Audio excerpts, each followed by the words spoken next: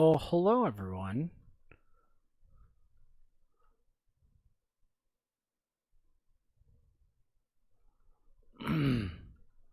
Need to get some music, man. It's quiet up in here.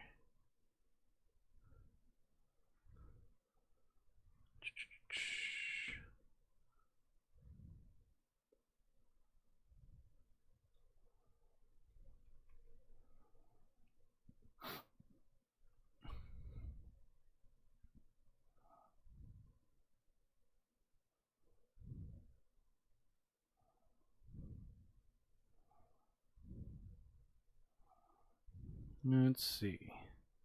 Let's go over here. Let's go to genre, maybe?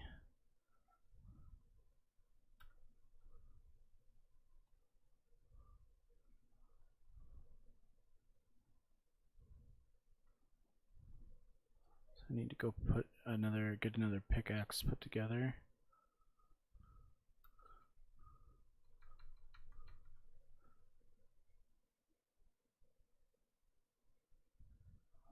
So we're still terraforming and tearing down an entire area. We're going to turn it into a nice flat area, and then we're going to install some streets. But we're still destroying this mountain. This giant mountain that we've settled on.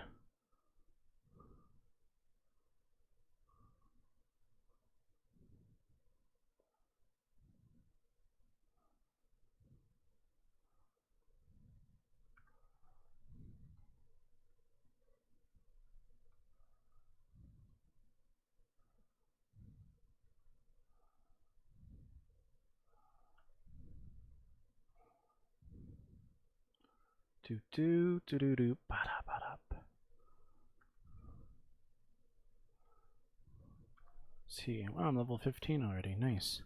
Yeah, this isn't doing anything.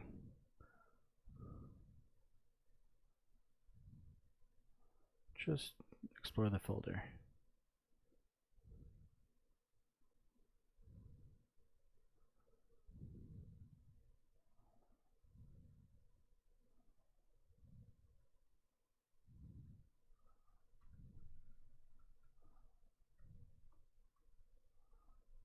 Missed that. It's okay, this isn't really where I wanted to be anyway.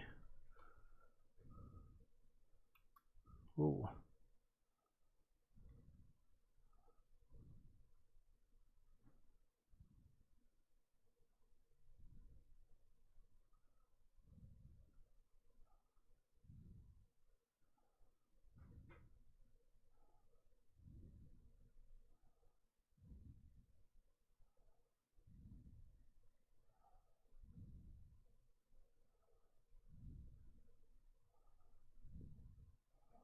I don't know why this isn't connecting to the thing. Let's go over here and try a different music program.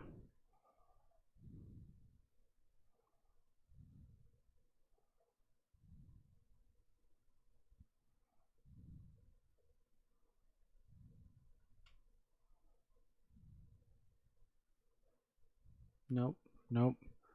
That's an interesting sound clip. Alright, we will do it the hard way then, I guess.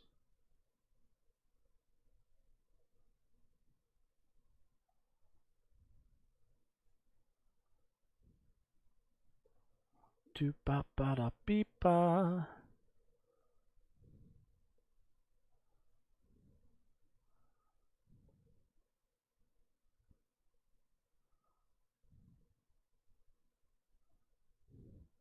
Minecraft Monday! How you doing, close quarter wombats? Let's see what this one is.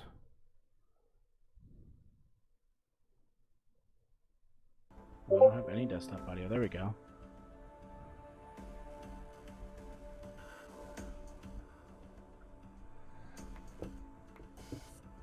Good. Should have a good weekend at works. Oh, wow, that's good. That's nice. I feel like Twitch is often hit and miss with their latency. Like, usually it's better than most platforms, but it's still sometimes not phenomenal.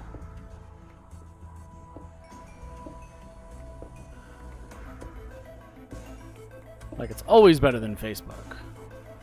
Facebook's lag is pretty extreme.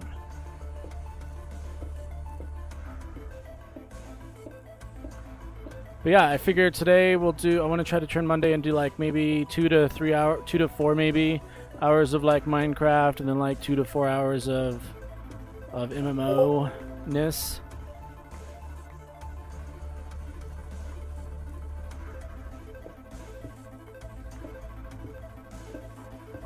Oh yeah, I can only imagine. Oh, cool. Well, I'm in the streaming chat, so whenever you do get on, just go ahead and hop on in. And I'll see you when you get on.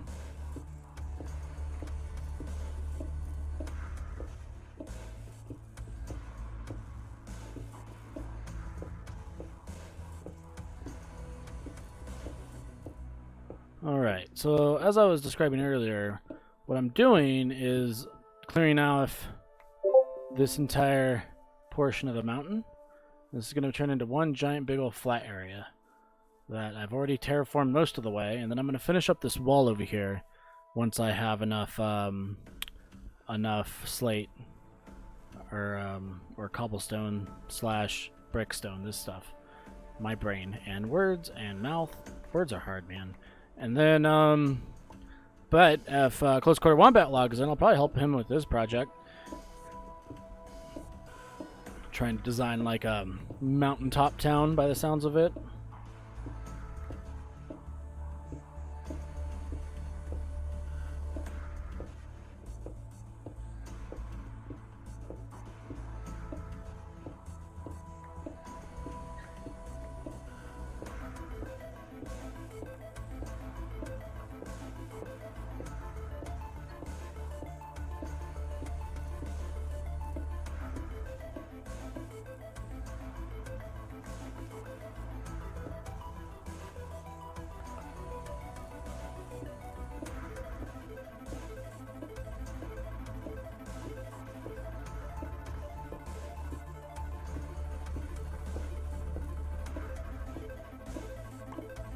But yeah, so this is going to be a long, drawn-out process.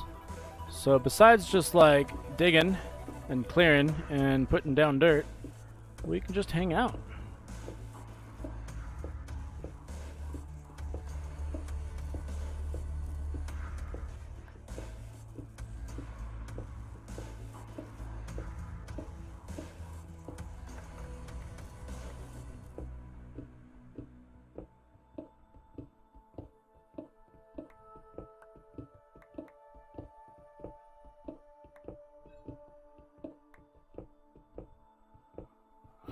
Well, I don't know if anybody's been following the news for all the various releases, like the NVIDIA 3080 and all that stuff, but what a ride all of that has been. What a ride. Got the scalpers trying to sell 3080s at like $50,000 a pop. Freaking crazy, man. If even one sells, I'm just gonna feel bad. I will feel bad for the person that buys it.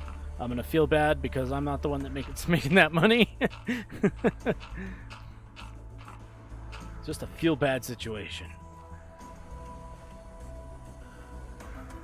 Alright, I need to go find a chest and drop some stuff off. Got one right over here.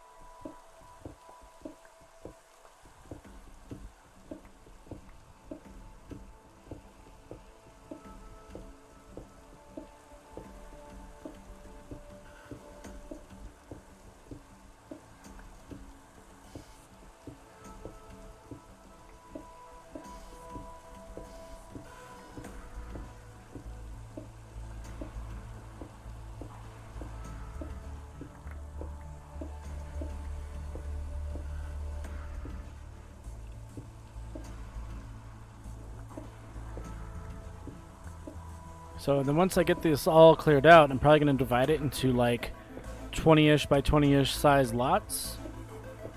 And then people can just do whatever they want in those lots.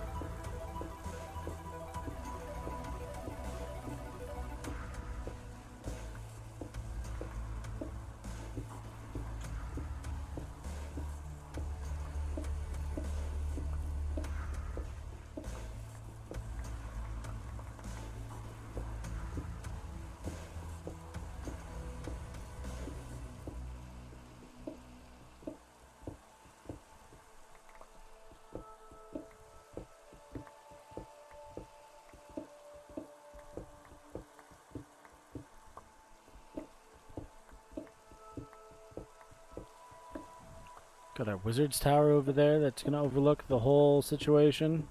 Wonder how if the person that was building that's worked on it anymore.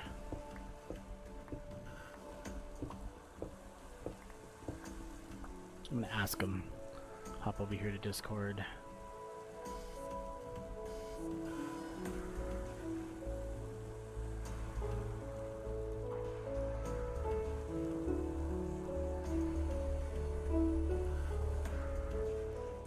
Uh-oh.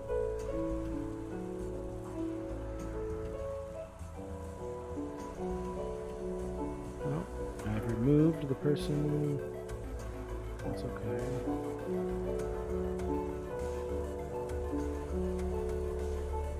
There we go.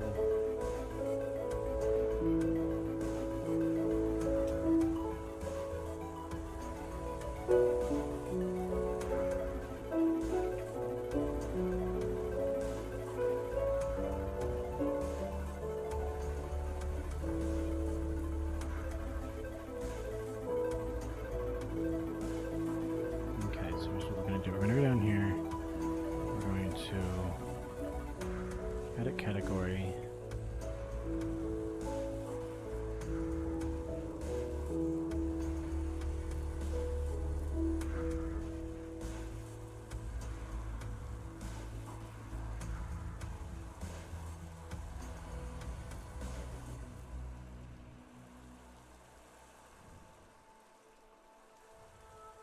Wow, this has turned into a much larger adventure than I intended.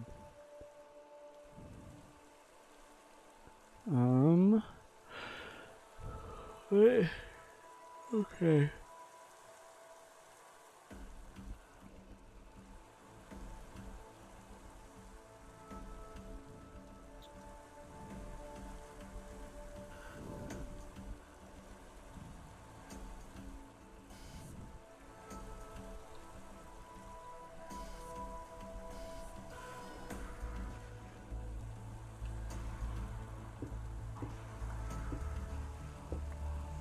There we go.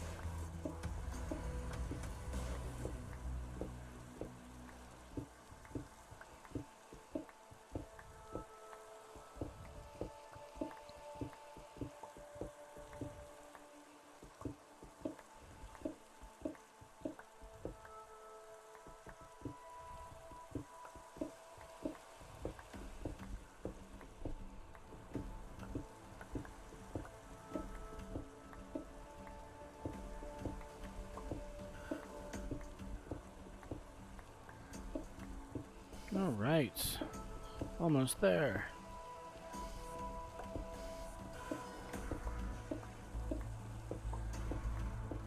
Oh dear. Hello, how are you?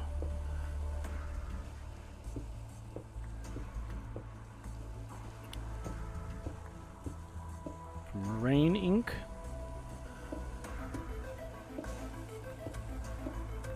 Just clearing this large mountain part.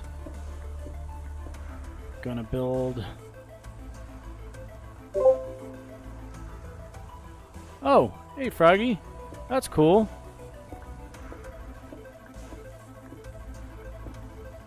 How have you been?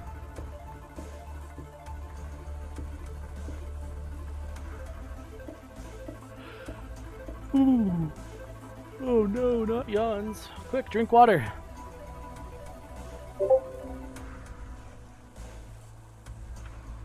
Pretty good. Pretty good.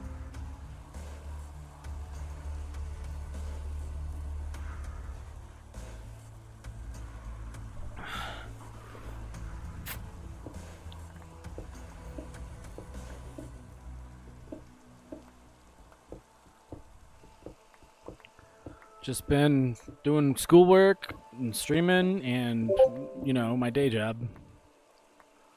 Yes. It is the amount of water that I should be drinking in one day. I only sometimes keep that up.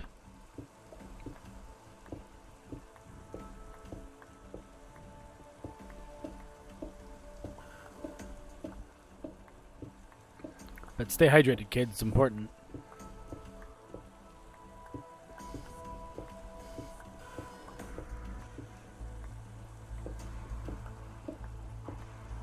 Well, Froggy, I don't know if you saw that we rolled the Bad Gamer Society into our primary Discord. I don't know if you were around for that, but if you've been wondering why that's been so quiet, that's why. And then tomorrow's going to be Party Game Tuesday, so come by and play games with us.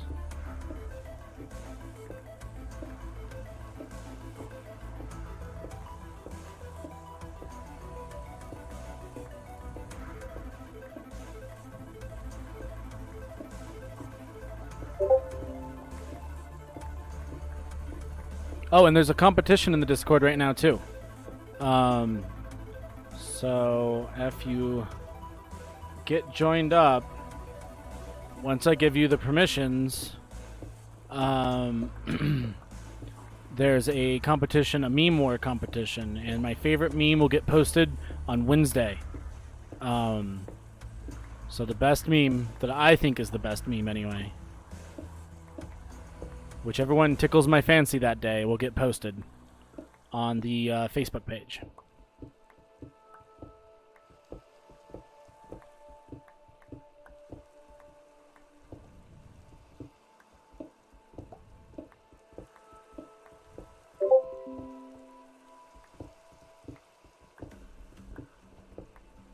I mean, that's fair. Among Us is a good one. We also do the Jackbox games. So you don't need a Jackbox game to participate. You basically just log in and follow the prompts on the stream and on your phone. And it's just you go to the website. So we'll have Jackbox games up. We'll have we'll probably do Among Us. We'll probably move into some other party games after that. Yes, Honor. I actually finished designing the art for the shirt today, and then I need to see if it fits on the shirt. But I had to start the stream, so I did that instead. And how are you, Honor? How has your day been? Was school good? How about you, Froggy? Was school good?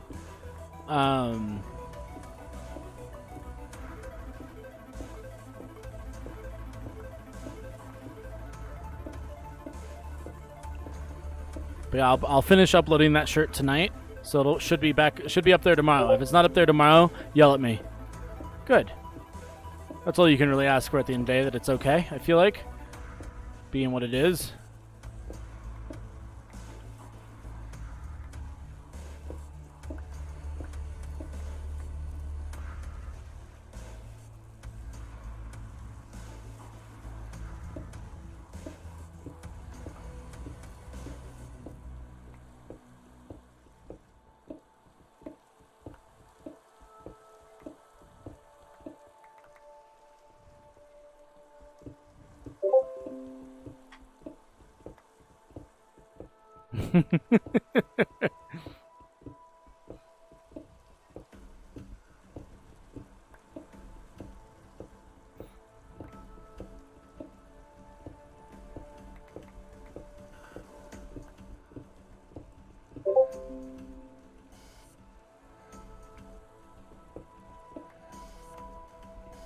Good.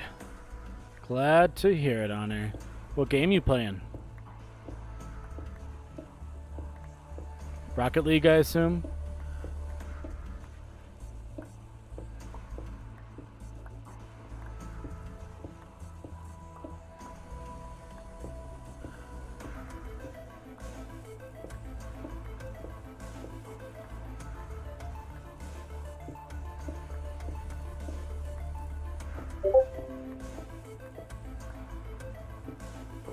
Yeah, Among Us is a fun little easy game to play. And you can play on your phone, which is super cool.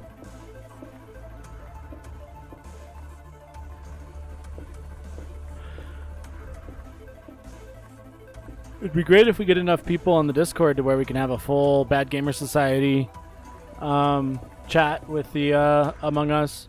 So get recruiting, guys. Get out there and be like, hey, come play games with me on Party Game Tuesday. We need more bad gamers.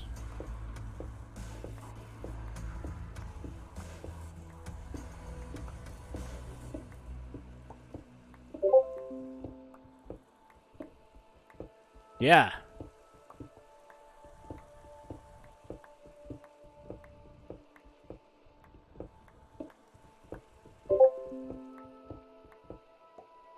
Awesome.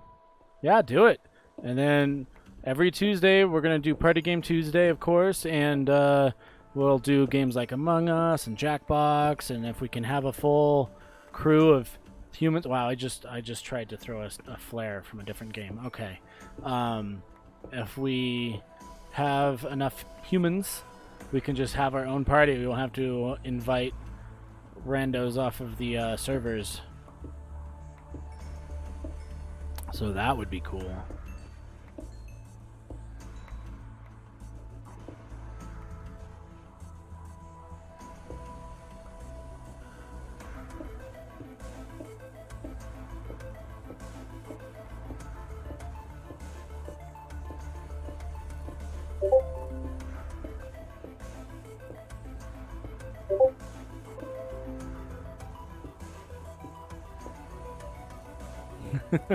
Maybe, Honor. I can make no promises, but I will try to fit it into my life. How about that? Yeah, that's all I can promise. But today is Minecraft and MMO Monday, mostly because I like alliteration.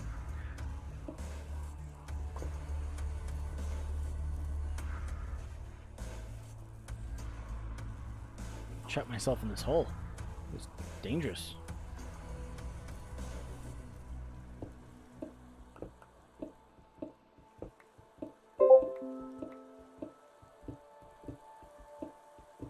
Yeah, of course. Of course. Just all you have to do is get on the Bad Gamer Society Discord, and then I'll put an announcement out there, and then we can I mean, you can obviously participate even if you're not on the Discord server, but, you know, I think that if we all have a cool crew that we can hang out with, that's even better.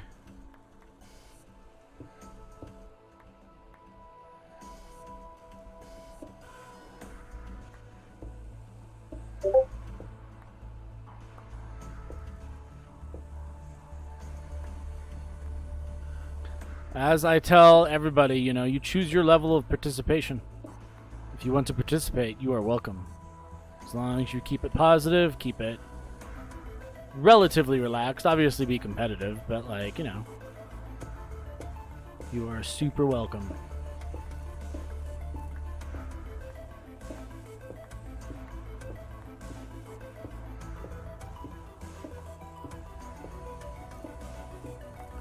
Which is why I told you to get out there and recruit. We need more bad gamers, man.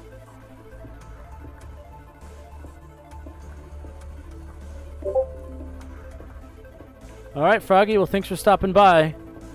Don't forget to join the Discord and get some friends to join the Discord too, so we can have some really good party games.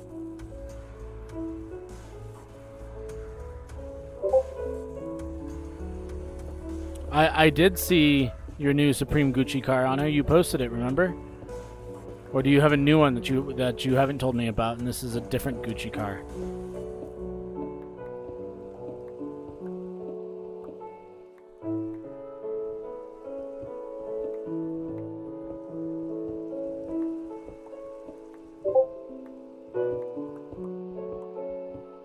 Oh, it's a new one.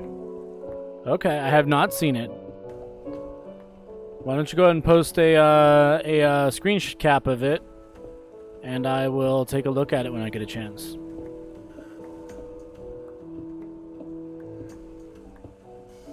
Also, have you submitted any new memes? Thought you were going to submit 1 million memes. I only see like 4.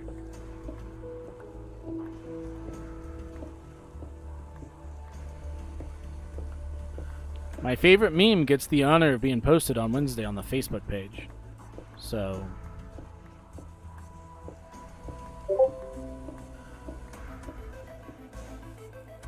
Oh yeah, no, that sounds pretty cool. That sounds pretty cool.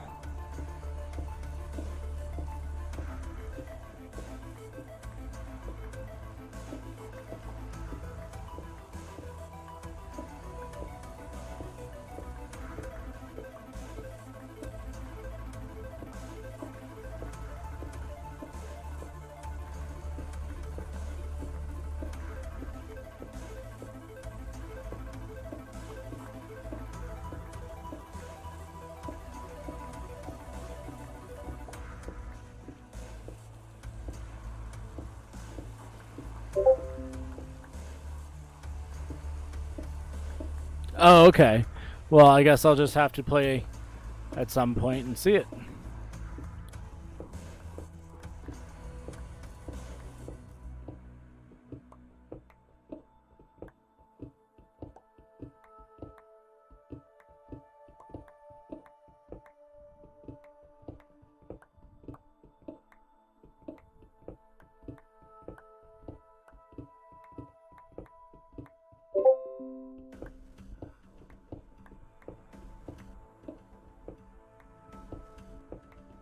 I mean, I believe it. He's pretty good at the game. Oh, there's a hole here. I'm in a hole. Why am I in a hole? Oh no, I'm trapped forever. Okay. I escaped.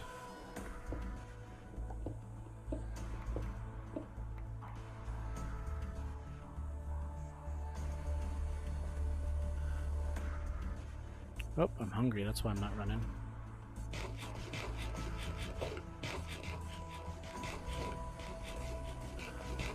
Have you heard that in the new Assassin's Creed they're supposed to introduce a food system where if you don't eat and sleep, you can't heal and stuff? Oh yeah, you'll probably destroy me. I'm just barely figuring out aerials, so...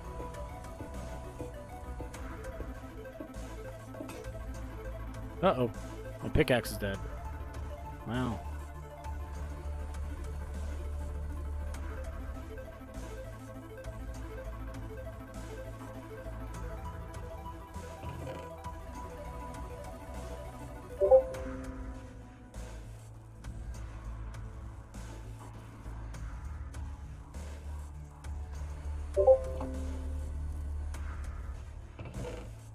Yeah, it's supposed to be Assassin's Creed Valhalla, and they're gonna do like a food stamina type system by the sounds of it in it. It's just a rumor I heard though, so I don't know how real that is. Lena, thanks for the like.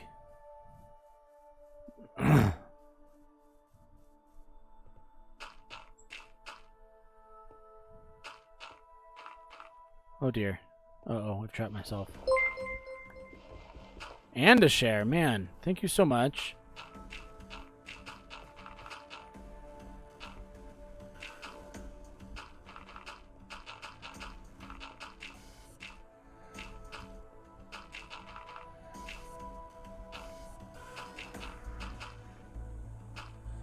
Uh-oh.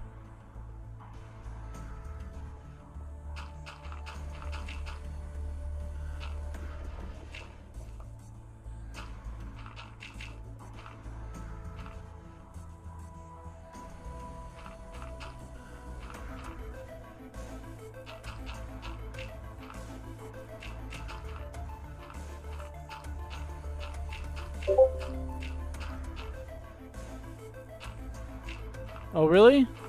That's because you know YouTube has the kind of the like button. I guess they just don't do the handle the notifications the same over on the YouTube API. That's interesting.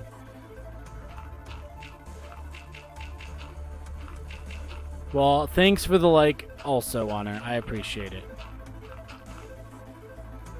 Sometimes they don't come through on Facebook either, if it makes you feel any better.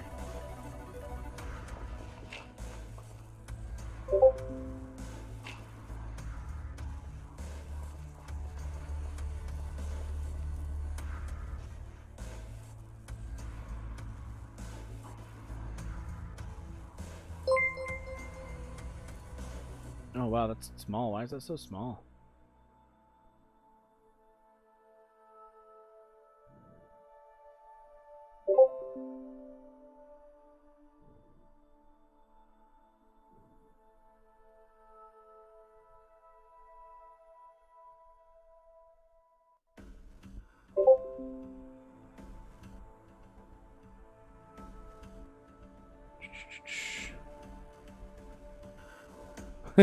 Yeah, it just takes a second for them to come through.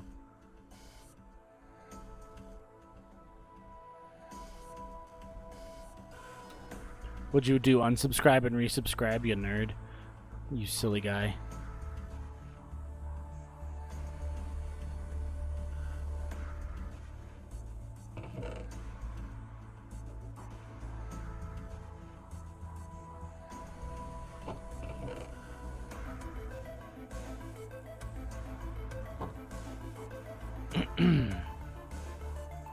Wait, do I have... I mean, it did. It did. I mean, you are my most active watcher, so... What kind of oopsie is that?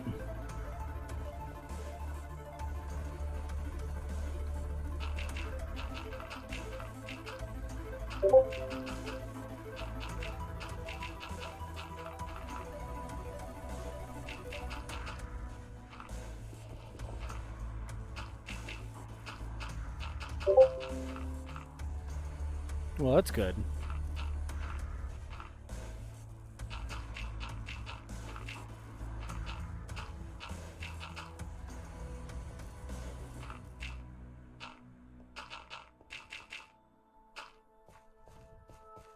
There. Man, this is gonna look so good when I'm done. I'm so stoked. I need to go get another pickaxe made.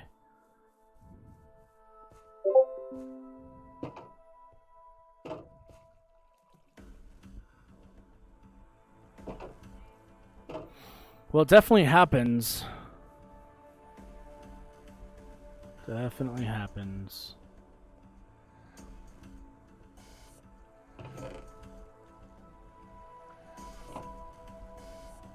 Alright, boom. Boom. And then I'm gonna put this away. And now I have another diamond pickaxe. Woo!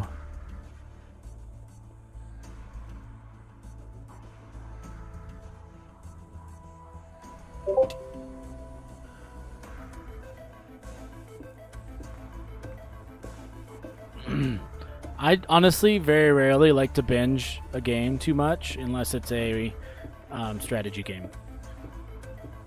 So it's not that I'm sick of Rocket League, it's just that's how I play games in general, is I play for a few hours and then give it like a day or two break and then play for a few more hours. Unless it's like a Warhammer Total War or like StarCraft or I don't know. Strategy games just get me, especially the 4X ones like Civilization and Stellaris. Those will I can sink entire days into those games.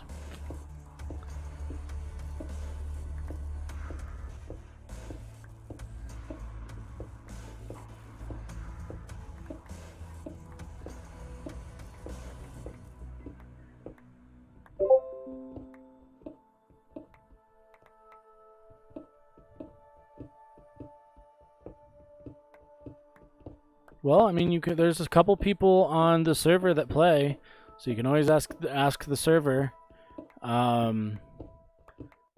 And I mean, bot games are okay. They do give you practice. They're not necessarily phenomenal practice, but it's still practice.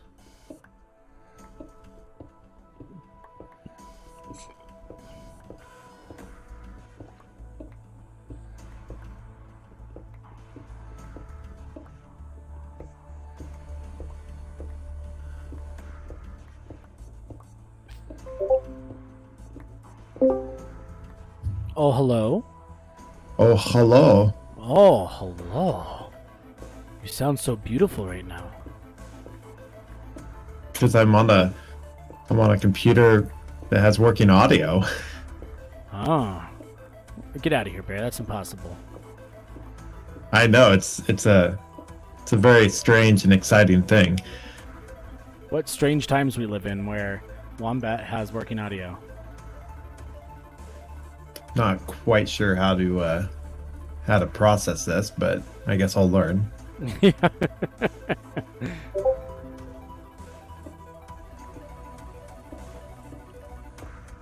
Honor, I'm gonna go ahead and say that's your way of saying hello. Honor says hello, Wombat. I don't know if you just saw that, but Hey, Honor, how's it going? What he actually said was audio worker thing computer. So Well, good afternoon to you as well, Honor. yeah. You thought that this was Bad Gamer Society, but they are good. Well, we're bad gamers because we're actually respectful to one another. Whereas, like, I feel like good gamers, quote unquote, are not, and that's the kind of joke inside my brain. I wish everyone's mothers have a wonderful day full of freedom and their own free will. That's what makes me a bad gamer. Well, how dare you, sir? But anyway, what are your Minecraft plans? I think I'm gonna go and I don't know. I might work on my city, but I also want to hang out in your Minecraft world, like breaking down blocks with you. So I might just do that. Well, I am almost done breaking down the blocks that I need to break down to finish this little section, which is really exciting. This has been quite the project. Like, this hill was a lot bigger than I guess my brain told me it was, because holy crap, this has been forever. But it's almost done, and then I'll have a huge refresh of processed stone, so I can make more bricks, so I can finish the wall surrounding the city, and then once I do that, we will have. I'll be able to start laying out the town. Oh gosh, has that skeleton seen me? No, that's not a skeleton. Oh, that's one of the shoppers. Okay, I need to go over here real quick. It's exciting.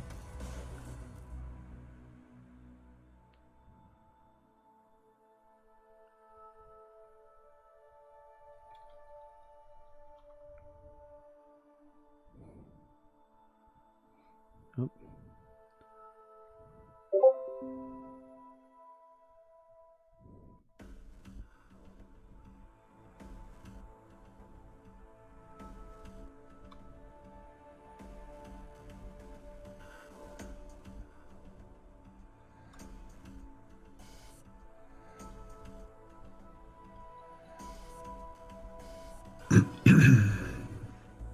Multiplayer Zero Fox.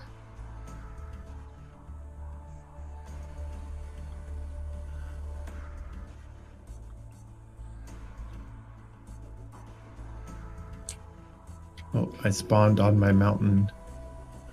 Oh, I thought there was a zombie behind me, but it was just a llama.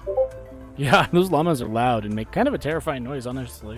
I just heard this like that, and I was like, "Oh God, what's behind me?" And I look up, and this llama's just looking down at me. Why do you need help, Honor? What do you need help with? Is it math? I can help you with math. All right, listen carefully. 2 plus 2 is 22. 3 plus 3 plus 3 is 33. 4 plus 4 is 44. 5 plus 5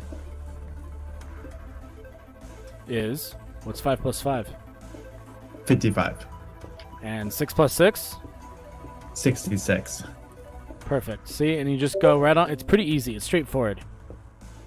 Well, then, that I can't help you with, except to give you positive vibes and encouragement.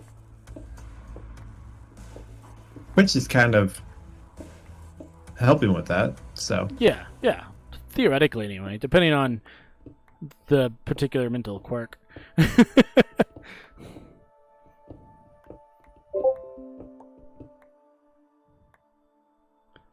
We are currently playing a vanilla server. It is a Java edition server, and I did vanilla Java because I plan on modding it down the road, but I kind of want to experience Minecraft vanilla first because honestly I've never really played Minecraft up until this point. So here we are playing Minecraft. How are you, Skylar?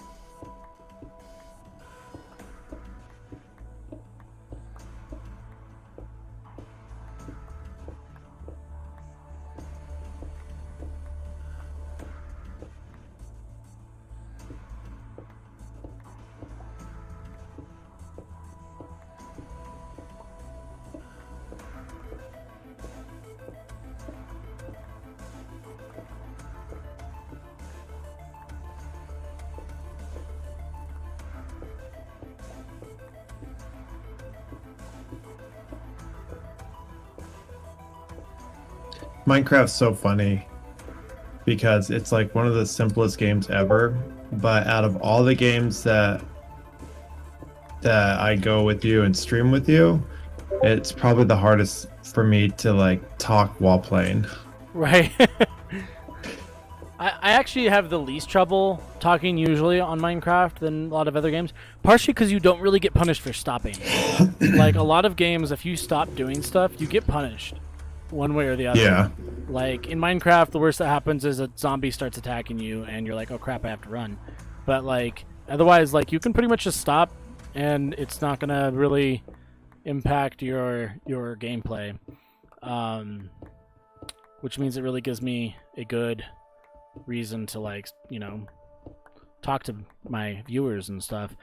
Oh yeah, no, I was kind of hearing about that on Facebook. So the park is closed for a week.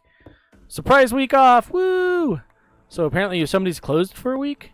Is it because of the fires, or is it just because of like some government shutdown again, or like what's going on with that? Or is it because NPS flipped a coin and was like, you know what? This coin landed on its edge. To celebrate, we're going to close for a week? Because I feel like that would be... Okay, I kind of suspected it was the smoke, but... but based on my experience with some of the NPS decisions, it would not surprise me if they flipped a coin, it landed on its edge, and they were like, well, to celebrate this momentous event... Oh yeah, the air quality index was over 700! Wow, that's rough! I don't know how bad it was the few times. That's how bad it was here. Yeah, no, like I know the valley especially can get super rough with that air quality index when we get fires around there because all the smoke just like moves into that valley and just stays there. Yeah. A few years ago when we had the rim fire, I literally had ash the size of like my thumbnail coming down out of the sky, and we were somehow still renting bikes, and I was like, guys, why are we open at all? But that was a frustrating, stupid time. What's up? Just so you know, I'm not sure the extent of the server problems I'm having, but I'm eating carrots and it's not replacing my hunger gauge. Well, that's interesting. I have not run into that particular problem, but it's not taking them out of my inventory either. Okay. So I went back inside the room here in case I'm like disconnecting and it's just happening in the slowest way possible. Yeah. I have had some pretty bizarre server incidents, but I have not quite had that particular one happen. I have had the whole like you place a couple blocks and then they both disappear back into your inventory. Or you're like mining and you get like 3 blocks in, all of a sudden all 3 reappear and then disappear again, stuff like that. So I even put the carrots away and then just took one of them out of the thing. and it's not. It's not doing it. So I'm going to disconnect and reconnect.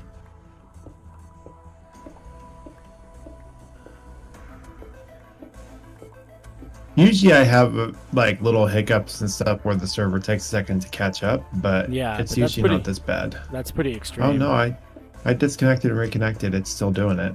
Huh. Okay. What can I eat? Can I eat squid? I don't think you can eat squid. No. Do you have any chicken or anything on you? I don't think so. I don't see any food. Let me check again. No, there's no food in here other than my like giant stack of carrots that apparently don't do anything anymore. And they're not being removed from my inventory, so... Throw them on the ground and pick them back up and see if that knocks whatever weird quirk. Oh yeah, I could try that.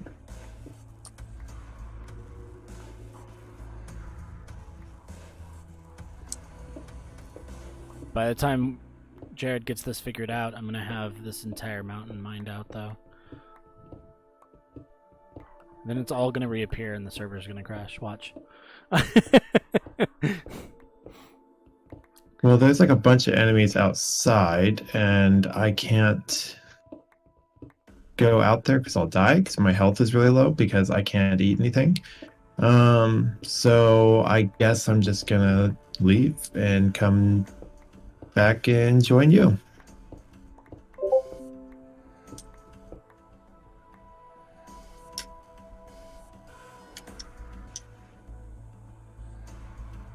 I'm really happy that you have signs. Oh, you did not tell me that you had sent your laptop off for servicing and such.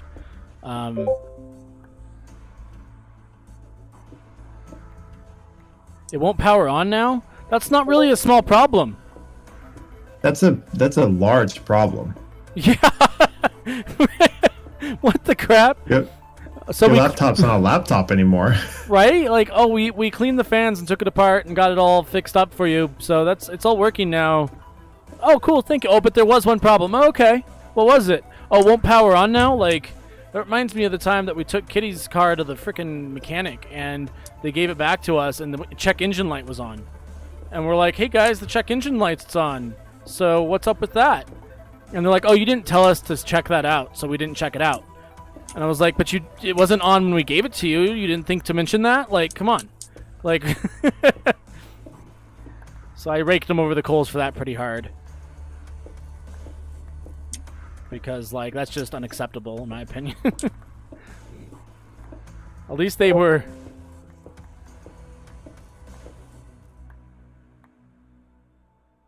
Okay, Yeah. I'm I use having- business talk. I love that. I'm sorry. Yeah, no, that sucks. What the crap? So you... Okay, well, and so... Or have they got... I'm assuming they haven't gotten that to you yet, then.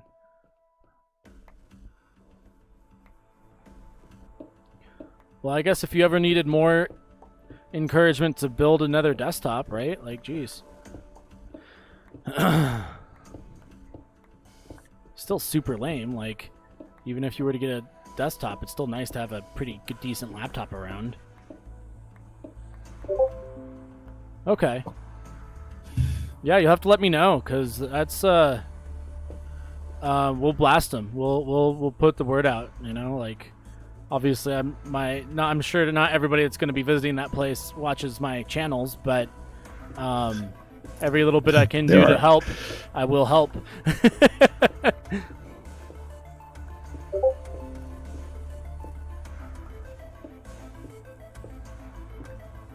Yeah, no, exactly. Like, it's gonna...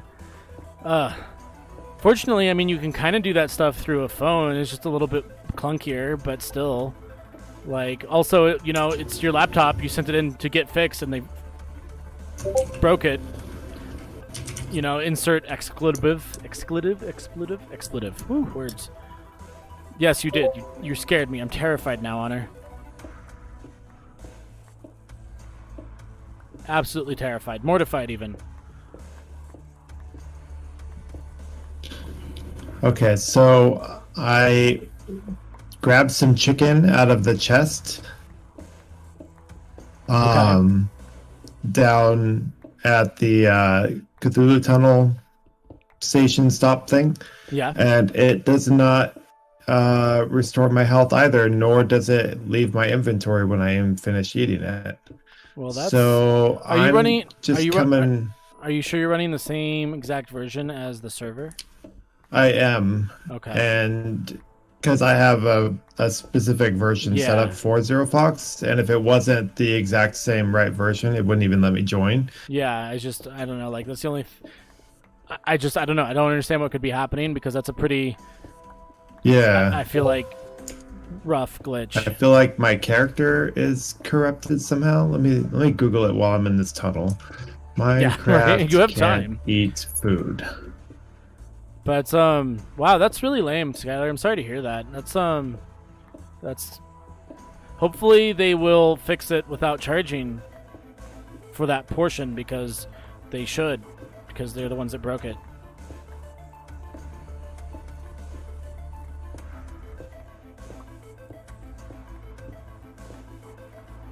Like, I don't know. For me, it's like one of those things where I'd be perfectly happy to pay for the service that I asked for, but if you broke something, that's your fault and you need to fix it type deal.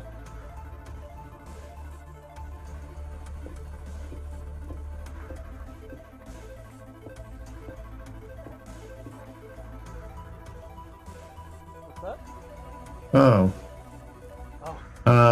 Jared, So did you ever get your mic apparently, stand? mic stand? Yes. Was Did I you gonna ever- buy a mic stand? Did you ever get it? Oh, the multi-mount? Yeah. Oh yeah, I got that ages ago. That's where my Okay. camera's set up. Okay, cool. I was I was wasn't sure so because confused. you still had that power supply. So Yeah, they didn't want it back. oh, They're okay. like, just keep it. I'm like, well, I don't need it, but okay. Because Kitty and I were joking that like, you had that power supply still, and then you had that random case that you had come up on via I think a rebuild, but Kitty and I were like, you got the new case, and you were like, guys, this is too big to be a mic stand, and you opened it up, and it's like it's a computer case. Like Corsair just slowly sends me a like computer a whole computer, over the yeah, course of like 6 months. yeah. Um, yeah, no, you should definitely try to hold them to that initial quote because it's garbage if they tried to. They can't charge you for a thing they broke. That's ridiculous. Like, I feel like Yeah, that's not how the world works. yeah. Okay, so I've looked up the error I'm having, and it is not an uncommon error. And when it happens, I'm gonna test it out. But when people say this happens to them, it means you have to completely uninstall and reinstall Minecraft. It's some type of. Fortunately, Minecraft isn't really that large of a game, but that's still really bizarre. That has to be the fix. Yeah. Honor, do you Because mean the do you people I mean the Finnick found- Fox? The Finnick Fox? Is that what you're talking about? Do you know how to get the Finnick? The Finnick Fox, like the little tiny fox creature that is obnoxious and adorable and wonderful all at once. It's kind of like a cat and a dog had a weird baby and has those big And old it was giant wonderful amazing. ears, and it's magical and I love it. Is that what you're talking about? Like, that's one of the few pets that I might break my no pet rule for. Probably not, because Yeah. What's up? You have dogs. I know, but like me as a person personally, I don't want pets. I have dogs because my sister has dogs. I just don't want the responsibility and stuff. And also I can't, it's not fair to the dog because I can't afford proper treatment for myself, much less the dog. So, That's smart.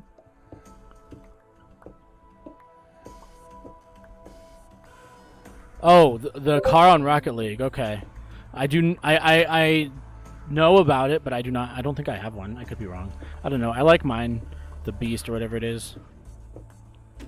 Oh, I have to rebuild all my cars apparently because my garage is empty and my car is different now on No, Rocket League. they pretty because- much they update. thrashed everybody's they thrashed everybody's friends list and they thrashed everybody's garage, which is annoying, but Not everybody got tons quite of free stuff. Sure, why? because they moved the entire system over to the Epic Store, and it's a completely different backend now, which is why it took them all summer to do it, and it was supposed to be the summer update. That's weird because the Epic Store is the same games as Steam. Like, I have games that are on the Epic Store that I already, because I got them free, that I got through Steam. And as a test, I just copied the game from the Epic install folder over to Steam and told it to install, and it just verified all the files and then created a Steam shortcut to them. Oh. They're like literally the same files. Oh yeah, no, I know, but like because Rocket League went free to play and everything else, I think that's just how they're handling it, and they just rolled themselves into the umbrella friends list of the which I kind of don't like. For various reasons. But it's weird because it's still on Steam. Like I still play it through Steam. I know, but I just feel like they changed so much that instead of trying to keep things fixed, they were just like, we're just gonna let it get thrashed. I feel like there's reasons that they had for it, but it doesn't make any. It's not the reasons they're saying. Yeah. Because putting it on the Epic Game Store has nothing to do with no longer allowing you to have cards saved to your account, and it has nothing to do with you not having Steam friends anymore. It's really weird. No, I really don't like how they're handling that whole transition overall, because honestly I really liked having the Rocket League friends list that was separate from like my friends list. Overall, like that was probably one of my favorite things. But every online game should have that, because if you're like a streamer, you shouldn't. It's actually like really bad advice to give out your like Steam ID and your Epic ID and stuff. You should just be doing private invites within games. Yeah. Like Dead by Daylight, like you shouldn't just give people your Steam ID. You should have people give you their Dead by Daylight or their Steam ID, and then you search for them and then add them within the game. Yeah. Unless you know them and trust them. But it's just the more people that know your like unique IDs, it's just easier to get stuff like try to hack you and stuff. Yeah. No, that's kind of my complaint with it. But I'm not the one calling the shots, so it's very strange. It makes me feel like Epic gave them a bunch of money and was like, we want you to like change stuff for like to make it like appear like it doesn't run as well on Steam, I guess. I feel like what Epic did is they threw a bunch of money at the Rocket League boys and they said, you're on our engine, so come on over to our platform the rest of the way, effectively. Like, you can still be sold on all the other stores, but your friends list has to be through us and all that jack. And then the only real winner here is Epic, because now everybody has to go through the Epic Store, effectively. Which is weird, because it still runs through Steam. Oh, yeah, no, like, it still runs through all the various other services, but, like, now you have to have an Epic ID, and it's just one more window, one more path, one more way to get you into their ecosystem. Yeah. And honestly, the Epic Store, even though I totally welcome competitors to the Steam Store, and it's pretty hard to be worse than Steam, is just worse than Steam. So, like... See, I like the Epic Store way better than Steam. I don't have...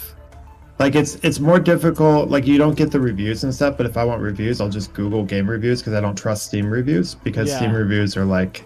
They're famous for being just factually, like, fabricated. Like, they've done so many studies where they look at Steam reviews and they're like, oh, like these reviews were all done by bots and it was part of a meme that people did online. And it's like, okay, well, that's not a review of the game because someone made a funny meme about like, hey, let's give this game 1 star.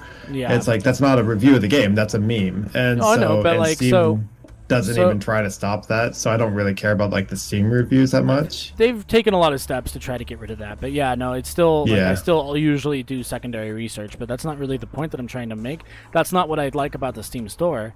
So there's a lot more information and it's a lot easier to figure stuff out in the Steam store. Like, it's easier the community stuff's really good. Yeah, it's a lot better, and that's saying something because it's still trash in Steam.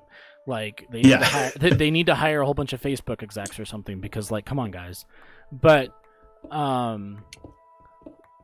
Yeah, so it's just I don't know, like there's just a lot more information at my fingertips in Steam that isn't necessarily like how good is this game. It's also like because you have like the Metacritic score, you have the you left the game. And Oh, yeah, my stamina's out, so now I have to uninstall and reinstall Minecraft. oh, okay. Because that's it's Minecraft. When your stamina runs out, you have to uninstall and reinstall it. That's so fucking stupid, dude.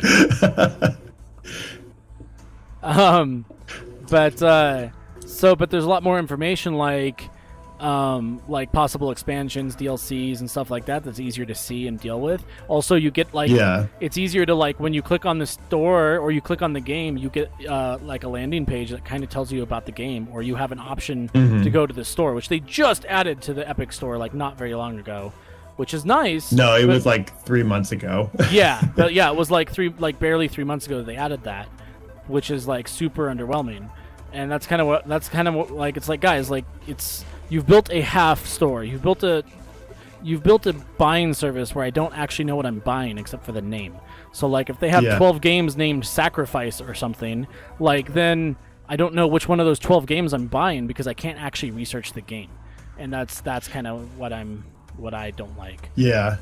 So what I do, because the reason I like the Epic Game Store is instead of trying to copy Steam like every other service does, like GOG and all that stuff, what Epic did was they decided to copy Netflix, and that like 1,000% works for me.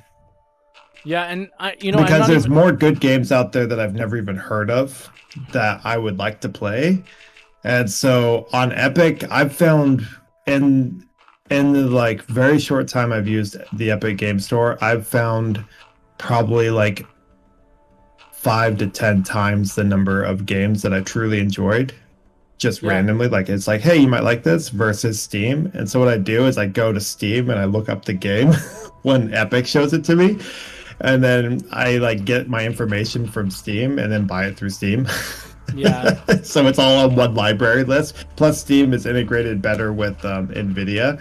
Yeah. And so if I'm gonna stream something through NVIDIA, I can't remember what it's called, but like their GeForce streaming, like if I'm not at home or something on my phone, I can stream it through NVIDIA if it's on the Steam store.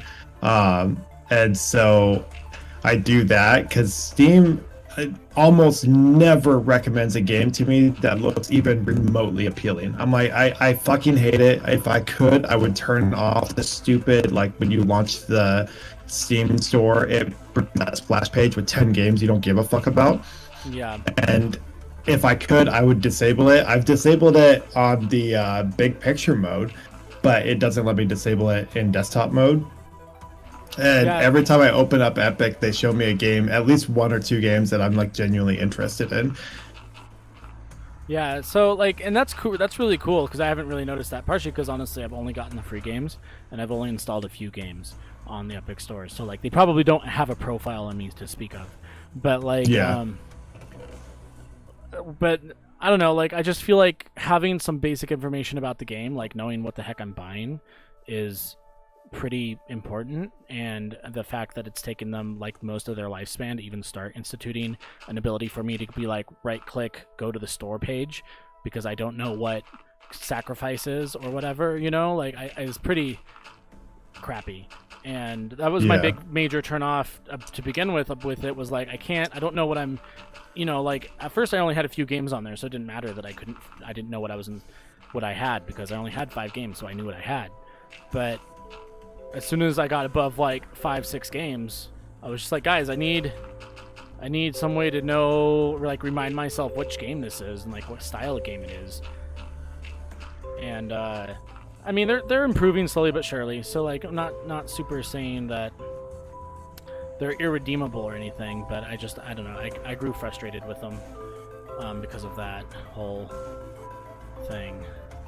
No, I get that. Yeah, I think comparing them is kind of difficult because Epic's way better at showing you stuff that you'd be interested in, and then Steam's way better at showing info about the game.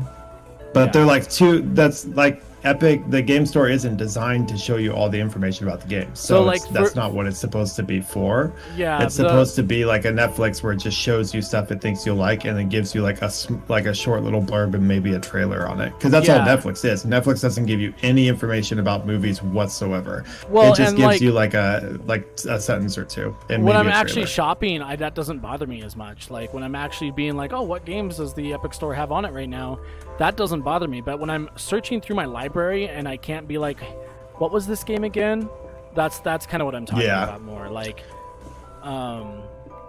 That's why I use the multi-faceted approach to it. yeah. Because I can collate everything on Steam but I can discover it on Epic. And that's worked really well for me. Oh, by the way, side note, my character is corrupted on the server because I literally just reinstalled Minecraft and it's still doing it.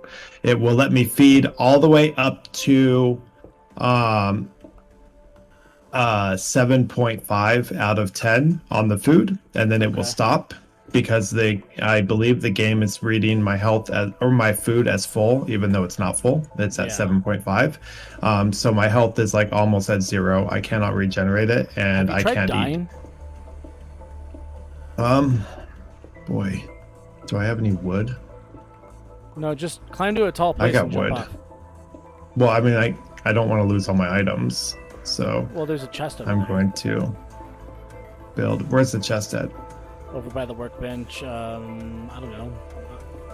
Several places. I have several chests around. Well, yeah, you can also just go to the public community storage. There's a whole bunch of chests there. I'll just do it here, because if I'm gonna test this out, I just want to do it real quick. Yeah, then you can climb up to the mage's tower and jump off. I was just gonna jump down and entice these zombies right down the stairs here. Yeah, because I mean, I can log into the server and just like delete your character, and then you can just make a new character and jump in, see if that changes it. That's really weird though, and a little frustrating.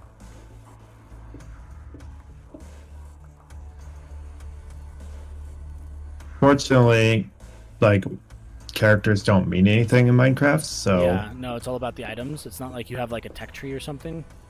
yeah. Uh-oh, did I? No, I didn't. Okay. If you don't use the Finnick, you have it. Oh, no. I already read that, and I didn't respond to it, Honor. I'm sorry. I don't know if I have it, and if I do have it, I don't see any reason why I couldn't give it to you, but I don't think we can trade because we're cross-platform. And they took away trading to cross-platform, to my knowledge. There's a mini zombie, like a little baby zombie. Oh, yeah. Oh, I'm gonna get killed by the baby zombie. Yeah, the mini That's the best zombies, way to die. The mini zombies are terrifying, to be perfectly frank. That's the best way to die, though. Oh no, I respawned in my fucking bed. Oh god, good thing I got an extra minecart. Jesus. Well, I'll be there in like 10 minutes. Yeah, just go get a glass of water. Let me hop in the minecart on the tracks here once I get to the tracks, and then I'm gonna go refill my glass of water. Let's hope I don't come back to a freaking creeper on the tracks like I did that one night.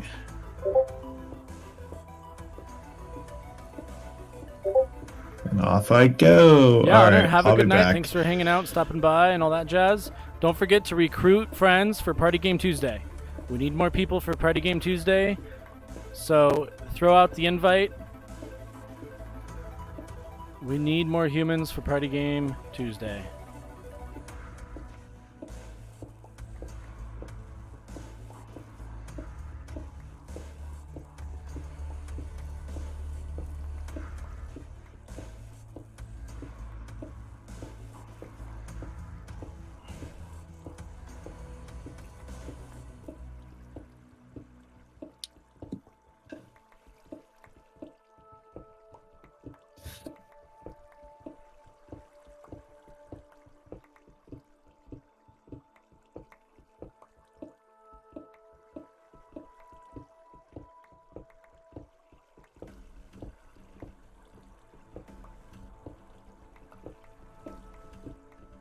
We gotta figure out a way of boosting these mine carts. Yeah, I mean, the only thing we could do is add more booster tracks because I only put one like every like 11 or so because that's like the maximum run they'll do without like starting to slow down really. But I know you can get them going a little faster with if you put boosters closer together. But I just didn't have the boosters at the time. When you want to start playing around with mods, you could always just add like just a minecart boost mod where you like have like a minecart that's more expensive maybe or runs on coal or something that you can ride in. Yeah. Something that's not like flat out cheating, but it'll make because we're putting everything so far apart, so we kind of have like our own little identity like tied in city things, you know, like each one is like their own little place. Mm-hmm. And so if we did just minecart boosters and just use them in the subway, then I think that'd be fine. You still get the vanilla experience. Yeah, and that's honestly like the mods that I'd really like to have. I probably would only slightly modify the vanilla experience, although I would love to play with some of the more bizarre ones, but I think I'd probably do like fresh servers for that, maybe. Yeah. We'll see. For now, I would like to... Does this look pretty good? Do I want this lake? Do I even want this lake here? I don't even know. I need opinions, people. Should I have this lake here? Because I already have a lake over there, and I have a lake right there, and I have a lake, 2 lakes on the other side of that in this town. I have a lot of lakes in this town. Because I also have another lake way over there by that spire. In fact, you can see the waterfall that makes the lake.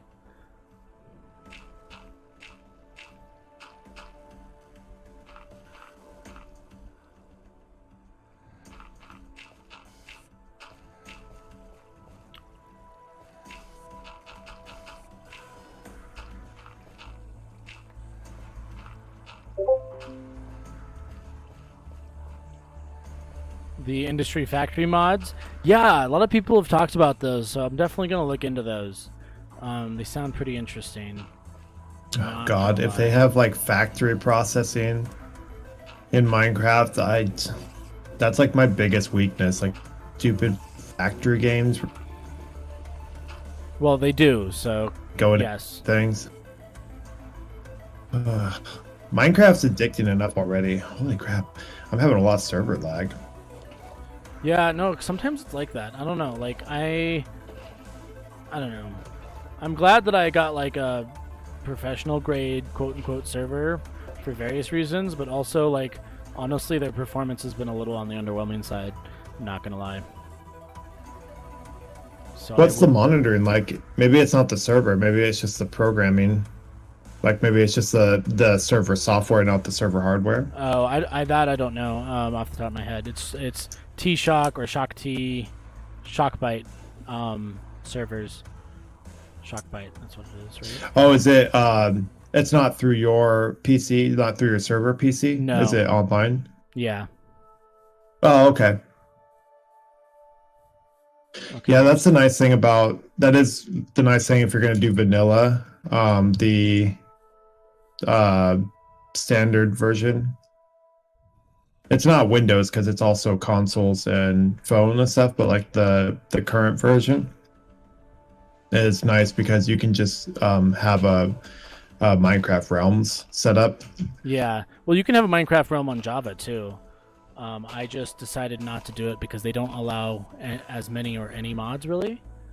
Okay. There's a very limited quote unquote mod list that is more or less just like different game modes more than like actual mods. Which is why did it fix it out of curiosity?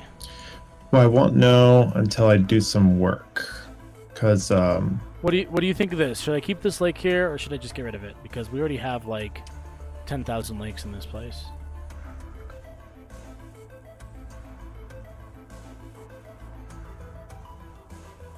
I will look at it here in a second.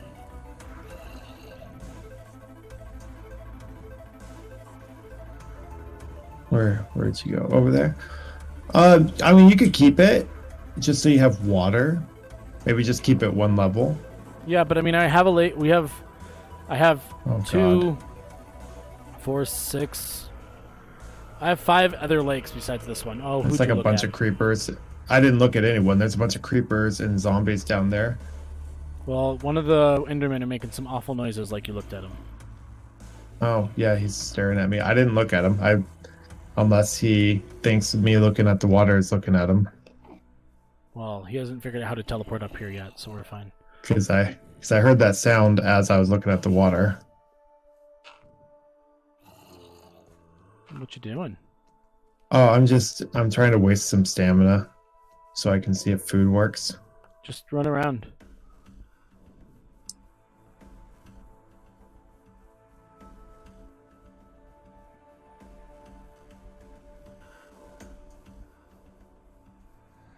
There we go. Let's see if this works.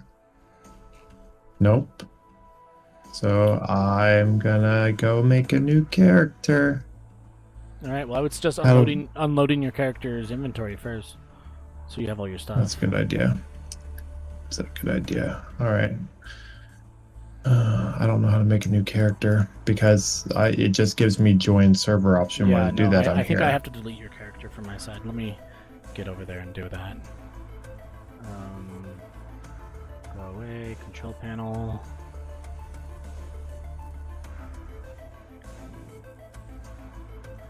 Yeah, I know the industry factory mods sound really interesting. I would like to probably do those.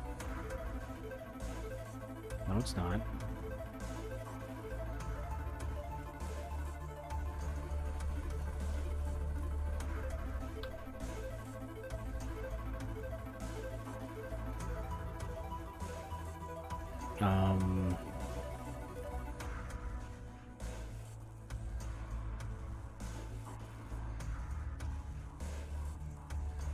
All right, let's try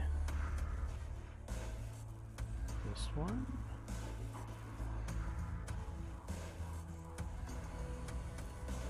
Oh my god, this is...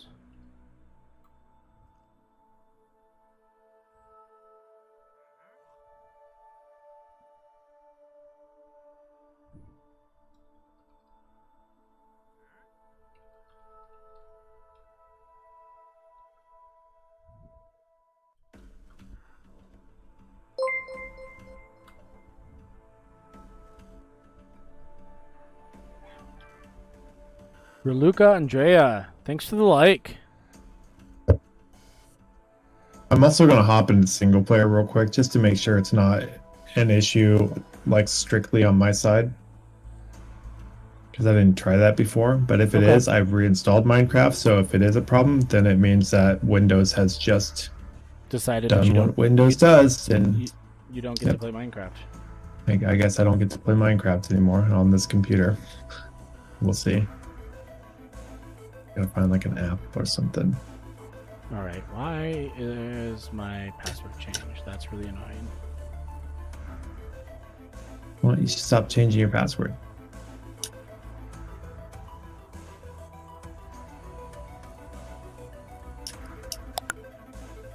So I really like drinking coffee, and I always like think about like, oh, I should just get a Keurig, because like I have a Keurig I use at work. Yeah. For when I just wake up, and that's like I usually have like 1 cup of coffee, then I switch to tea for the rest of the day. Okay. But there's 2 Keurigs. There's the one that I like personally use, that's mine, and then there's like the break room one, and I'll have access to mine during work. And I just use a break room one if I need like something. And I tried coffee like after I had already woken up from the Keurig, and I don't know if it's just the shitty break room Keurig or what, but it tasted like hot dog shit. No, the Keurigs don't make a great cup of coffee. If you want some fun flavored coffees, they do a pretty good job at that. But as far as like straight coffee, like it's just watery, and it's just missing an entire dimension of like that coffee flavor. So, but when I'm in my room, it tastes perfectly fine. It also could come down to like the quality of the water coming out of the spigot that's being used in the Keurig. Yeah, that totally could be it. Or maybe it's just got too much like gunk buildup or something. Yeah. Let's see. but Blah, blah, it's blah, just blah. reminded me of how much I don't want to drink that on a regular basis. Because Jordan just makes me coffee in our coffee pot, and it tastes absolutely delicious if she's the one making it.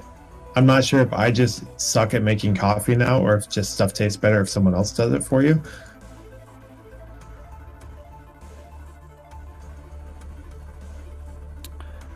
Yeah, I don't know. That's a great question. I really like making my own coffee, so I don't know what to tell you. All right. So I can rename you, but I can't actually delete you. So that's only on your side of things. So I think you might have to get into your Minecraft like server, like your account information to remake your character, like on the website, if I had to guess. Okay. All right. Well, I'm really glad this portion of this build is done. Let's go over here and see how much cobblestone is processed.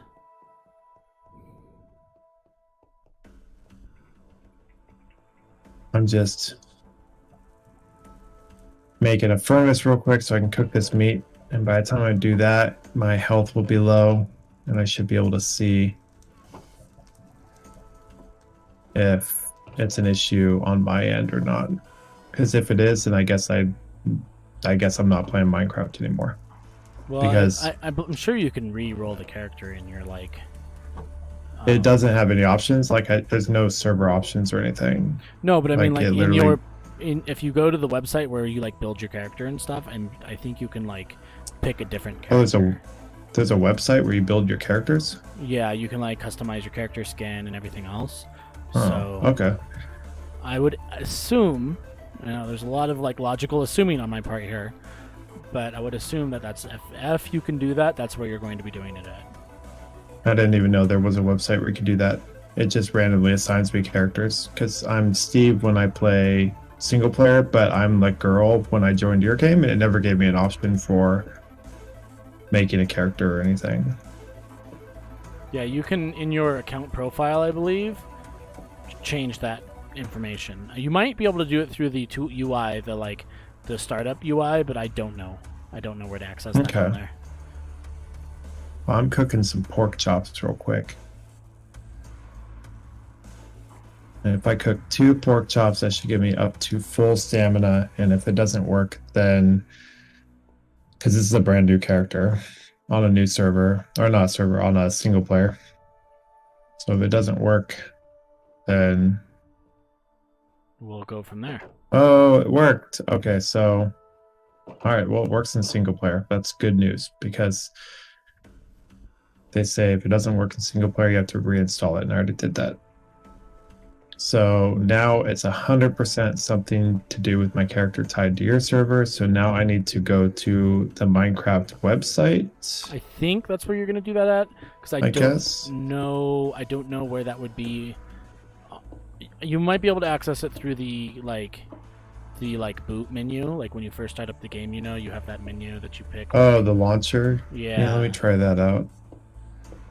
Yeah, for some reason the word launcher wasn't coming to me, and I was like, God, it's such a simple word, and why can't I? It's because I had it. Yeah. Well, dang you. How about that? All right, skins. Is that what I'm doing? Skins. Maybe. No, I'm just gonna make a new skin. Yeah, I don't know. This is my long shot, you know, like.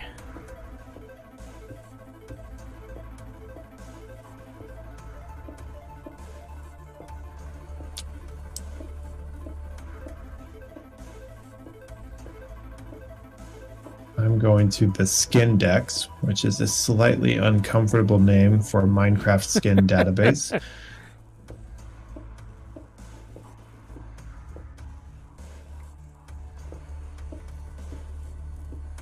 There's so many furry skins. Oh god. Oh gosh. Okay, I almost died. Almost died. I don't think I would have died, but it would have been uncomfortable. It would have been an uncomfortable fall. This is a pretty high fall right now.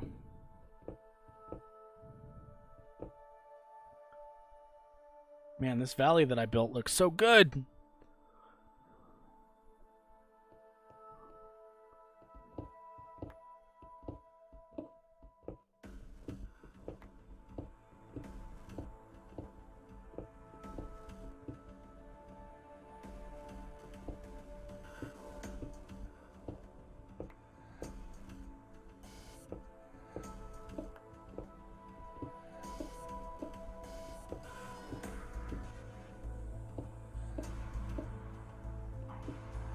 So good.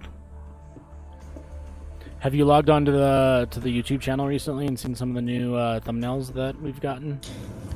Not since the first couple were put on there. Yeah, we have a party game one now. It looks pretty. I'm a pretty big fan of it, and I'm assuming that Dayton's working on some other ones, but we'll see. Because I think he still, I think he still has like, I think I still have like 5 or so, maybe a little more that he owes me. So.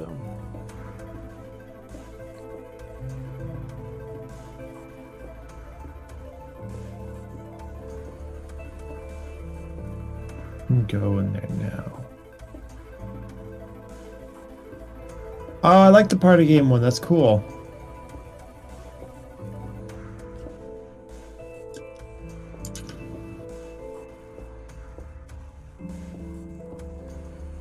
I have to browse for the skin file. Give me my skin file. I don't know if you were trying, but it was like the same cadence as the killer in Jackbox. I wasn't trying, but I'm happy. Alright. So this is definitely not the same skin I'm using. I don't know how changing my skin is going to change my account on the server. Yeah, I don't know either because... I don't know, but... Because it seems like the problem's stuck with my account.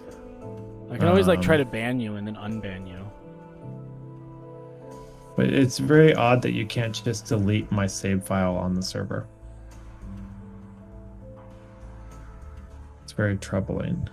But let's see if changing my skin changes. Well, that's because I think character information is technically on your side.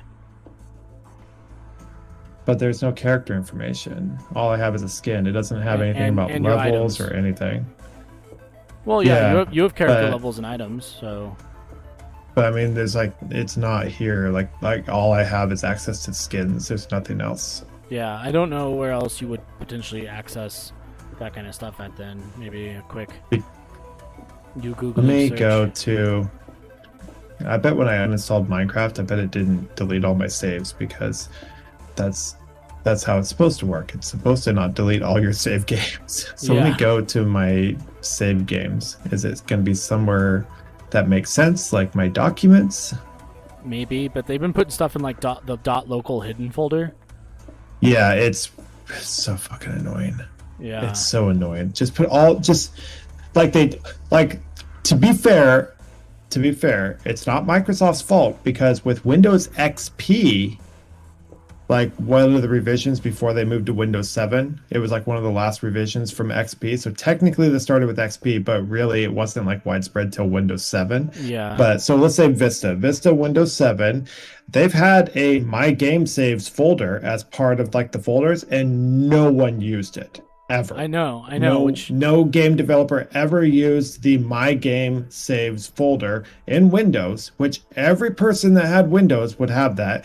I assume it's because they didn't want to differentiate save game locations based off of operating systems, which is just lazy developer like bullshit.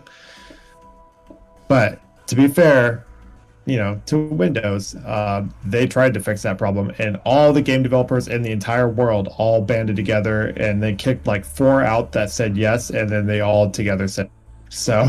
Yeah, no, like there were a few games here and there that are mostly like directly tied to Microsoft that used it, but even some of the ones that are directly tied to Microsoft didn't use it. And Yeah. I don't know, like I thought that was a relatively cool. I was like, oh, finally we get our own folder instead of using the stupid My Documents folder. And then just like everybody was like, okay, so what? Yeah, Thanks, guys. they did something that made sense, and then everyone was like, no, and it's like, well, anything that makes sense anymore. Yeah. and that's and that's the story of how you have 17 hidden folder locations that have parts of files that, when you combine all of them together, give you what you need. They just captain planeted all the freaking data that you need to access to like change configuration files and like save files and stuff. Yep. Pretty much. And it's funny because the save games folder is still there. Oh, so Dishonored 2 and Prey, Sacred 2, Jurassic World Evolution, Planet Coaster, 98F7E33A. Oh, don't know what that was for. Homefront 2, Doom, Kingdom Come Deliverance, Wolfenstein, the whole series, Wolfenstein 2, Wolfenstein Youngblood, Red Alert 3, Sniper Ghost Warrior 3, Outer Worlds, and Warcraft 3, and Sacred 3. Those are all the games that use the save games folder. Yeah, because I know Blizzard. That's a pretty good amount. Yeah. Yeah. That's not bad. I don't know. It still was massively underutilized, and I mean, of the 100 and something save game folders I have on my computer, that's 12 of them. So that's not a lot. Yeah.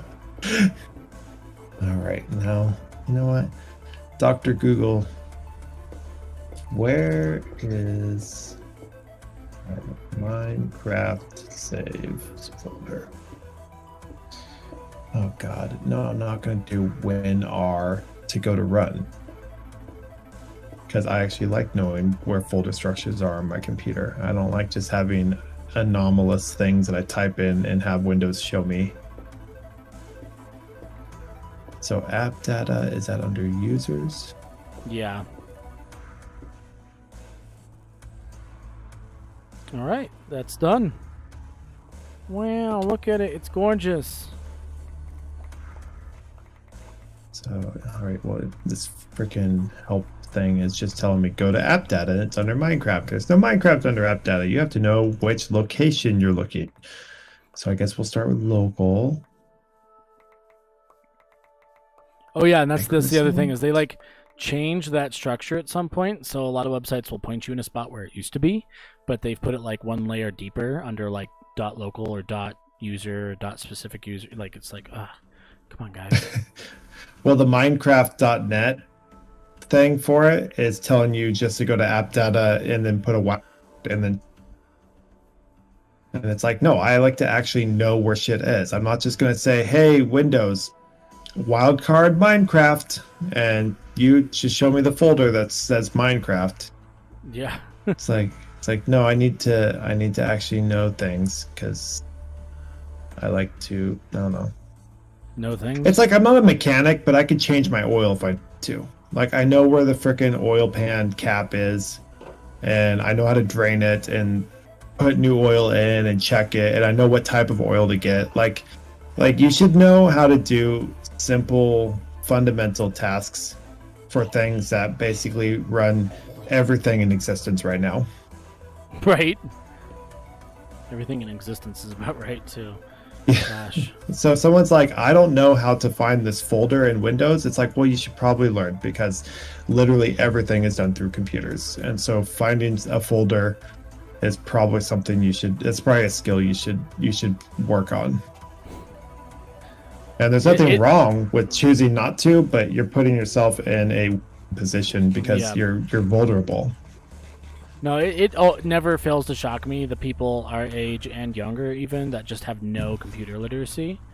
That I'm just like, I'm sorry, did you grow up like in the forest under a rock? Like, what's happening? That's bullshit excuse. I grew up in the forest with no electricity, and I figured out computers because I had nothing but the F1 key on my computer, and I was like, all right, Microsoft, how am I going to do it? Press F1 and just read help file. Yep. That's kind of what I'm saying, though. Like that's a better excuse than like a lot of these people have, because they're like, basically effectively grew up with a freaking iPhone or Android device in their hands, and they can't navigate anything. Yeah. Well, it's like the whole thing, like if you grow up having food just presented to you 100% of the time, then like going to the grocery store to buy food and then going home and cooking it is like the most arduous task where like people just break down and have anxiety attacks and they just curl up in a ball. And that's how it is with like anything. Like the internet gives you access to all the combined knowledge of humankind, and that's like the greatest gift we've ever been given to ourselves. That's like the best birthday present we ever gave ourselves. And From us to us, with love, hearts, and rainbows and stuff. Thank you, Al Gore. But no, like, oh, Al Gore. If you hadn't said that, maybe they would have taken you seriously about climate change. But, oh, it's a hidden file. There it is. It's the one hidden file in my roaming folder. I'm not shocked by that. Like, I don't know why they do that kind of stuff. Like, on one hand, I get it because, like, the users are, well, people. But also, like, some of the places they put this stuff, like, if they're already in those folders, they're probably going to break something anyway. I don't know. I'm just saying, like, here's a folder that's not hidden. Microsoft. If you click that, there's a folder called crypto, and if you click that, it has all your encrypted keys in it. That's not a hidden folder, but the Minecraft save file is. Yep. It makes no freaking sense. Yep. Oh my god. But yeah, that's the thing about the internet. Like, everyone grew up like with the internet, and so they never learned that you have to, like, it never became habit in their mind that they had to go and search for knowledge. And that's such, it's like, I don't know, it's like if you sat in a chair your whole life and then all of a sudden someone's like, all right, go run. Can't do it. Muscles. Like, you never learned that skill. And speaking of that, I need to like start going for more walks or something, because man. Yeah, I need to use my elliptical at my standing desk here and get up on that. I saw some standing desks, or like the changeable desks at Micro Center yesterday. Yeah, yesterday, for $250. So which is not a bad price, and I'm probably not going to get them anytime soon. But that's like still good to know that they have that stuff. Yeah. I'll show you the one that I have, and you can compare it to the ones there, because the reason I ended up going with a company online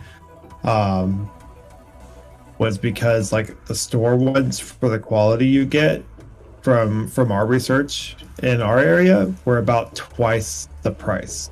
Yeah. Well, and the only reason that I would even remotely consider buying it from the store rather than like Amazon or something, honestly, is because like it's Micro Center. Yeah. And, well, this isn't through Amazon. This is through a private company. Yeah. Yeah, I'll check that out later. They might sell them. They do sell them in stores sometimes too, so they might have them in Micro Center. But this is about the best you're going to get for the money, for the price point. Yeah. Kind of curious. I want to see actually if it is the same one. They all kind of look the same. Oh gosh, where did you send that at? And Twitch, so it should be a clickable link. It is on mine, at least. Oh, okay, yes. I just didn't realize you sent it through the streaming chat. This isn't the exact this isn't the exact model we have. Ours just has the upgraded programmable keypad on it, and I don't know if these are the wider ones or not. Yeah, oh, that's cool. They have a sale right now. You get it, and you get a dual monitor mount for free. That's pretty cool. Oh, that's sick. No, that's pretty sweet. No, that's super sick. Actually, I might actually spring for that, because that's crazy cool. But anyway, the ones they had at Micro Center, I didn't see if they were automatic adjust or not, so that kind of turned me off of them. But like, the only reason that I would consider getting them is because from Micro Center is because it's Micro Center. Not necessarily because they're any better quality than anywhere else, but because since it's Micro Center, I can insure it, and I can basically probably hit it with a sledgehammer like a year and a half down the road, and then bring it back and be like, it broke. I don't know what happened. And they'll be like, oh, poor See, baby, here you go. You know? that's the key right there. That's why I went with FlexiSpot because like if you look at other popular places, like IKEA has a really popular line of office ones, and the reviews are all 1 star because it breaks after 2 months. Because the motors burn out really fast on these desks, and so if you're not buying it from like a really reputable place, you tend to just overpay for the desk, and then the motor burns out, and Yeah. it's really annoying. But yeah, so Also, I don't. FlexiSpot has like a gaming version too, Nice. Yeah, I which I don't don't know. know. It's I don't know if the one they have at Micro Center right now, at my Micro Center anyway, is motorized because I didn't look that closely at it because I pretty much was like, oh, this is super cool. Now I'm going to dismiss this because I don't have the space or the money for it right now. But it's good to know that they sometimes have this kind of thing in thought. well, the hand crank ones are freaking awesome. To be perfectly honest, I would have paid an extra $50 if I could have a hand. I would have paid an extra $50 per desk because if your motor burns out, you can still use the desk. Yeah. And while you wait for the new motor to come in the mail, and that's like a big deal to me. And so, but yeah, the IKEA has like the hand crank ones. They make like a really good hand, but it's Yeah, $100. We have like a IKEA Super Center here in Denver too. Like it's a freaking crazy huge store. Yeah. So the IKEA motorized ones, IKEA keeps releasing statements saying like, "Oh no, we fixed the problem. We fixed the problem," and people send us the freaking fixed desk because the ones you keep sending us break after like 1 to 2 months. And so it's like, well, if you fix the problem, you're not giving it to people. Still selling the old ones. Yeah. And people are getting like really pissed off about it. So I was like, I'm not even gonna deal with IKEA. I like IKEA. IKEA, and contrary to the memes on the internet, IKEA literally can't break if you build it well and take care of it, because I have transported IKEA furniture literally across the ocean to multiple continents and on cargo container ships, and there's not even the slightest bit of wobble or anything like that. Like all my IKEA furniture has lasted. I've spent double the money on like better quality, like quote unquote furniture that broke down faster. Like I still have all the IKEA desks we bought in Germany, still have all the IKEA shelves and everything like that, and there's not even a wobble to them. Yeah, no, I mean, They're I don't super nice. like. I think the desk that we're using right now is either an IKEA or IKEA knockoff type desk, and honestly, it's super good. Like I love it. But it's already lived a long life before I owned it, and since I acquired it, it's gone through 3 moves. And that was, like before I owned it, my friend picked it up because some guy was getting rid of it who'd already owned it for like, I don't know, 10 years or something stupid. Like he had it for a long time before he got rid of it. And so like for me, it's less that it's breaking and more that's just it's old and breaking. And so we're probably just gonna have to leave it behind next time we move, because even though it's a great desk and I super duper love it, it's I don't think it's gonna really survive another move, because I already have to hold it together with like a screw and a piece of 2x4 in a couple spots. Like, Yeah. So but that's a problem for like next year when we move. And that's the smart way to do it. Like we try not to buy furniture before we move. We just move. We get rid of what we don't want anymore that we're gonna replace before we move. And then when we move, we've got, we have like fewer pieces of furniture, so we can kind of figure out where we're gonna put everything and then buy stuff that's like fits the new area better, like once we're moved in. Okay, so my Minecraft, there's no save files in my Minecraft save folder. I don't know what I can do. Well, I don't know. Just try again, because I changed your name in the server, so maybe that'll knock something loose. Okay. Because every website I go to says that your save file is in the literal actually, I can save just folder delete and it's you. empty. Did you unload your inventory? Yeah, just Okay. go ahead and delete me, because there's no save file on my computer. There, just rejoin. Or try to, anyway. I'll have a I'm new in skin, so you'll know if it updated with my skin at least. Because Skylar. I'm in Denver. Well, I'm in Aurora, but it's a suburb of Denver, basically. Um, so, but next year we're probably going to be moving closer to Boulder, but that remains to be seen. Just because we're still not 100% sure what life's going to throw at us. So, trying to make plans without necessarily setting them in stone, you know? okay, so my character is definitely saved because I did not start with full health. Well, I deleted you, so I can tell And you. eating a carrot does not replace my stamina. So, no, honestly, like as of right now, unless I make a new account, if I buy a new version of Minecraft, I can't play on your server anymore.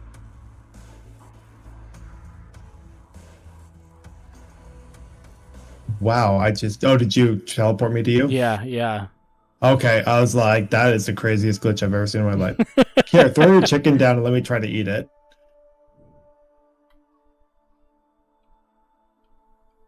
What? Which one's the throw button? There it is. I There's some. I just need one. I know. I just gave you a small stack. That's all. Nope. And it doesn't remove it from my inventory, so. Why do you look like a zombie? I'm Hero Brian. Okay, well, let me try this sucks. deleting you again, I guess. I'll disconnect so don't have issues. And then let me refresh this page. The frickin' frack. Minecraft create player and eats food. Let me put multiplayer. Yeah, no, Boulder/Denver area is pretty cool. It's definitely crazy expensive. I mean, honestly, it's basically the same price as living in like Seattle, and almost as expensive as like living in San Francisco.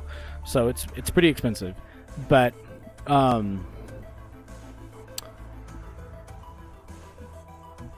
it is pretty. Otherwise, I mean, it's super cool. Otherwise, there's tons to do here, and especially if you like to like do any hiking and stuff, you're like right at the mountains effectively, but you also are in a big city, so you have all the big city like perks. So like it definitely has its strengths. I don't know. I kind of would love to end up back in a semi like small city like / large town personally, because I hate traffic, but that's just Yeah. When we were looking at the prices in Boulder and that my channel, like what are you doing? Because that's by nod. What is by nod? And also, why are you continually posting it? Yeah, we were looking at like Westminster when we were looking at the Boulder area, because we were like, oh, we could pay half the cost of living in Boulder and get twice as nice of a place. Yeah, no, there's like a couple. There's a couple areas that are out towards Boulder that like where you can like really afford to live, and even like the edges of like Arvada, and still have great access to like Boulder and the mountains, and be in downtown Denver pretty fast as well. Jared, why don't you go ahead and log in again, and I will create a character and then just assign you that character. Maybe we'll see if that fixes it.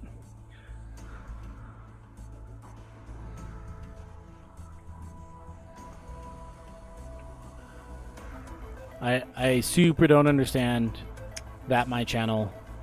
I don't know. Are you okay over there, buddy? Do you need like a glass of water?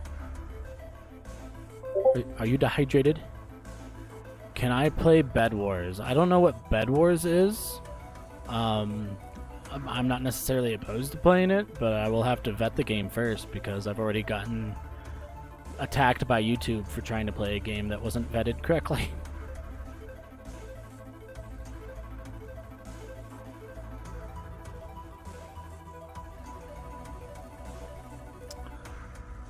Also, I deleted your profile again, so if it gives you any grief, you know why.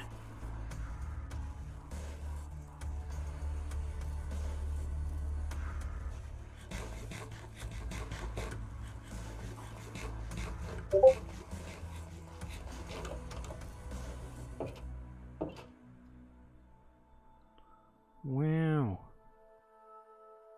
Well, nope, I still have the same amount of stamina. I mean, that's fine. So now that you're logged in and have recreated your profile, Yeah. I It can. hasn't been recreated. It's using a save file because I'm at the exact same level of state at full. Okay. And I started exact same spot I disconnected, which means Let me it's from a save refresh. file. Well, that just means that I don't know. Like I'm deleting you on the server side, so I don't know where that information's saved because I'm deleting Yeah. at least the character profile on the server side.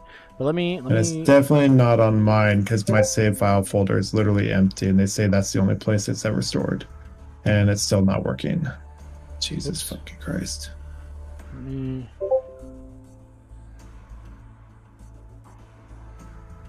There we go. Hey, David, how you doing?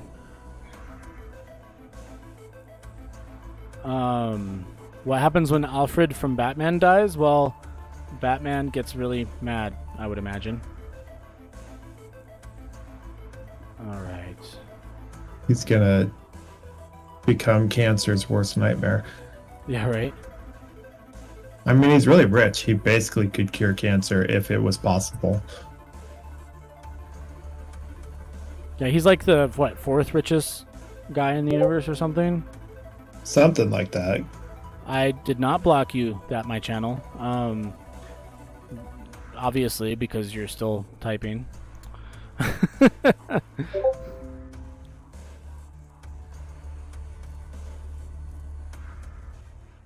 I don't understand. Okay.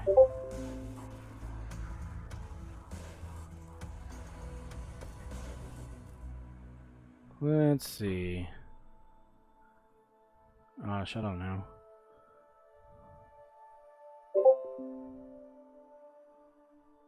So if you hold F3 and C for 10 seconds, it I forces a crash in Minecraft and Okay. produces a crash log file.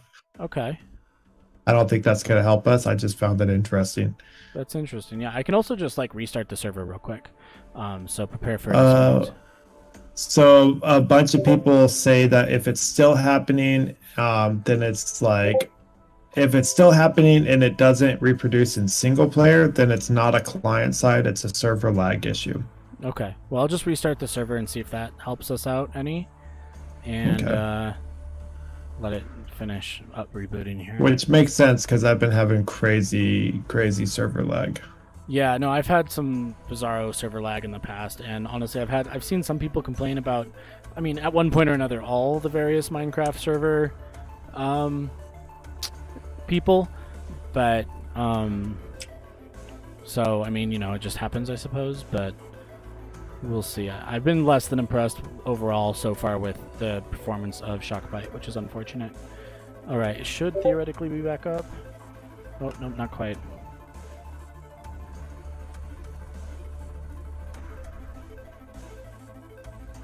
Console.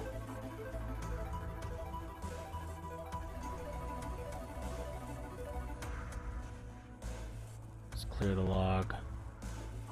Try to reconnect. No. Oh. Outdated client. Okay, I have to go update my client.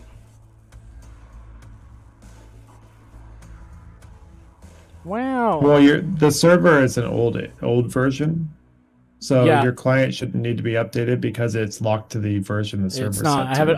I have the server auto updating. So maybe the last update didn't fully take, and so yeah, the server is now on 1.16.3, and the one I have set up is not that. So That is very strange because I'm on 1.161, which is what the server is reading as on my end. yeah, so I just restarted it, and it just now gave me that error when I tried to log in. So Okay, that so might be the thing. it probably didn't finish applying the update then. Yeah. Honor, that is correct. That my channel, you just go into your channel settings and you start a live stream. It's pretty much that easy. You can donate as much as you like, but I can guarantee nothing beyond that. There we go. Whoa, All right. whoa. Java World. Welcome to our Java World. I'm joining. Whoa. 1 frame per second. It's reloading everything.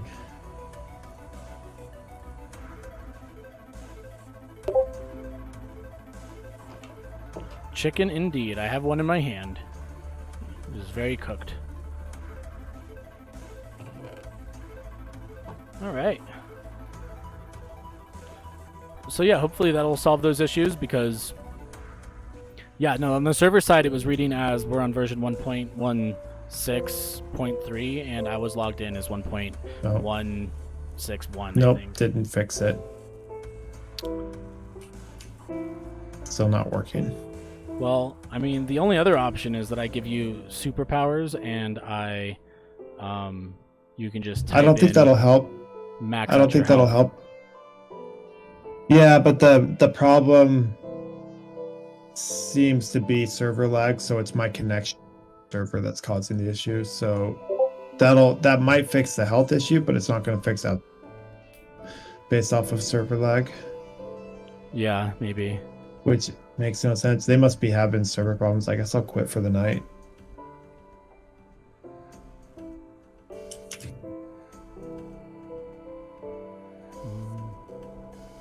Yeah. I don't know. But I've completed what I wanted to complete, and if you're going to log out, I think that it is MMO time, since it is Minecraft and MMO Monday. So I'm going to go log into Final Fantasy 14. Yeah, they must just be having problems at Shockbite. I mean, I'm not connected. I'm not having any issues, so it must be a node between you and wherever they're at. Not to say that's, you know, your fault or anything, obviously. Yeah. That's odd. Brother, old doggy is now clean. Oh. For some reason, I thought it was Honor talking there, and that made no sense. And then I realized that it was my sister, and that made way more sense after that. Well, Honor did say to pretend he's talking still, so you have honored Honor. Yeah. I was just like, what is happening? Huh? What did I... Oh, no, I remember. I'm going to the wrong spot. Close that. We want to put some of this in there, and we want to then put some of this in here, and we're going to put the rest over here. Bam! Yeah.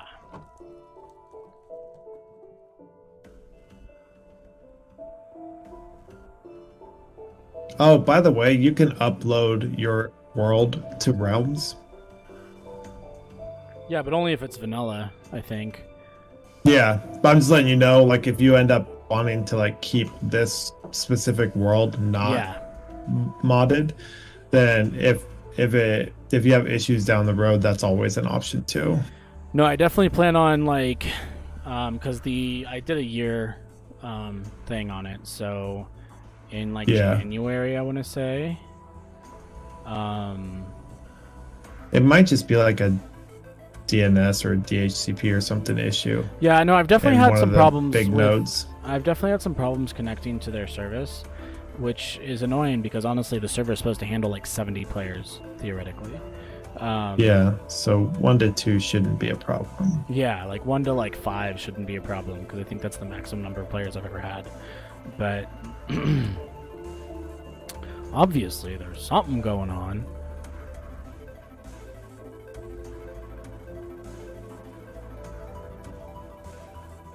But I didn't. But anyway, we're gonna switch. It's probably just an issue, like somewhere in like a regional relay or something. Yeah.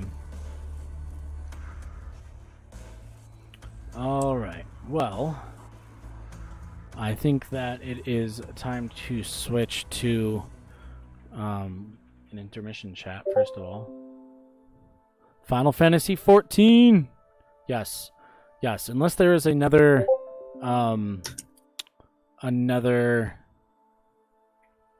MMO that I have, which I don't have right now. I don't have any other MMOs right now. But I would also start to like to use Monday to maybe try out some other MMOs. They would probably have to be free to play because I am poor, very poor. But that's okay. Alright, we're gonna transition to this. And I'm gonna get off studio mode. And oh, OBS, why do you do this? I don't understand. OBS. There it goes. My OBS has stopped like automatically reactivating and deactivating the cameras on OBS, so I have to do it manually now, which is kind of annoying.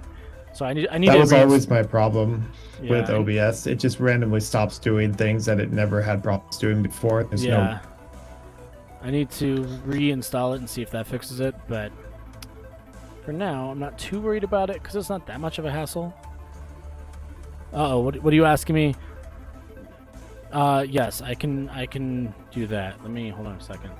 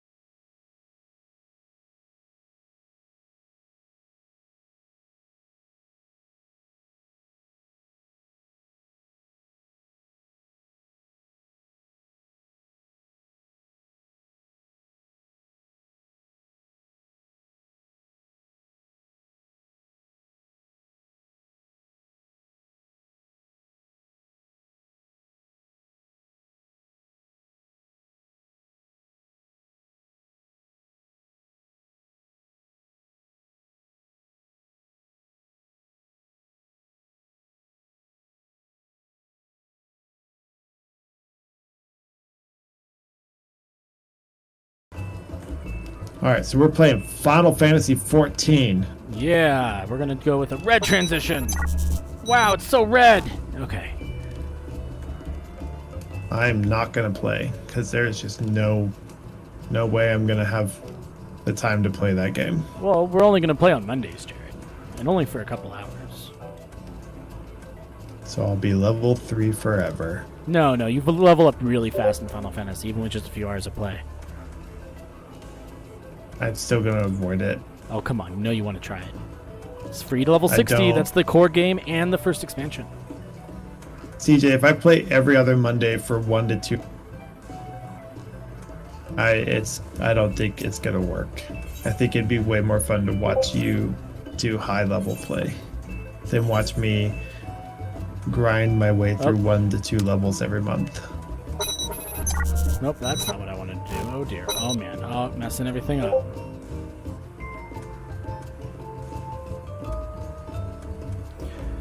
I don't know. If you wanted to give it a shot, it is tons of fun, even at low levels, and you only need to get to like level 13 or 15 or so before we can start doing dungeons and stuff together. And honestly, like Kitty's mom and stepdad have played, and they've probably played a total of like they literally played like 4 hours every other couple of weeks or so, and they're already level 40 or so. Yeah, no, it's definitely a fun game because I enjoyed even the beta of the first version. Like, I super enjoyed it. Which was hot trash, so the fact that you super Which was enjoyed hot trash. Yeah. But I really liked it. But I don't know. I'm not going to force you to play, obviously, but you are super welcome, and it is free to level 60, and I don't know. It's there's obviously no obligation to play more than just every Monday, because I would really like to try out some of the other free MMOs that are out there. Like, I would like to, even though Guild Wars isn't technically free because you have to buy the game, I would like to try Guild Wars out on the stream, because it's one of those games that I've been wanting to try out for a long time. That's a blast from the past. Yeah, right? But I want to do Guild Wars 2. We were in the original Guild Wars. Remember when we were in the original Guild Wars beta? Yeah. But yeah, having the jump, it basically does make the game completely different. Yeah, it does. Like, I wanted to like that game so much because there was so much to like about it, and I just couldn't, because like it would be a fence this tall, and I'd be like, cool, they've literally split the zone in half because I can't jump. Like, big F me, I guess. Like, yeah. No, I really want to. I would really like to play like one MM and just have it be like okay, 1 or 2 days a week for like what. But what I think is I've tried getting into like not necessarily like MMORPGs, but just MMOs in general. Yeah. And the problem I have right now is because my work schedule like physically separates me from like basically my life half the week. Not half the week, like, like a few hours each day of the week, but like literally like 40% of the week I'm like not able to do anything but work because my schedule is so weird. I find that I get really into a game and then I'm like really missing it, and then basically after like 3 weeks or so I'm burned out because it's like, oh, I really want to play this game, and I try to play it and oh, I gotta go to work.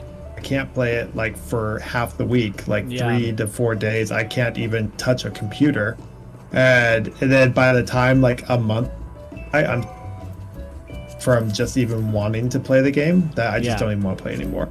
Well, and so I think what I have to do is wait until like move, and hopefully I'm working like a 42 hours in 3 days.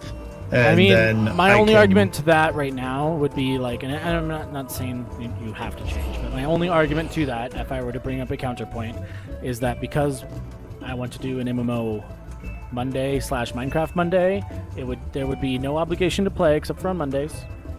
And so it's also be kind of hard to get burnt out on it, because the rest of the week, like I'm purposely slowly designing a schedule that's like MMO / Minecraft Monday, party game Tuesday. I think I might turn Wednesday or Thursday into like strategy game that day, and then do like the other day of that like RPG that day. So like do like Thursday RPGs and Wednesday strategy games or something along those lines. It's not nailed down yet because I still kind of need to see like what's going to work in my schedule and what's going to work for me. But I like that because it allows me to pour a few hours into all these games, enjoy and hang out with everybody on the stream. Everybody can hang out with me and enjoy the games that I'm playing, and also I don't just I stay a variety streamer and don't get stuck as the he just streams Final Fantasy, Yeah, which is smart. Yeah, because even though I love Final Fantasy and I've definitely played the crap out of it, and definitely pretty much just always have the subscription up even if I'm not actively playing, because sometimes I just fall back into it for a solid 80 hours in a day,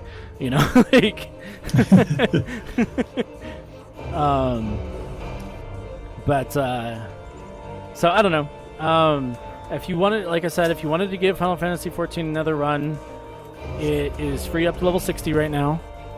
If you do get into it, I have a free Shadowbringer's key, so that's the most recent expansion that you get for free.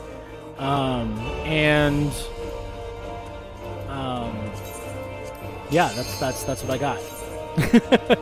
But I also would like to down the road try some of these other MMOs, like some of the free MMOs that I've just been putting off not doing because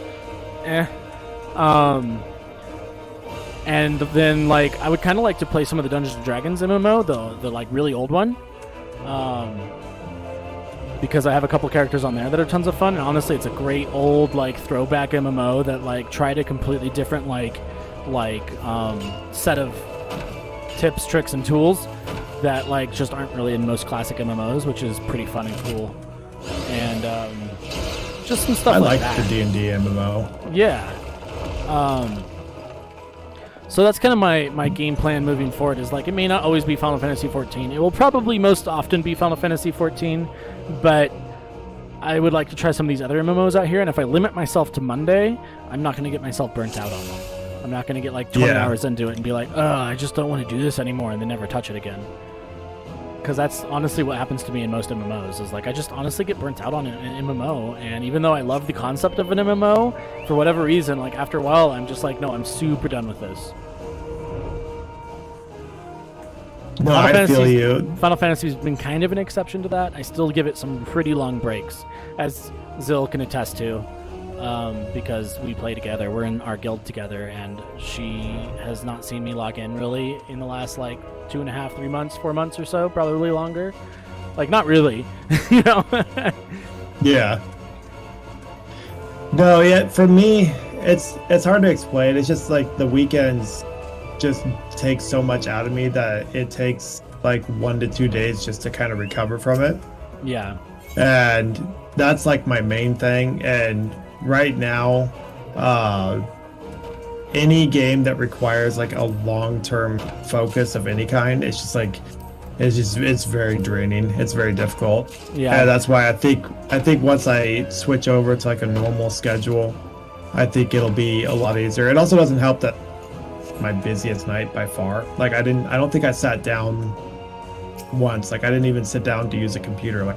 Stood at the computer after 8 p.m. until 5:45 in the morning, just because I literally didn't even have the time to sit. Yeah. And so it's but just, I mean, and so Mondays I just am so burned out I can't even think really. So I usually just play brain dead games on Mondays. Yeah, no, it's true, Fang. But the advantage to doing it on the stream, if you decided to participate with me, is that first of all, again, you're only really obligated / not really obligated, but you're only really expected, potentially, I guess might be the right word, but not even necessarily expected, to participate on Monday. And you're gonna have me there to be no, we were doing this, right? And be the brain power. Yeah. Amazing Music sent a lemon. Thank you, Amazing Music. That's really exciting. I haven't gotten a lemon in a hot second. I'm pretty stoked about that, actually.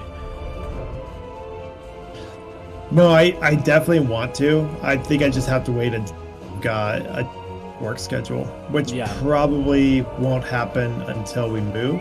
I say probably because there's always a slight possibility we could move and I somehow get another End up in the same. like work like 70 hours straight between work and commute. But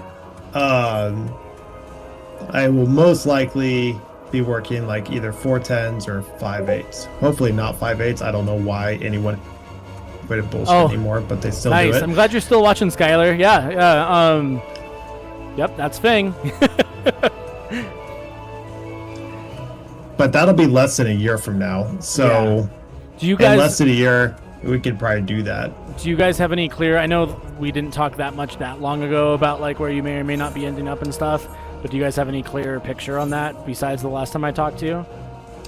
So nothing is known until she, like, basically that's what it boils down to. She's getting she gets 3 to 5 colleges a day contacting her, asking her to contact their admissions department and waiving admissions because she's in the top whatever percent of the nation now for pre-law. And so now they're just coming out of the woodwork telling her here, we'll give you scholarships, so we'll just give kind you of hoping free that admissions. the one that she wants to go to we'll call.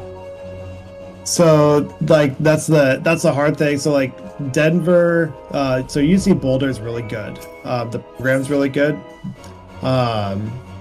But they're basically just gonna pretend everything's normal, and that's not how the world's working right now. So until that changes, then unless they contact her and they're like, hey, we'll pay for it, then she's probably still leaning towards ASU because ASU definitely does want her, and they've made that pretty clear. And on top of that, if she gets accepted into the program, they'll literally pay 100% of everything, and it's grant. It's not even. It's just all scholarships and grants. Yeah. It's not even loans. Yeah, no, that's hard super to good. turn. Yeah, no, absolutely. Yeah, I was just wondering. Hard to turn down that. It's $150,000 that they'll basically pay for tuition. Plus, it's the number school in the nation, which is out of thousands of law schools, it's one of the best ones in the world right now, basically. Yeah, I was just wondering, partially because honestly I'm selfish and would love you to come here, but also because slightly less than a year is not very much time to move halfway across the country, much less know where you're going and stuff. So that's stressful. Well, we probably won't know where we're going till 1 to 2 before we move, honestly, unless she gets an early somewhere. Yeah, because that's just how it works. They're all no, we're going to do things the way it was done 150 years ago. Yeah, right. Okay, well, it's hard to move across the entire United States in summer when you're not filthy rich, because you have to have jobs and a house to live in and stuff like that.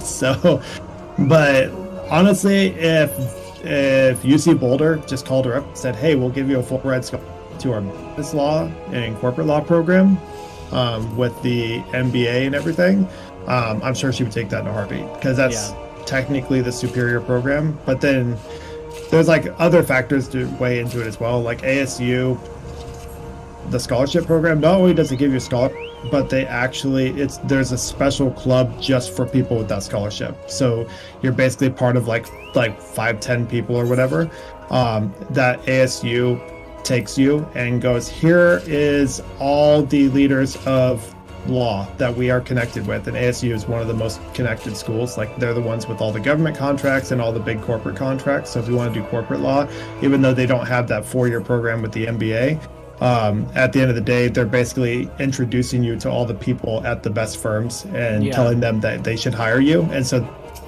writing over you. And UC Boulder doesn't necessarily do that. They're a really good school, but you're still kind of on your own to build those connections. And in law, at least, connections is everything. Nothing else matters. If they could legally get away with, if they could legally get away with, if they could legally get away with not needing a bar in order to practice law, then connections would even let you work without having to. It's so important. And so ASU basically saying oh, we will give you all those connections and it will vouch for you to all these people, basically means you're just guaranteed a pick, your pick of best jobs. Yeah. And so that's like it's an insane program. It's also really hard to get it. You know, it's not 100% guaranteed she'd get into it, but she's like very competitively placed for it. Yeah. So those are like her two main ones. Yeah, And that's kind of what I was wondering. Like, so it doesn't really sound like anything's changed since the last time we talked about it. Which, I mean, it's only been like maybe 2 weeks since we talked about that. So. Yeah. So realistically, we won't know even like where it might go until probably February. Okay. Because in February she will have her LSAT scores back, and that's when she'll actually be able to give the universities a realistic approach of her standing. Because having like a 3.9 or 4.0 and a Homeland Security certificate doesn't necessarily mean you'll get into law school, because you could have like 3.0 and a really high LSAT and you'll be more competitive than someone with a 4.0. So her LSAT score is like the most important thing, and once she gets her LSAT back, as long as it's competitive, which I'm sure it will be, then she will upload it. She'll like update all the universities and say, hey, my stuff's updated now, because none of the stuff's done by her in law. Everything everything goes through a central website, and which is why all these schools are contacting her. You told me last time we were talking about it. Yeah. And so once her LSAT score is uploaded there, the LSAT committee, then she can reach out to some universities and say, hey, do you mind at my profile and tell me if you have any programs, like scholarship and tuition programs. Yeah. And so that it probably, honestly, it doesn't need to her until that's done. Yeah. No, that wouldn't shock me. All right. Well, and then they could turn around and say like, oh, we don't do programs, like we don't do a big program, we do specialized personal programs. Like they could totally be a school that does that, and that's not something they advertise. So like the school itself could be like, oh, we looked at your profile, we're going to offer full ride to the business MBA program. If they did that, then it would be a pretty hard like thing to turn down. Yeah.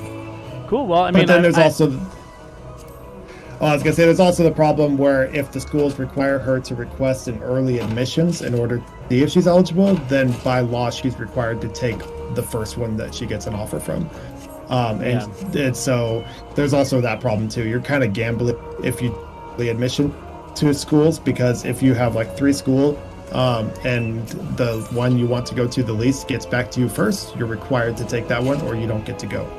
And so because they're like, no, we're not going to have people flip-flopping in law, so they just won't let you go. So there's also that problem too. So it's like hopefully by February UC Boulder, I'm sure there's a trick to her without I'm sure there's a trick you could do to get around that, but yeah. It's tied to your bar eligibility, so it's like pretty I'm still sure there's a trick you can do to get around it. Knowing what that trick is, I have no idea, but I'm sure just like anything else, there's probably a loophole somewhere.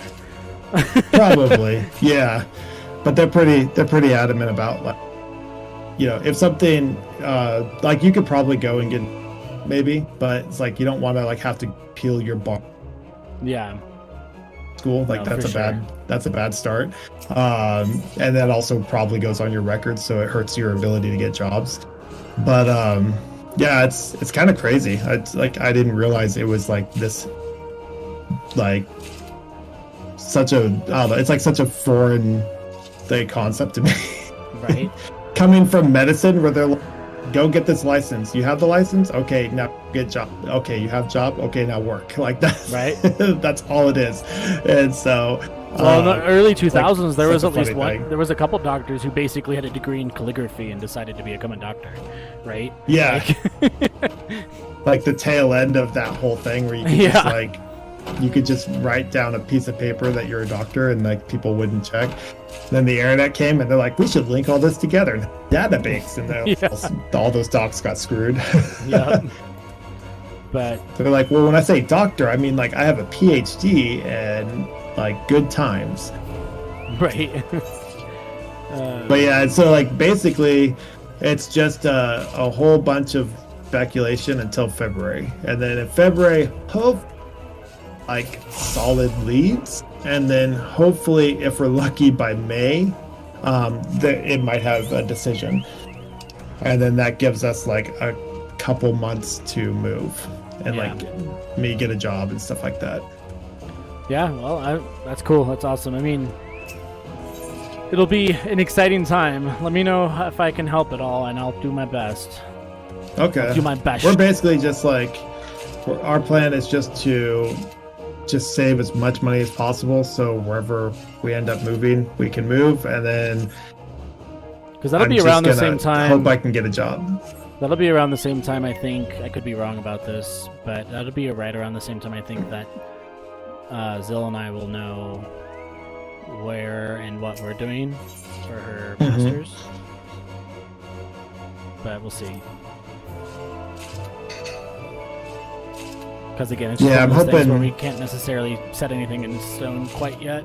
But that's the thing. I freaking hate like having to wait to know, like, you know, where are you gonna live within this nearly continental sized country, right?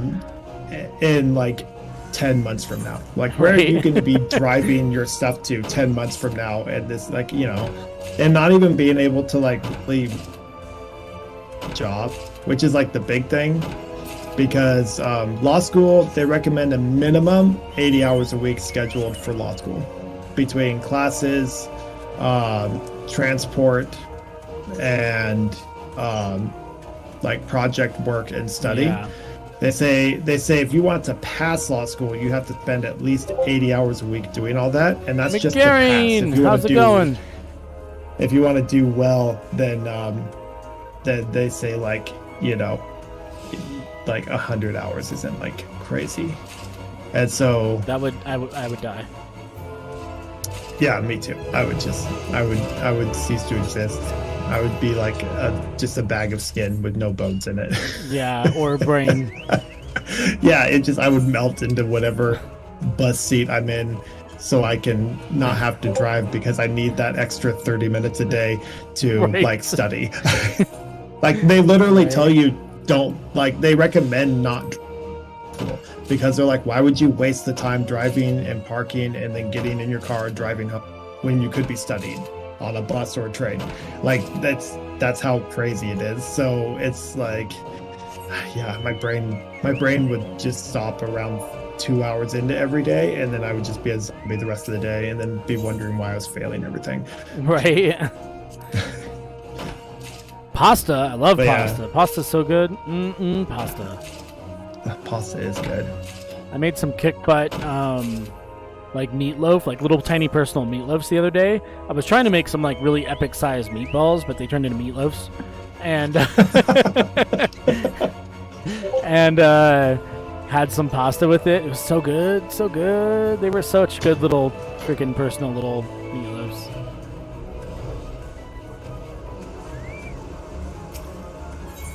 Cool. What kind of fox is it? I'm assuming it's a fennec fox.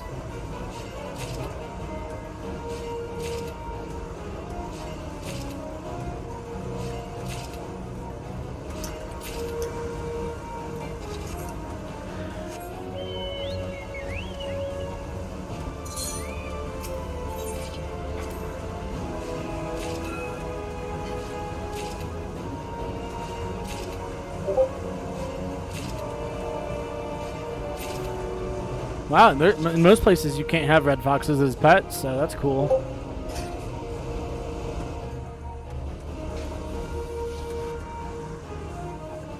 I mean, I might just do that.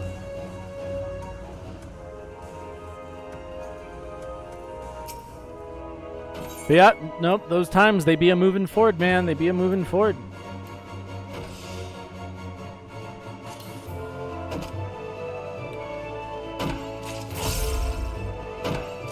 I need to change the thing that I forgot to change when I was on my intermission because I got distracted. That's not what I wanted.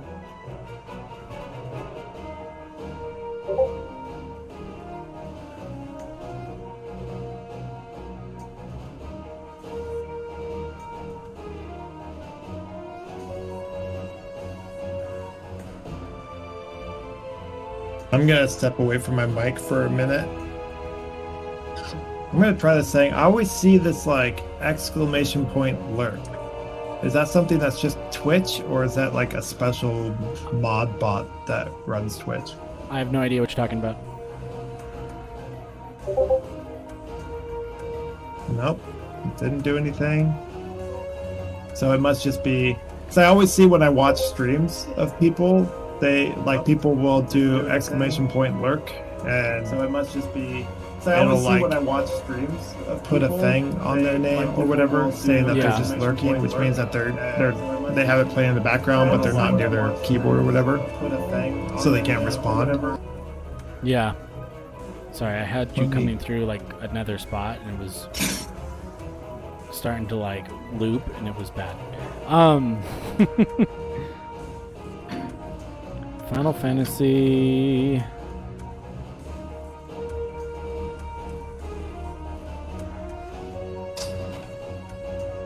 That's 15. That's 11. That's 8.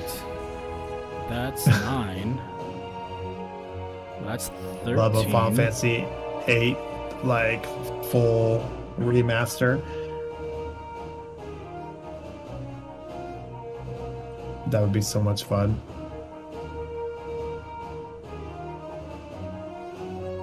I'll probably play Final Fantasy 7 remake when I get it, but I stayed away from as much of the info I could. The only thing I looked at that I was interested in was the combat system, and it's just like on paper it looks like just a rehash of Final Fantasy 15's which in itself is just a rehash of every other Final Fantasy system for 15 years.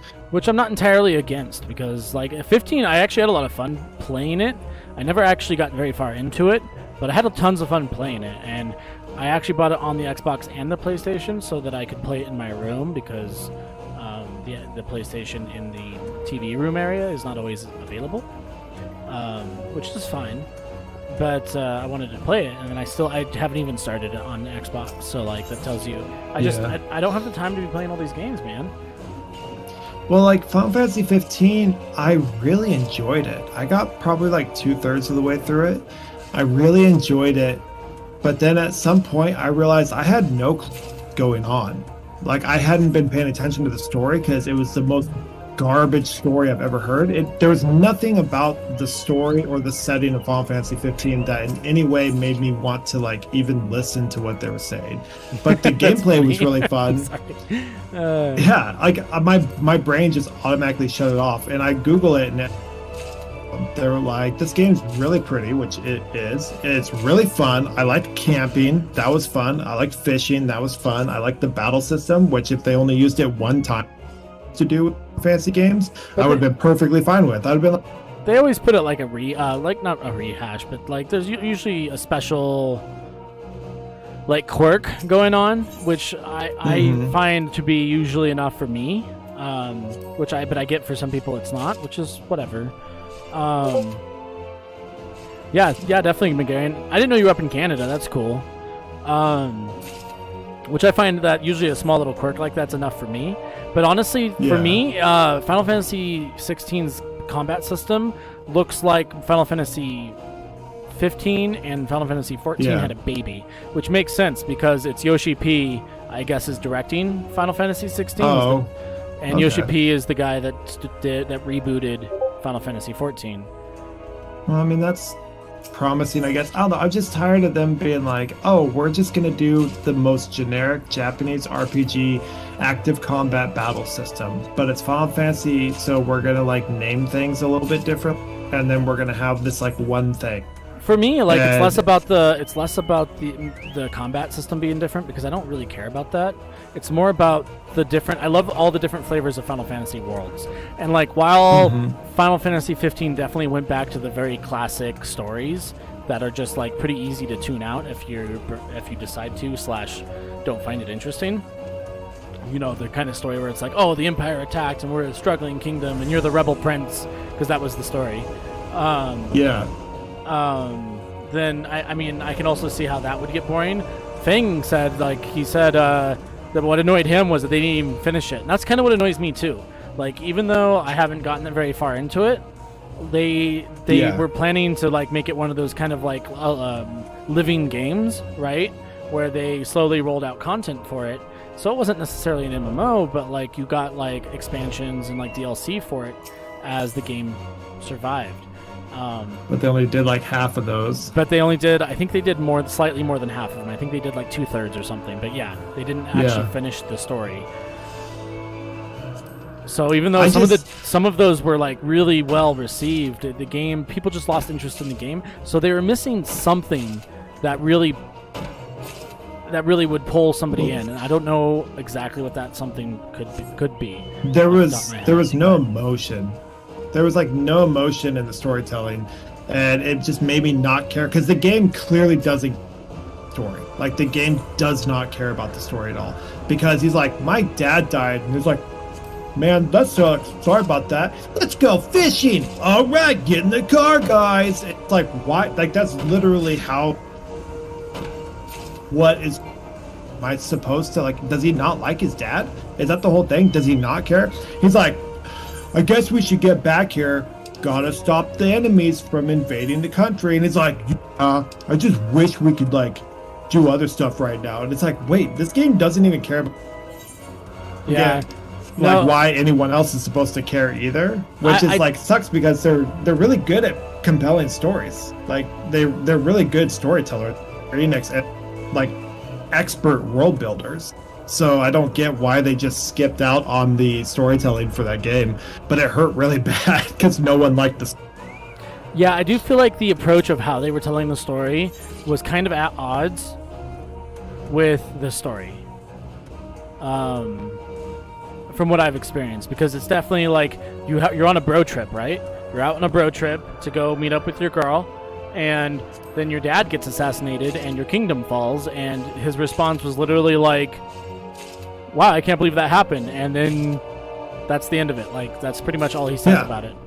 That's the most emotion ever, when he's like mad and at the very, very beginning, when it does like the whole Final Fantasy trope of like start you out super powerful so you get to see what you're going to play like in 60 hours. And I do agree that like I do feel like they kind of did semi-drop the ball there, but they do address it. Like, I don't know, especially if you started tuning the story out, but they definitely address it more and more as you work your way through the story. Because, I mean, I don't know, like, one reasonable response to me is to shut down like that. Like, not necessarily not acknowledge it's real, but just kind of like, you know, withdraw and like process it, and meanwhile just go about your life as best as you can. I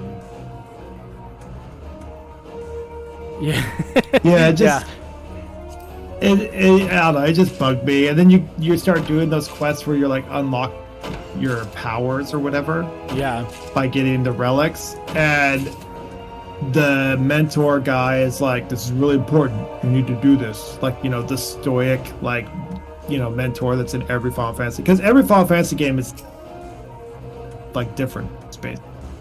And so it's basically Final Fantasy X with the mentor and Tidus, and the mentor is like always like, you need to be serious about this. But like in Final Fantasy 15, it's like, you need to get this power will allow you to take over the world. He's like, oh right, I guess I gotta do it. Sorry guys, I gotta go. This is something only I can do, I guess. I have to be by myself. And they're like, okay, well, you know, don't die. And he's like, I guess I'll try not to. And it's like, it's like, this is supposed to be the power to help you save kingdom and get the love of your life back so you can marry and like lead your people into successful, and like dragging your feet about it. It's like he doesn't even care about like trying to be stronger. And I think what they're trying to do is like show an underlying like teenage Japanese angst where the world is telling them they have to be this great thing, and like to Americans that's not like relatable. So I think if you're coming from in line with that, it's like you have the world is telling you have to be thing and you cannot fail, and you are faced with overwhelming like responsibility on your shoulders, and you just can't do anything. It's like, I get that, because that's not really fun, you know. And you can tell that story better. Like Catherine was literally a story about a guy who was like kind of tweet about getting married. Yeah, And that and was like one of the best video game stories told. I do agree that like the character was kind of like Squall, right? Where at first it's really hard to like kind of sympathize with him. Like, I'm not gonna lie, when I first started Final Fantasy VIII, the first like several hours of that game, I was just like, my least favorite character is the main character right now. Yeah. And it's not even that I necessarily disliked him. It was just like, I like other characters more than you. They're more interesting.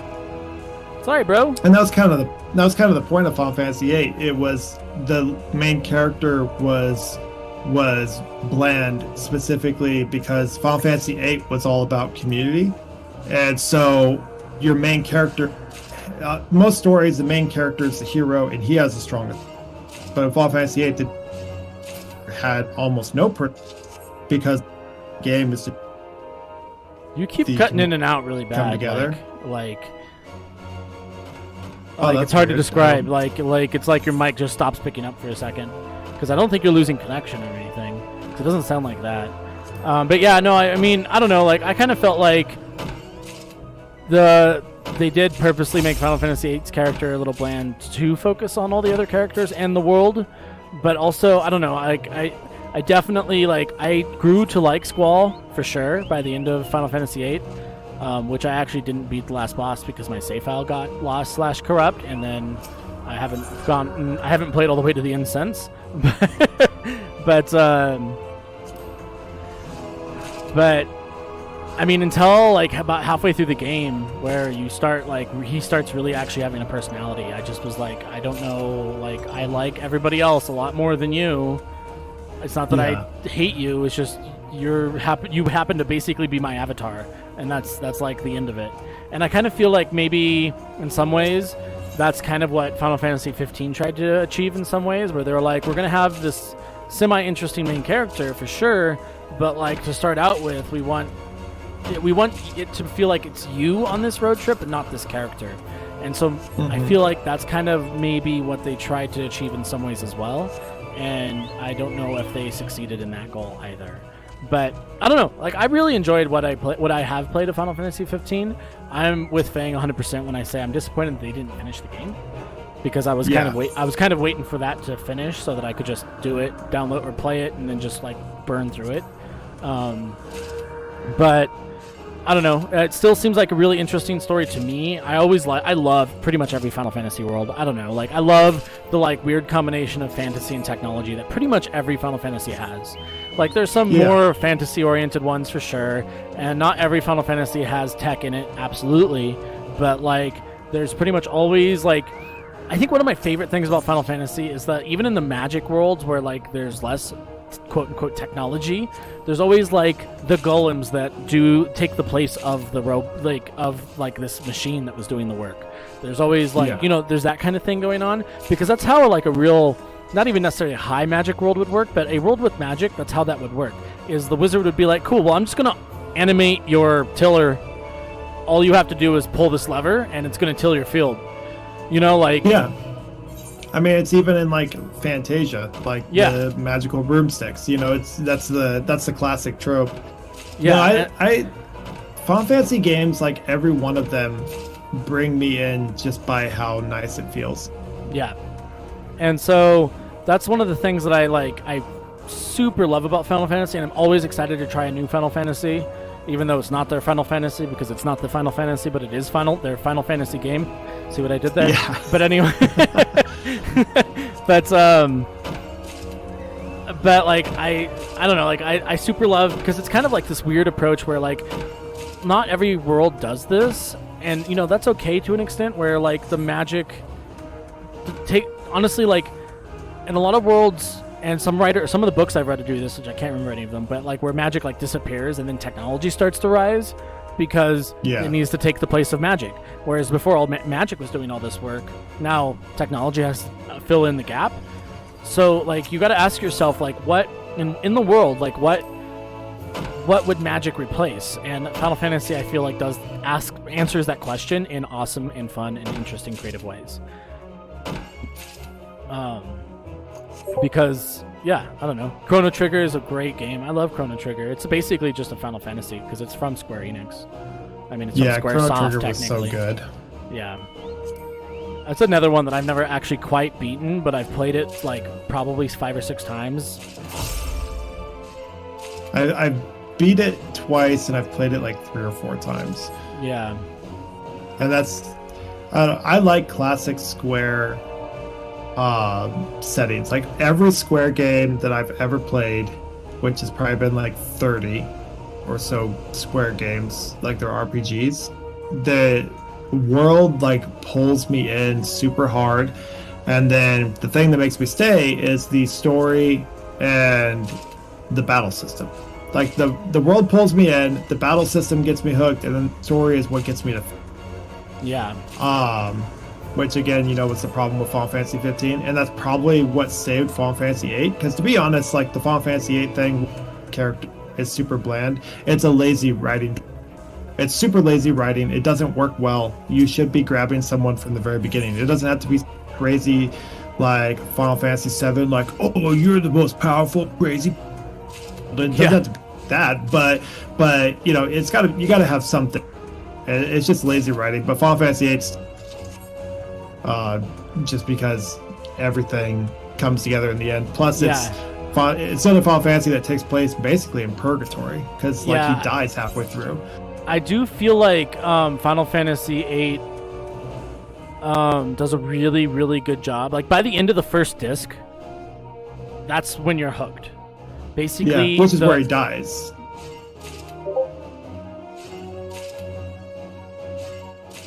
But yeah, so by the end of the first disc, that's when I was like, I really started liking the character and everything like that. But until then, I was just like, I don't like honestly, like when you go to the hotel and you go play as that other character, that's like a rebel or an army guy, I forget exactly, but I enjoyed those two characters more than I enjoyed Squall right out the gate. So I mean, like that says something, but. By the end of that whole thing where you have that crazy, amazing, super... just one of the coolest cutscenes that I remember being in a Final Fantasy, honestly. Like, just that cutscene is something else. Like, I don't know. That's where I really started, like, really liking the game. Well, when the sorceress kills him on the top of the Arc de Triomphe in France, but not in France, in Final Fantasy world, and then he goes into basically his, like, Jacob's Ladder purgatory,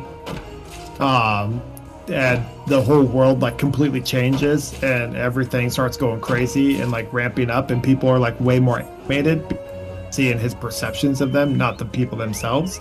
Like that's when the story like because it like basically the game is different up until that point, and then at that point all of a sudden the game's completely a new game, and I kind of feel like that should have taken place like 2 hours in instead of like 15-20 hours in, because I feel like that's the story. Like they wanted to tell the story of the world in his purgatory, and he's trying to basically fight for like a peaceful rest, and I think they like took way too much time like establishing the world before that, and it's like you don't have to though, because the world changes once it happens, so they could have just kind of gone in there, but it's just so well done after that, and his exploration of himself and his like love of his companions that was clearly there because they're not like real anymore after he gets knocked off the arch. Like that's what really made the story good. I kind of saved it, and I wish Final Fantasy 15 had a chance to. I feel like I always feel like if they had been given the chance to, like, come on, you guys have so much time, and the thing was so horribly mismanaged, which is a theme that you saw in Final Fantasy 14 as well. Yeah, no, like the first 14, the 1.0 was wow, but 15, like I think one of my problems with it is it's kind of a slow start. It's kind of a slow roll. And like it's not that it's not interesting in that slow roll, but it's just kind of like it feels out of place with like the high there's just a lot of things that make the story as you're experiencing it actively feel out of place with like what's actually going on, like the stakes at what the stakes are, and the fact that it kind of feels like a slow roll for the first, like, at least for the 4 or 5 hours that I've played, is not terrible, but it is kind of, I don't know, weird, I guess, to me. This is why Final Fantasy X is my favorite. No, Final Fantasy X was a phenomenal thing. Final Fantasy X was It really phenomenal. was. I honestly, like, I'm not gonna lie, it's another Final Fantasy that I never actually beat. I got to Sin, and I had screwed up my build somehow, and, like, just wasn't quite powerful enough. Like, I was powerful enough to get to Sin. This is my biggest complaint about 10, right? You could get powerful enough to get to Sin, but when you got there, you could be too weak to actually beat him. So I got into that weird, fun loop. Fortunately, that was when Jared and I were still basically living together. And he had beaten it, and I watched him beat it. So I feel like I beat it, even though I technically didn't.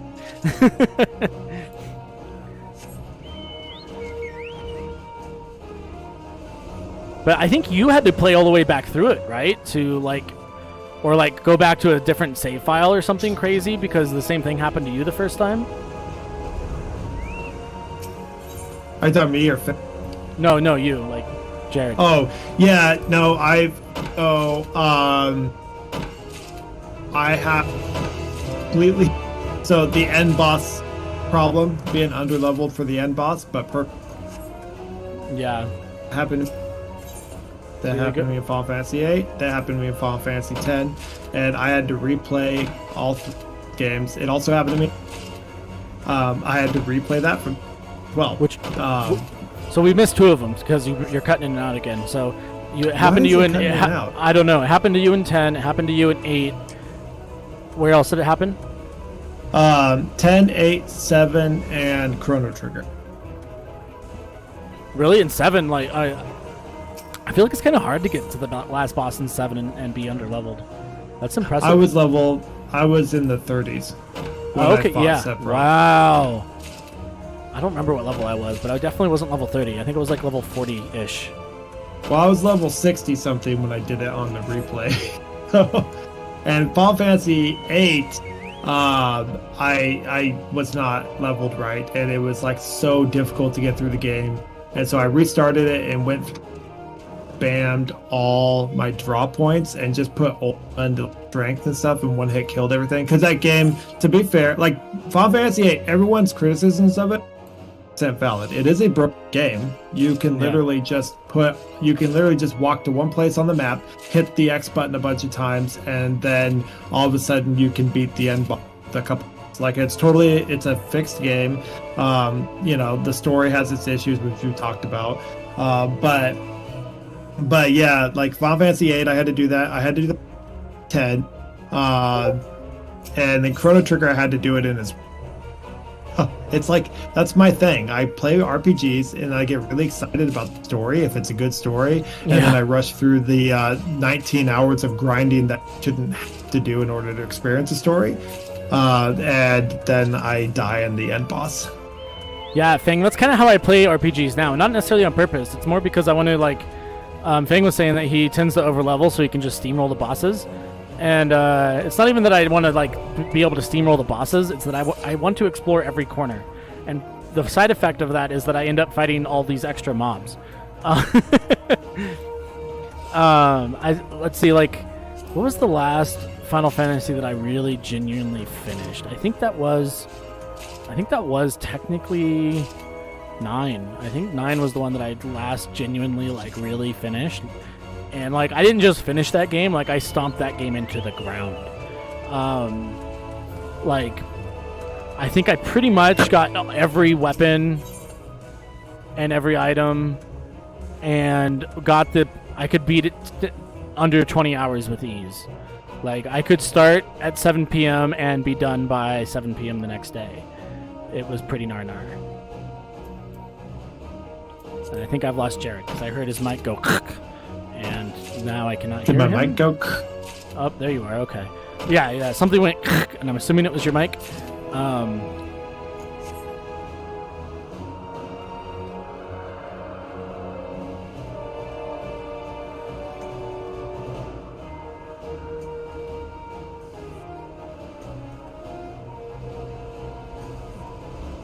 I really like that.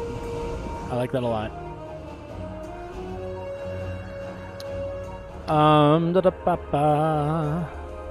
Yeah, I was really excited about Final Fantasy VII Remake because Final Fantasy VII is super special to me. Yeah. But basically seeing that it's basically the Kingdom Hearts battle system, like really just made me I'll still play it like one day, but it just totally watching people play just like not boss battles, but regular battles that took more than 1 or 2 hits to win, but it had no spoilers in it, because that's basically the only some of the stuff where people talk about the combat system without spoilers. And I was just like, oh, so it's just, which is perfectly fine. It's just there's a culture difference right now between Japanese and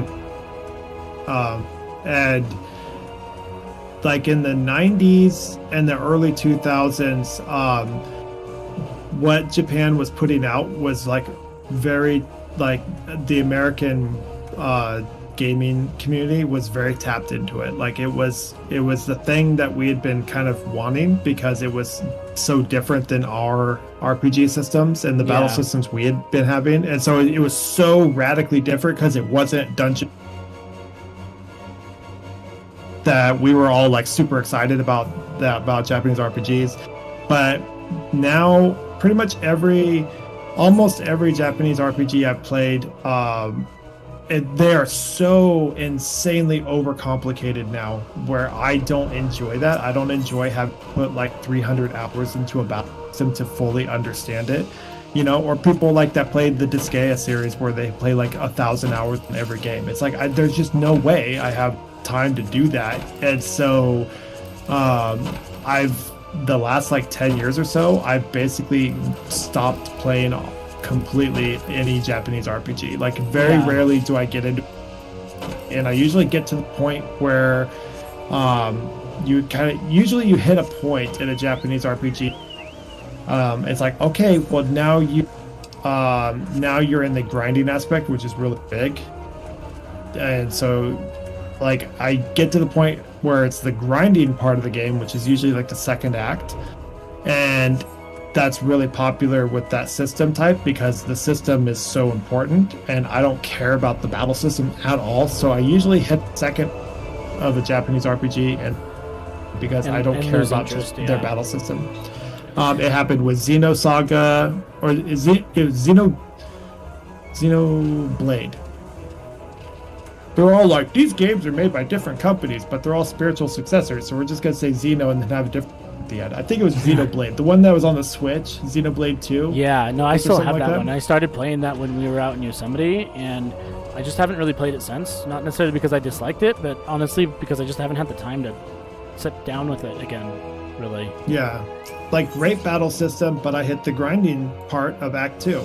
It was that and the like I get you're gonna have some like really cheap objectification, but if like a game constantly points it out, it like just stops being fun to me, because it constantly pointed out that the main character, who I really liked, was there to be objectified, and it's like what do you think of it, Skylar? What do you think of Xenoblade Chronicles on the Switch? Hate it, love it? Is the first one different than the second one with like the battle system and stuff? I have no idea, to be honest with you. Skylar just said he's playing Xenoblade Chronicles on the Switch, so... Because I had the second one. But yeah, I had the same problem that I had with Final Fantasy, and I just hit a point in the game where you just couldn't battle care system. about it, yeah. Yeah. No, I do agree. I do agree that like a lot of the Japanese RPGs definitely have a really complicated like combat / mechanic system. On one hand, I super dig that because like I want to be able to use my brain, but also I can definitely see how like and have experienced how it's just like super overwhelming, because I'm like, wait, what does that do again? Especially because like right now, if I'm lucky, I'm gonna sit down with it like once every other week or so.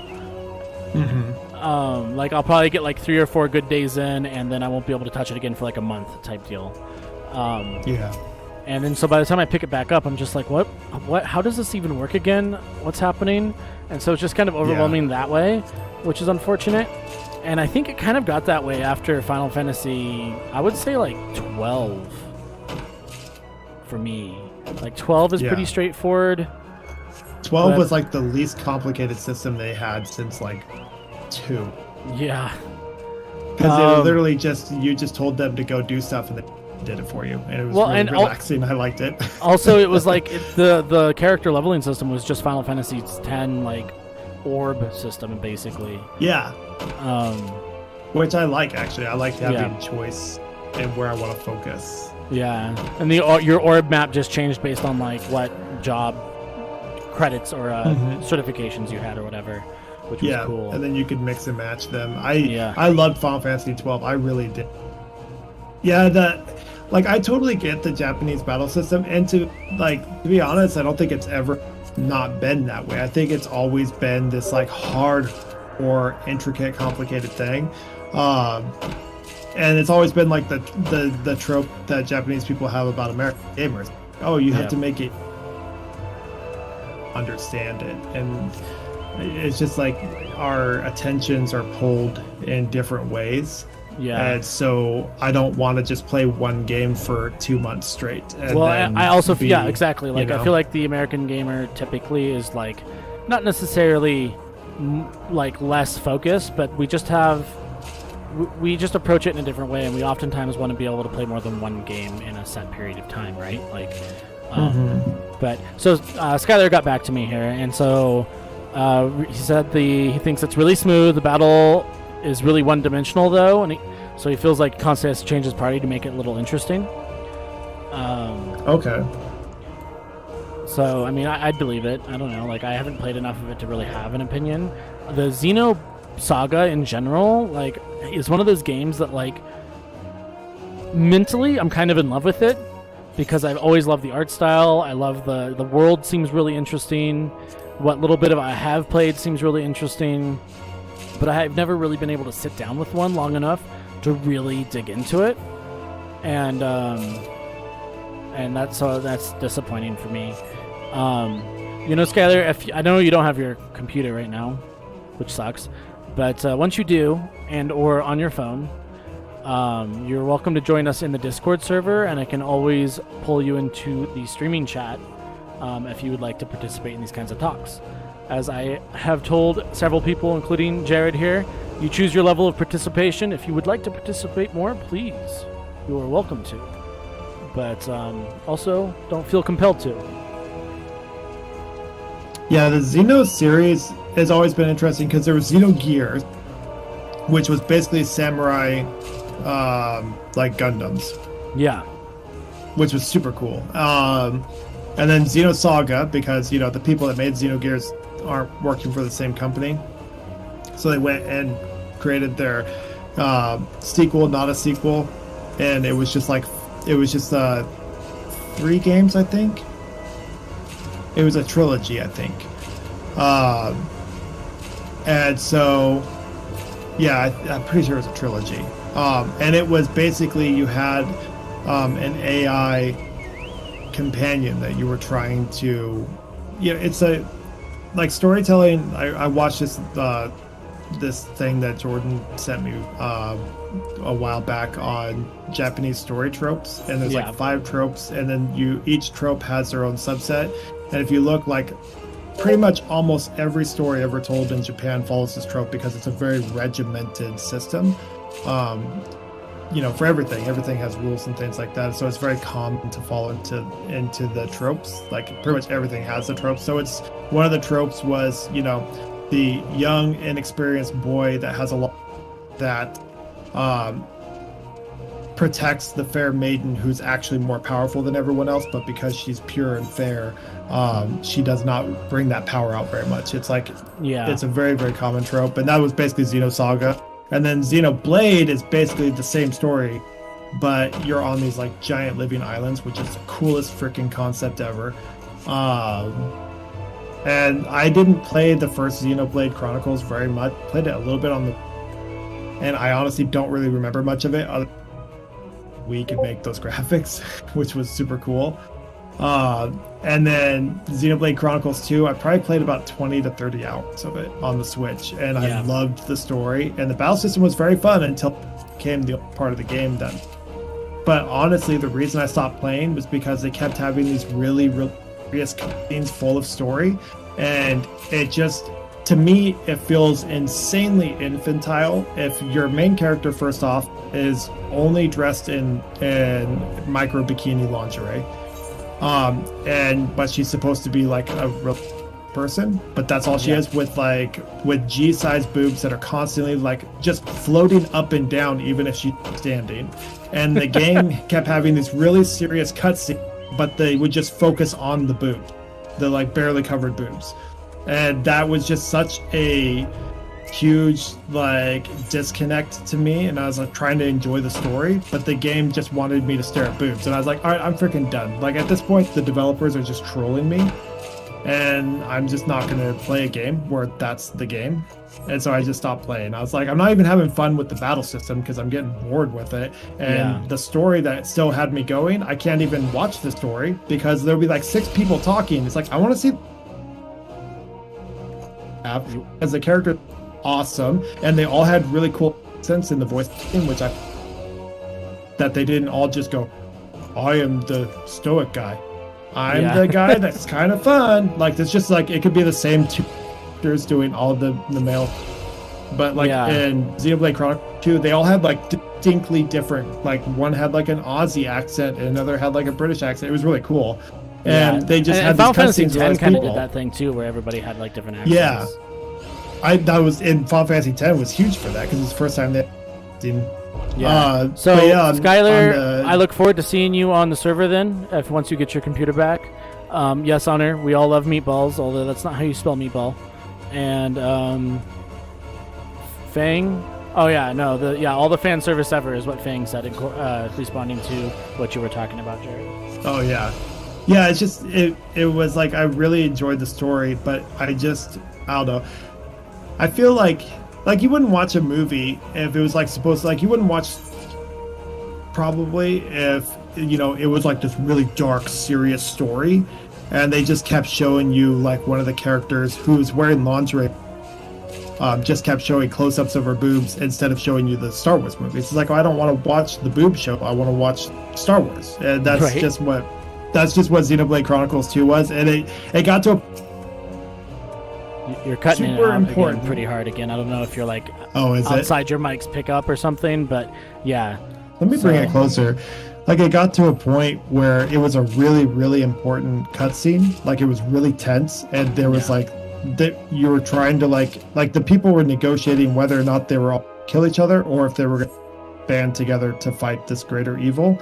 And almost the entire cutscene was just focused on the main character's bouncing boobs. And I just, at that point, I was like, all right, I'm done. Like, if the most important cutscene I've seen, then that's how they portrayed it, then the rest of the game is just going to be that. It's going to be a boss battle, and it's just going to be this person in lingerie standing in front of the camera the whole time. And I looked it up online because I was like, this has to be a glitch. And everyone was like, no, this is how they do it. They thought that this was the right way to show these scenes. So I was just like, oh my god. Yeah, it's just, I don't know. It was fun. That was like the final. But the game, like, at least when I played it, like 2 years ago or whatever, it blew me away that the Switch was putting those graphics out. Yeah, like, no, I'm so freaking cool.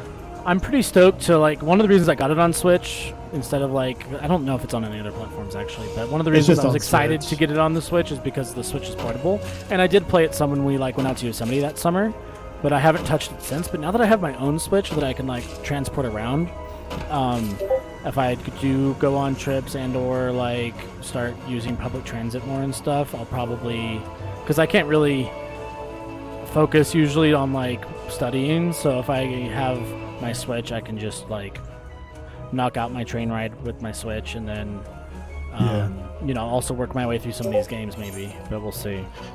Do you have it? Do you have Xenoblade Chronicles 2? Yeah. Oh, okay. I was gonna say, if you don't have it, I'll just send you mine, because I've definitely never. No, it looks awesome, and the battle system, I don't know about the first one, but Xenoblade Chronicles 2, the battle system, kind of took a while for me to wrap my head around. But once I had a good understanding of it, fun and satisfying. But if I didn't play it for a week, I forgot it and had to like Google how it worked again. Yeah, because it's very complicated. And that's kind of why I'm hoping that I can find a like chunk of time every day where I can spend like an hour on it. You know. Yeah. Because that's kind of my problem is right like between school and streaming right now and trying to make videos on YouTube and just everything that we've been trying to do, it's pretty tough to have time where I just don't want to like chill out and do my own thing, which oftentimes at home means that I'm on my computer or like I'm doing like 30 minutes of Zelda's Link's Awakening before I go to sleep or whatever. So maybe I can just make it one of my things that I do right before I go to sleep, like I have with Link's Awakening. But I don't know, like it's tough because I feel like with that kind of game, I really need a solid like hour or two, at least, to like enjoy it. Yeah, it takes like a good 30-45 minutes just to complete like an average mission. Yeah, and so you probably need like an hour so you can go pick it up, drop it off, and restock. Yeah, and so like. I don't know, it gets kind of tough. What is happening right now? You just need to get on that pill that makes it so you sleep 30 minutes a day and you feel like you slept 10 hours. Right. No, that's the problem I've had with JRPGs a decade or so, and I've had the same problem. Like, it's really great. I feel like that's a thing. I really think it's great for like if you have the discipline to not buy another game for another like 3 months, and you can just play that game for a solid 3 months, beat it, be done with it, and then move on to the next game. But because there's like I've run into this problem in the last 10 years where there's just like too many games that I'm interested in coming out all at the same time. And so it usually means that if I go to GameStop and buy a game, I'm usually going to leave with like 2 to 4 games. And usually it's like 2 new ones that I'm really interested in and 2 older ones that I've been wanting to pick up for a long time. Yeah. Right? And then I slowly but surely try to work my way through those. And it never happens. Well, mixed success. We'll go with that. Mixed reviews on that. How about because like Mass Effect Andromeda was one of the like quote unquote older games that I picked up at one point, and I actually pretty much beat it. I don't think I didn't actually complete the full story arc, but I mean I pretty much discovered all the planets. I got pretty much all the little like townships up and going, and stuff like that. So like I mean I would say that like. Again, it's one of those games where like I've played most of the way through it, probably a solid 2/3 of the way through, if not more. And then it's not that I didn't want to keep playing it, it's just like life pulled me in a different direction and I haven't played it in a solid while. Fortunately, Mass Effect is one of those games that because it's used effectively the same system and effectively plays just like all the other Mass Effects and pretty much just like any other shooter, more or less.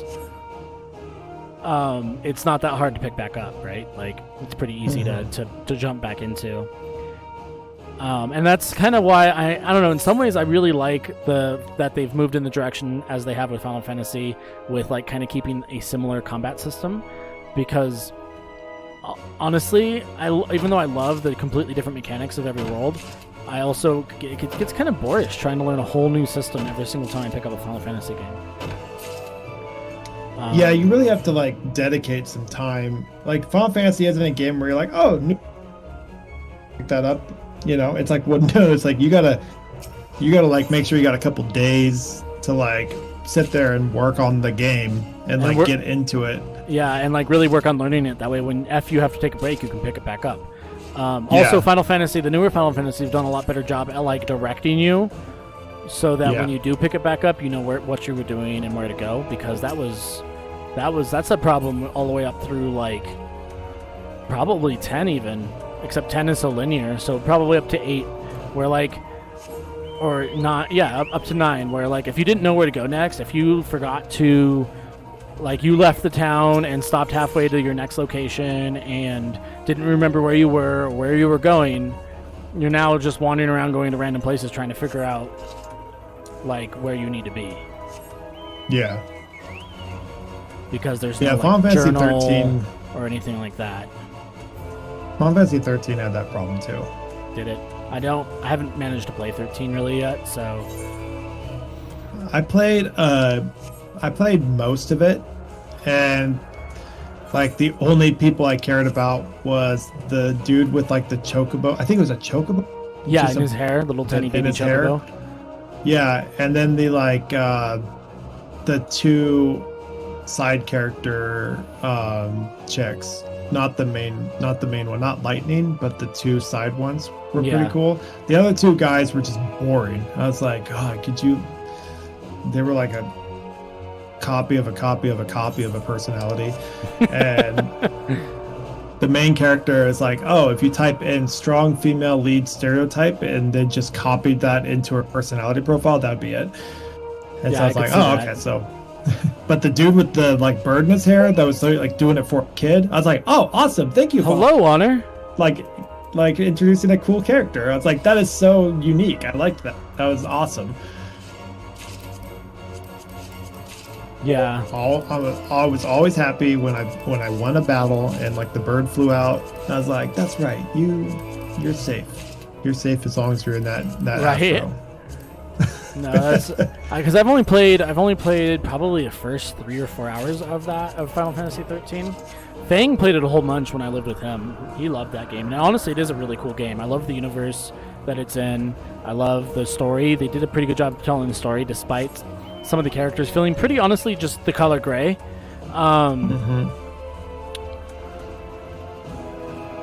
But like as a whole, I would say that like it is one of the better Final Fantasies around.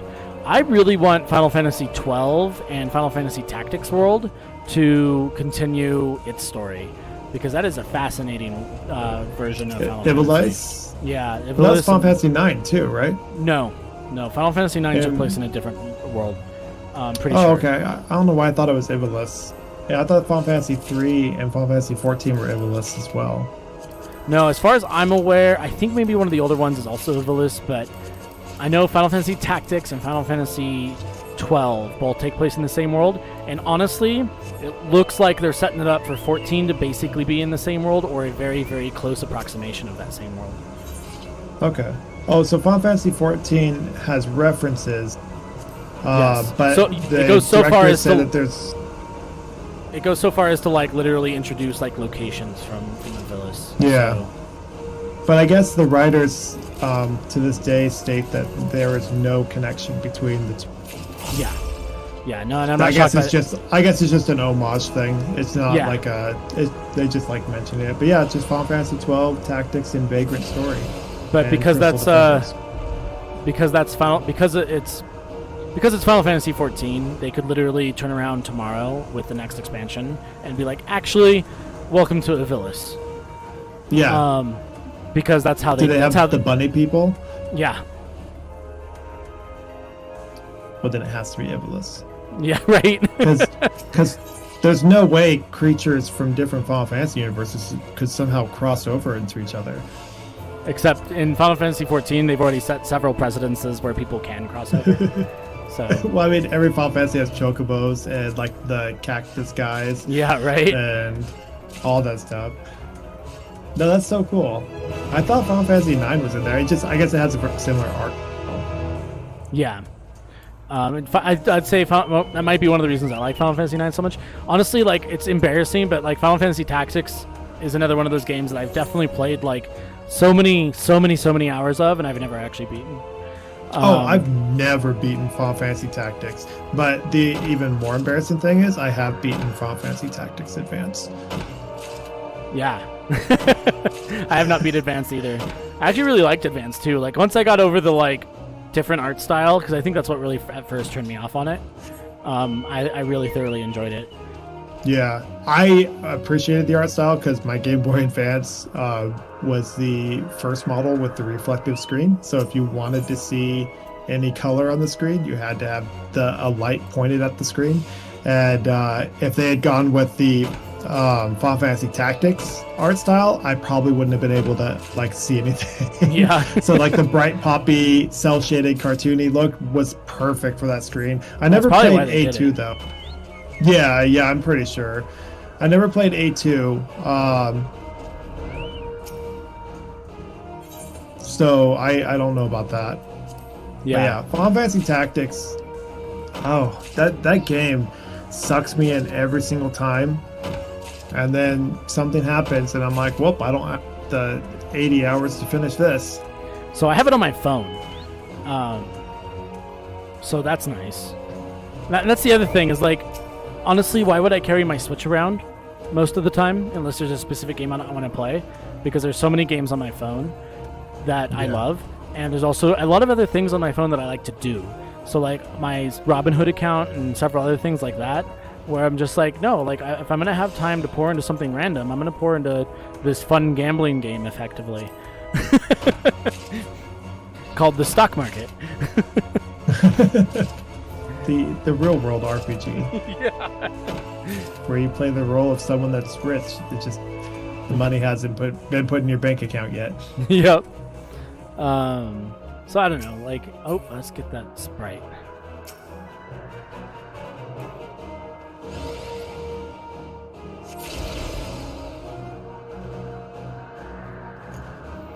But I don't know. So, out of which MMO would you interest you the most right now? Like that you've heard about right now, or like heard about, you know, like, or even is an older MMO. Like, which one is like you've been like, you know what, I kind of want to try that.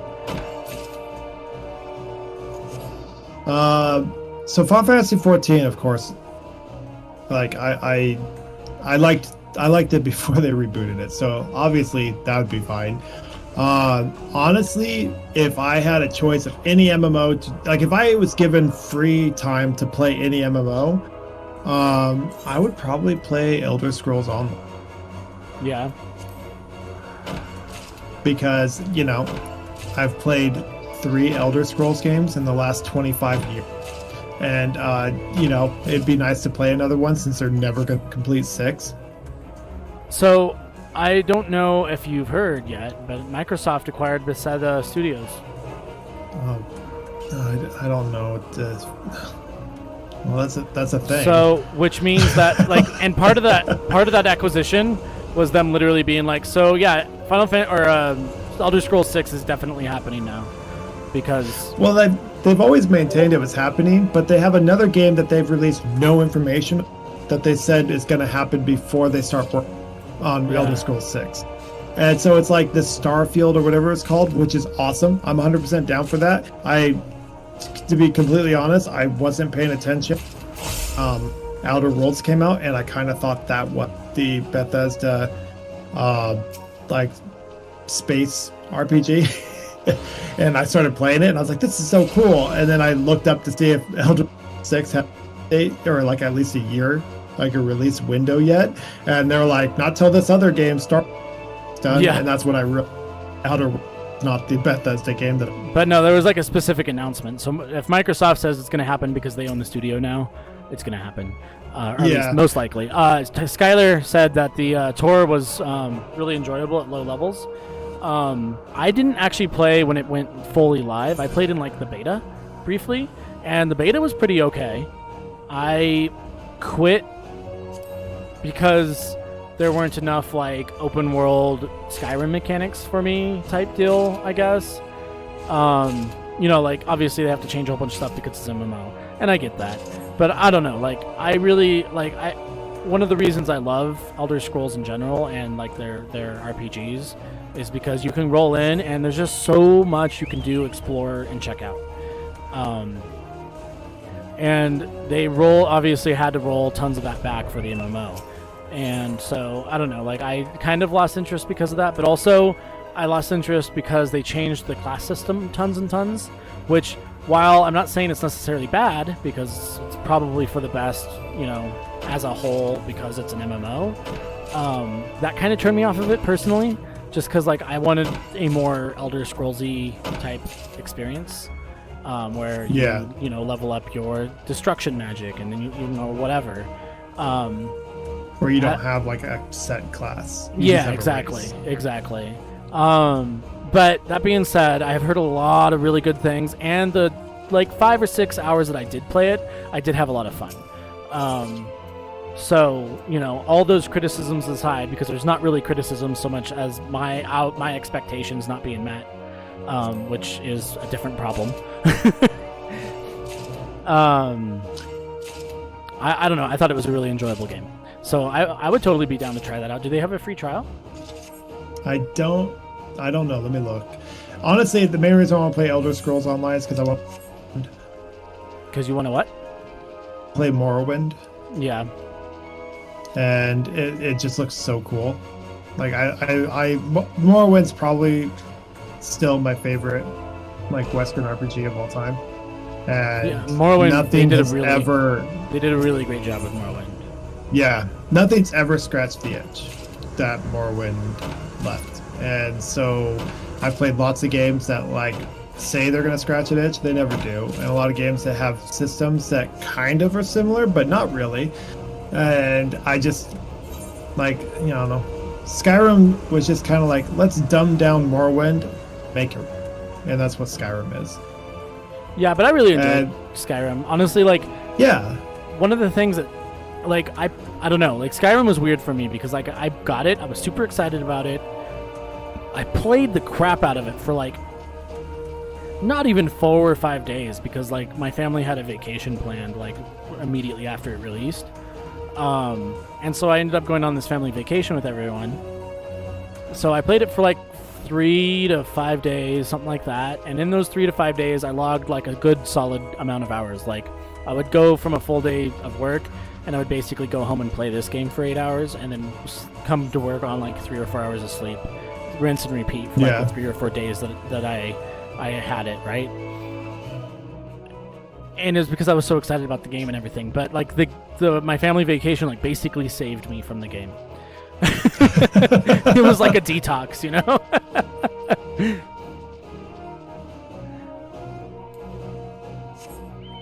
Yeah, Skyrim was really fun because it's the closest that I've seen a game come to Morrowind.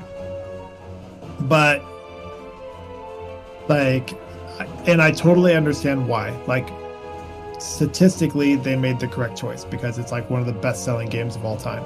But I just had, I don't know, I want a game where it just goes, okay, here's the world, you're in the world, go. And Skyrim had some elements like that, but they're still like, no, here's a story that you must follow and stuff like that. And it's like, I just kind of want to, let's just give me a cool world to go into. And Skyrim was really fun and the world's cool, but like the world is like basically one biome for the most part, the entire world. Well, like, yeah, nothing because changes. like you are in one effective biome in Skyrim, right? Yeah. Like you are basically in a country, in a continent, which would be roughly one biome. Yeah. And there Morrowind was like 9 biomes. I know there are a couple DLCs that I think take you away from Skyrim, and I know there are several mods that take you to different places. Yeah. So there's that. I enjoyed Skyrim for what it was. It was very fun. It was like Morrowind Light with more cinematic storytelling. Yeah. Which, you know, if you're trying to please the common people, that's the way to go. Yeah. So that's why it sold better than Morrowind. It's weird because even though I know that Skyrim's map, Skyrim's map was bigger than Morrowind's, I felt like Morrowind's map was bigger. Yeah, because there was more to see. It wasn't the same. It wasn't the same landscape over and over again. With like, oh, this area is special because there's a river and there's not as much snow. You know. Yeah. Is that 9 or an 8? That's an 8. Okay. Guys, only 2 levels to go, and I'll cap out my gather. It's very exciting. Woo! So you have to buy Elder Scrolls Online. They only do free events, but there's no free to play. There's no like free trial or anything? No. That's stupid. How are you supposed to get players in the game? You need that free trial, man. You need that taste of crack. Well, it's generally considered one of the best MMOs, and depending on what like review you're looking at, they'll either say it's like in the top 3 or the top 1. Well, it's usually Elder Scrolls, Final Fantasy 14. I can't freaking remember the other. No, one. it's Elder Scrolls and Final Fantasy 14, pretty much vying for the top, and then you have World of Warcraft somewhere in the top 10 neighborhood usually. Yeah. I heavily modded Skyrim and got so much replay value. Sad though that the aftermarkets are better than the product. Yeah. That's kind of always been the case with Bethesda games, Right? No, like they release a game that is good and sells well, and then they rely on their mod community to really, really sell more copies, honestly. But I'm excited for their space game because they basically said it's gonna be Elder Scrolls. I'm like, okay, cool, you got me. Like I would play Skyrim too. Like I didn't think it was a bad game. I'm just still waiting for a game to come out that just gives you like a ton of stuff to look at and gives you that freedom. But if I'm like completely honest, maybe I don't need a game. Yeah. Because where would I get the time to even enjoy that? Right. So maybe I'm happy that they're not putting that game out because it would probably be more painful knowing I didn't have time to play it. I would really like to try Guild Wars 2 out because it's one of those games that when it came out, I was really excited about it, and I have not been able to really sit down with it. As far as I'm aware, they have not instituted a subscription on Guild Wars 2, to my knowledge. But you do have to buy the base game, and I think Elder Scrolls is subscription based as well. As well as you buy the game, right? I'm not sure. Oh, there's also New World that doesn't have a subscription. Does it not? I would like to try that one out as well. That looks really interesting, actually. I'm looking to see what ones are like kind of big right now. Because I mean, technically, I think you could still play. Oh man, I'm pulling a word out of my distant Ultima past. Online. Everworld. EverQuest. EverQuest. Thank you. I was like, I know it's there somewhere. I was like, I have that name. I've not heard of that. So there's a free play event for Elder Scrolls Online. It was last month. Yeah, it was last month. Okay, so they have like free. So we'll have to keep an eye on that maybe. But honestly, I just want to play Morrowind, so I'd have to buy it anyway. Yeah. I would really like to try Guild Wars 2 out. Because I really want to try it out just anyway. And it is free to play. So once it's purchased, because I believe you have to purchase it, that would it's just free to play after that. Well, quote unquote free to play, but like I bought the game. I'm gonna double check that because that's how they set up the first one, if I recall correctly.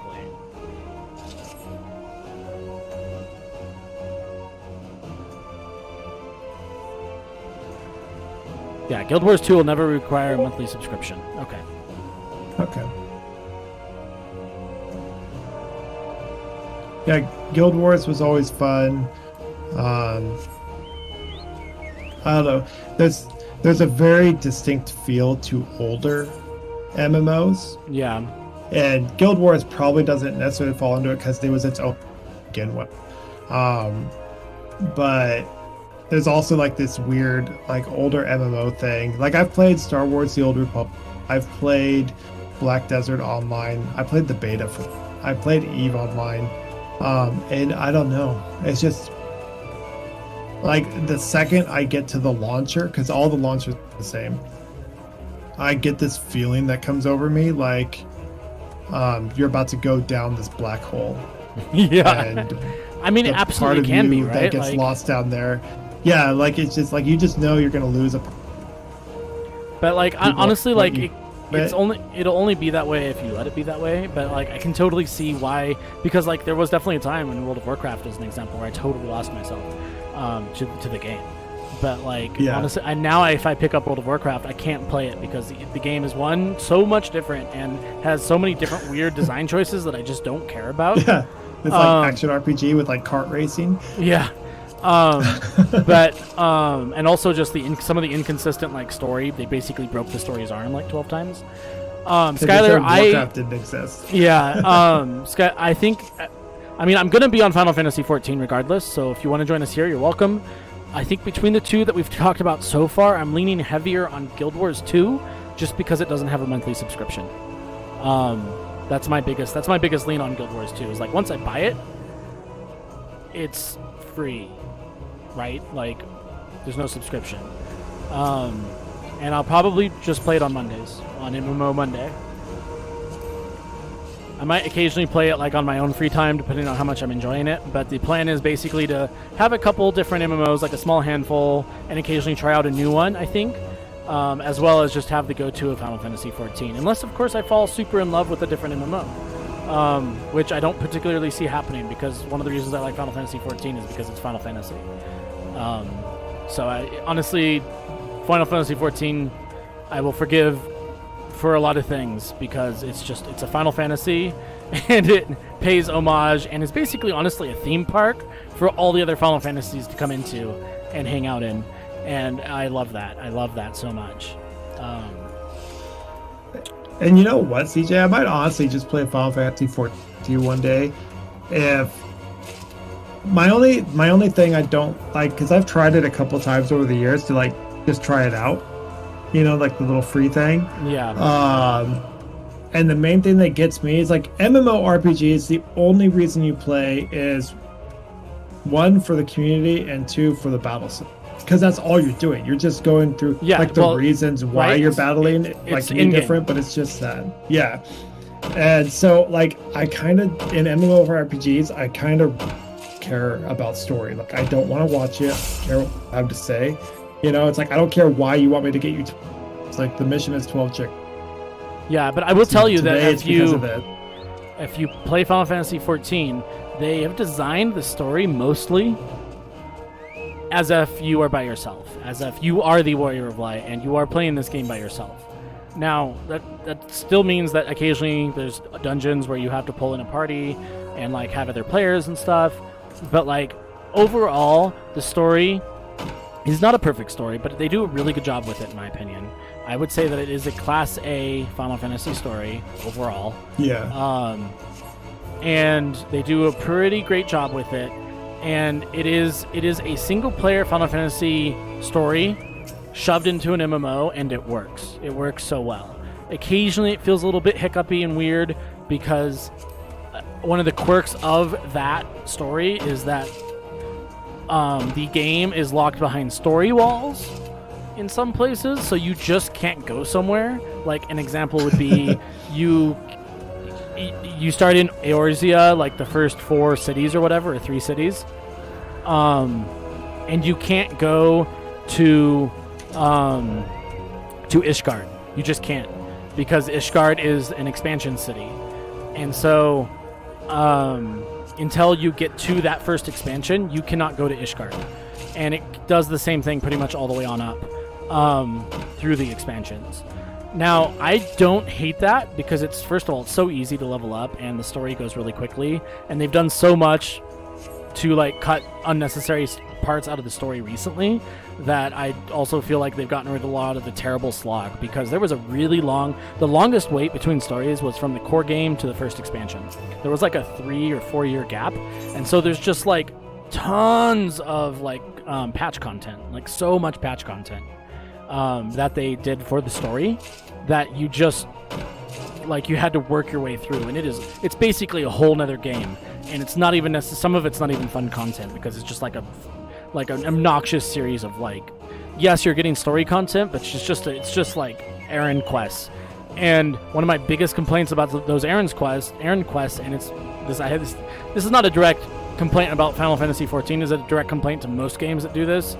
Those errand quests, what they do is they're like, okay, well, meet us at said location, and then they leave. Just give me the option, guys. Just give me the option to go with you. That's all I want. Yeah. Like, just say, hey, would you like to join us now? And I will say yes or no. Sayed, thanks for the like. Hello. Hey, how's it going? Give me the option to say to like go with you, and that way I can go with you. But they don't. They don't ever do that. Well, they do that later, much later in the game. And they may have changed that stuff so it does work that way now in the most recent patches because they cut a whole bunch of stuff. Yeah. But yeah, so like that's the worst part of Final Fantasy XIV, and it's unfortunate, is the first game. Because first of all, they had a year to turn it around. So they shut down 1.0 and they had a year. They had 356 days to make basically an entirely new game. Yeah, like they had the skeleton for sure, but like they had to make an entirely new game, and they had to release it in a year, which meant when it was first released, when I got on this game, there were basic like quality of life things that just weren't in the game, because they turned the game around so fast, and the back-end code was just so bad, and they're still fixing the back-end code with every expansion. Let's put it that way. Like it was impressive. It was an amazing feat, but they like in some ways the game definitely suffered. So an example of that would be when I first started the game, they did not have item comparison. You couldn't auto sort your inventory. You like all this stuff like that. Like it was pretty like it was like wow, that's not in this game. Like what the crap? And then I looked into it and I realized that they literally shut 1.0 down on like. I don't remember the exact date, so I'm just going to throw one out there. They shut 1.0 down on like, December 25th, and by December 25th the next year, they had a new game. Yeah. So like, real quick, by the way, I was like, well, maybe I'll just download just in what? case like I ever do like feel like playing with you, I can just play. Yeah. Because I know it'll take like 6 years to update, and apparently I can't play. I have to make a new account because my Square Enix account says that my account type is free, not eligible to use the. Oh yeah, so this is one of the other things that I think is really dumb with how Final Fantasy XIV does this. It's great that we have a free trial that goes all the way to level 60 because that's the core game and the first expansion. You have to download the trial client. If you do not download the trial client, you will not be able to play. Well, that's what I'm trying to do, and I have to log in to download the trial client, and it's telling me that I can't download the trial client because my account type does not allow it. I must instead go to the purchase page and download the full client. Oh, did you must have already had a trial maybe? I don't know, that's weird. Yeah. Well, I was in the beta for it, and so I've had an account. Okay. And it's an account type free trial. But I have to transfer it to full game in order to download it. Oh no. Okay. That can't be right. That can't be right. Hold on. There's you're just going to the wrong link. I'm sure of it. Hold on a second. Hold on. Honestly, I don't mind this because Square Enix doesn't allow you to change your username, so I make a new username anyway. Because this is like literally the only thing tied to my Final Fantasy account. Or a Square Enix account, pretty sure.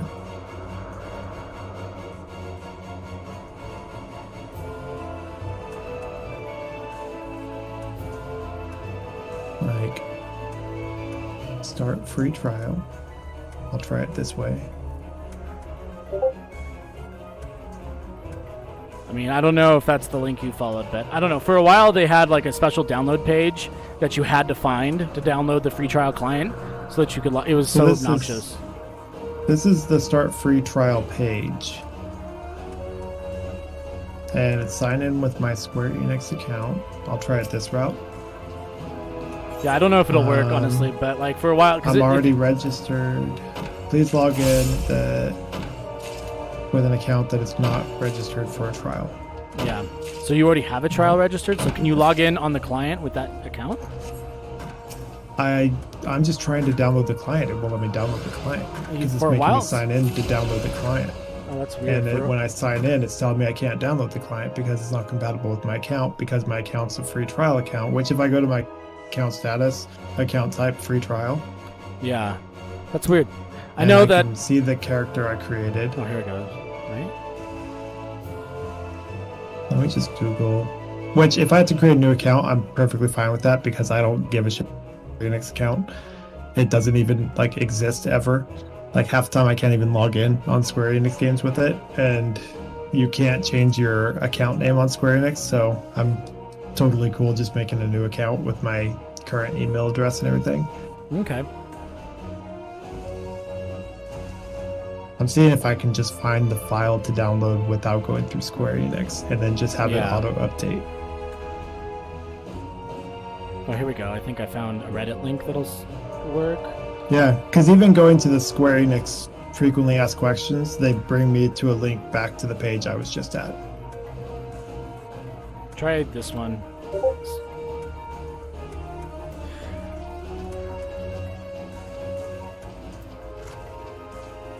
see. Almost level 79.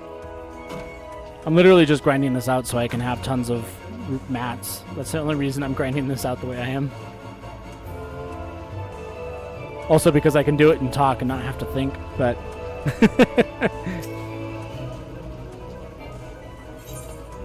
Oh boy, let's roll the dice and run this executive file, because Chrome blocked it 3 times till I unlocked it. Really? Wow.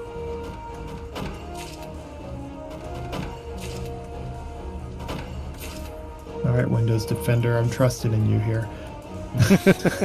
I'm sure it's fine. Nobody's flagged it on Reddit, so unless, it's a virus that somehow kills the user. So. Right.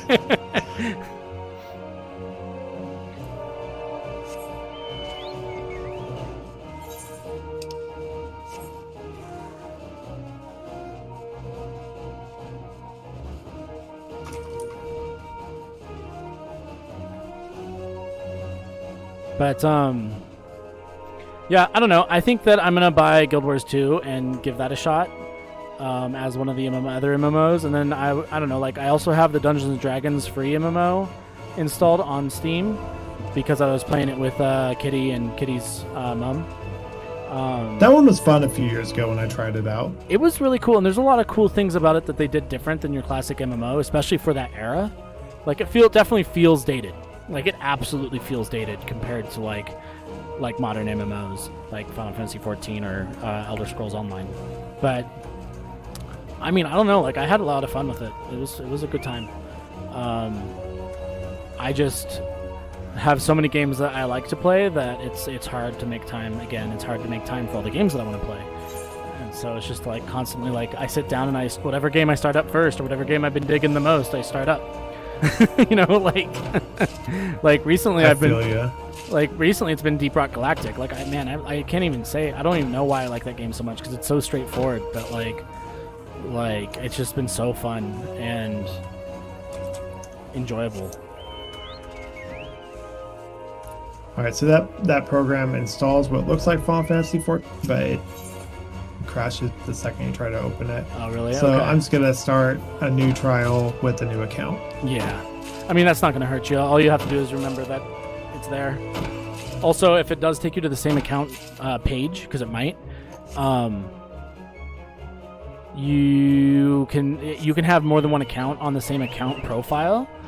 It'll just be a different tab, if that makes any kind of sense. It probably doesn't on words, but there's like I could show you later. I'm not going to show you now because it would be revealing my entire stream.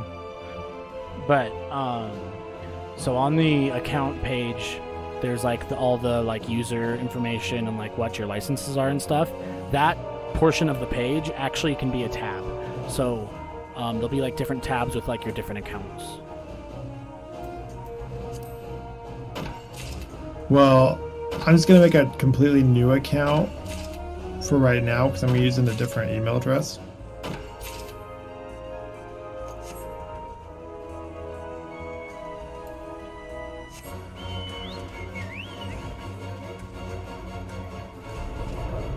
But yeah, so I mean in Final Fantasy 14 though, we have I mean I wouldn't say it's a busy guild, but we do have a guild. We have, and Zill is the guild leader because she took it from me because at one point I took like a 90-day break, and if you take more than a 90-day break, Square Enix is like, okay, somebody else is the guild leader now. Which is fine, like whatever. And so it's her guild now, which is perfect because she's the most active player. And then there's Fang, who currently has been really active, and he is often very active, but then he'll also take long breaks.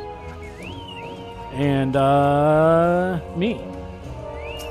And I plan to try to play. I usually log in like once a day or so to like manage my retainers, but I don't always like play.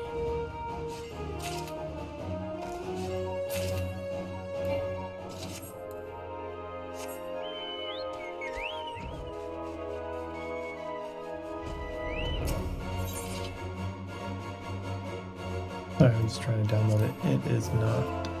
This link is not doing anything. Okay. I have to open it in a new tab for it to do anything because Chrome is blocking this link too, which makes me wonder if that Reddit link was the link that this sends you to. Maybe. Because this installer looks the exact same as that other installer was.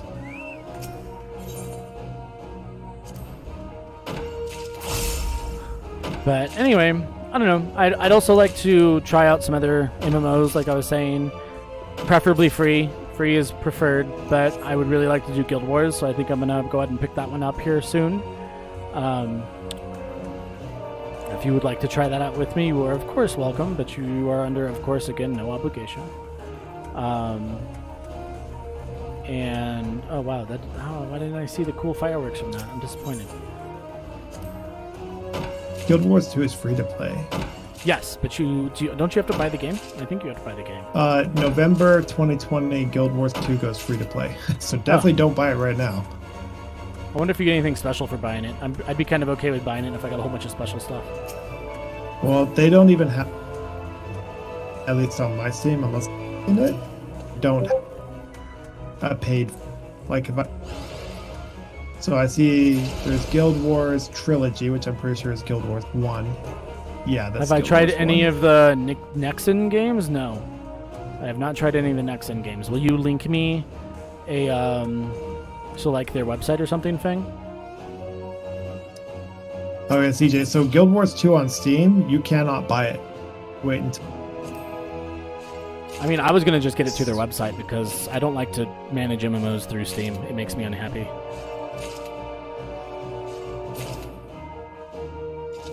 Well, apparently it's going free to play in like 2 months.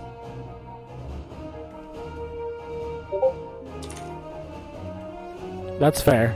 I will look it up then. So, you can play the entire base game for free. The only thing is that there are some restrictions on features. I'm trying to see what the difference is. Oh, it's like free right now. This is on the Guild Wars 2 website. They already have a free version. So you just can't... That sounds interesting. So the only restriction is you can only have 3 bags instead of 5. You can only have 2 characters instead of 5. And you have to stay in the starting area until you hit level. And you can't go to Lion's Arch until you hit level 35. So there's 2 areas that are locked behind leveling requirements, which shouldn't be a big deal. And then you can't have as many characters or bags. Which, again, isn't really that big a deal to me. Yeah. At least theoretically. There's some communication restrictions, which is standard for free accounts. I mean, their standard edition is only $30. Yeah. I mean, there's just some communication things. So, like, you can't just have a bunch of bots start free accounts and spam in chat. I'm not even including stuff because it's like you can't do raids in the account. It's like, yeah, you can't even do raids in the account. Like the base game, when you buy it, you can't do raids in that. You buy an expansion to do raids. So, like, I'm not even including stuff like that. Yeah, I mean, once we get there, we'll deal with that. But, if we get there. Yeah. Yeah, so basically there's some late game stuff like guild activity and PvP that it either says you have to wait a certain level or you don't have access to it, but it's like if you're trying out a game, none of that even matters. They're the makers of Mabinogi. I have not done Mabinogi, but I've heard some pretty Oh, conflicting Yeah. things about Mabinogi. Godzilla Defense Force. That sounds interesting. I'll have to check this out more thoroughly later.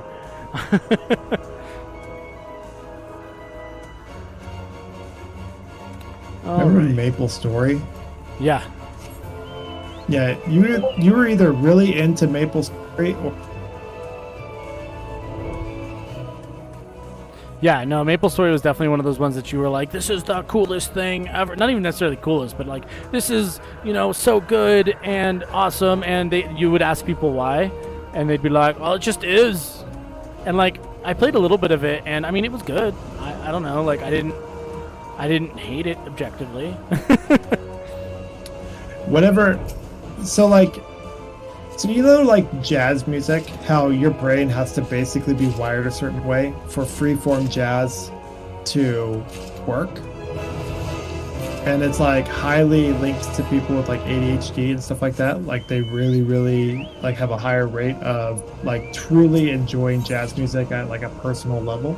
Okay. So it's like so not jazz like timed jazz, but freeform jazz. Yeah. So freeform, non-timed, non-scaled jazz.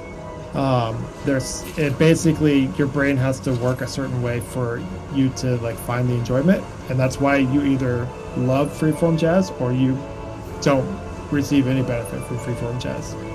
And there's probably the correlation there somewhere.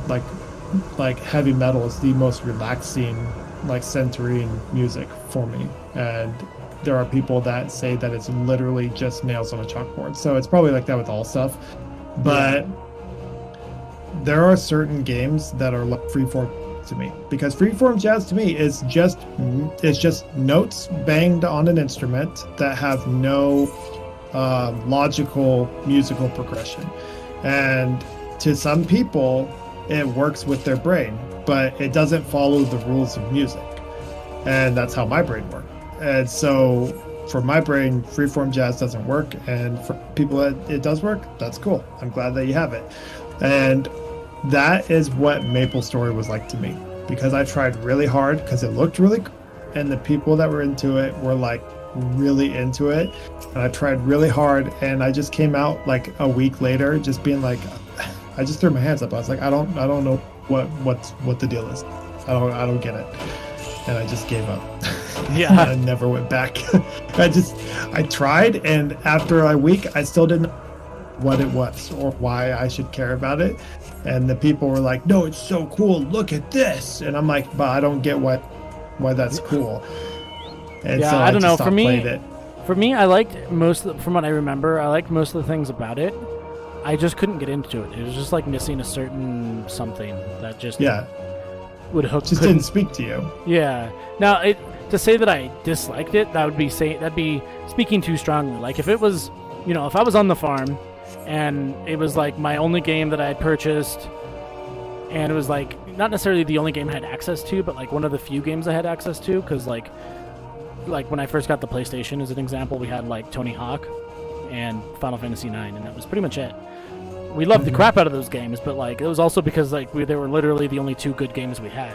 All the rest were like the demo discs or like just such hot trash that it was like, why would I actually play that?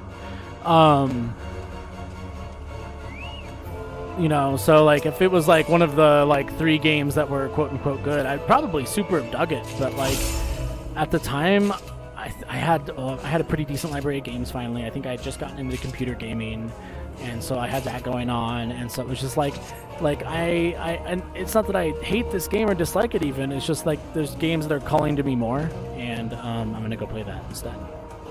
Yeah.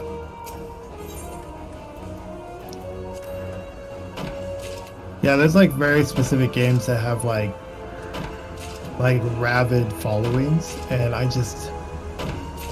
don't know. People probably played Morrowind and thought the exact thing. I mean, honestly, when I first started Morrowind, the first like 4 to 6 hours, probably even longer, I was just like, why are we playing this game? I don't get it. Yeah. Like, what is even remember, happening? I was the first one to kill something.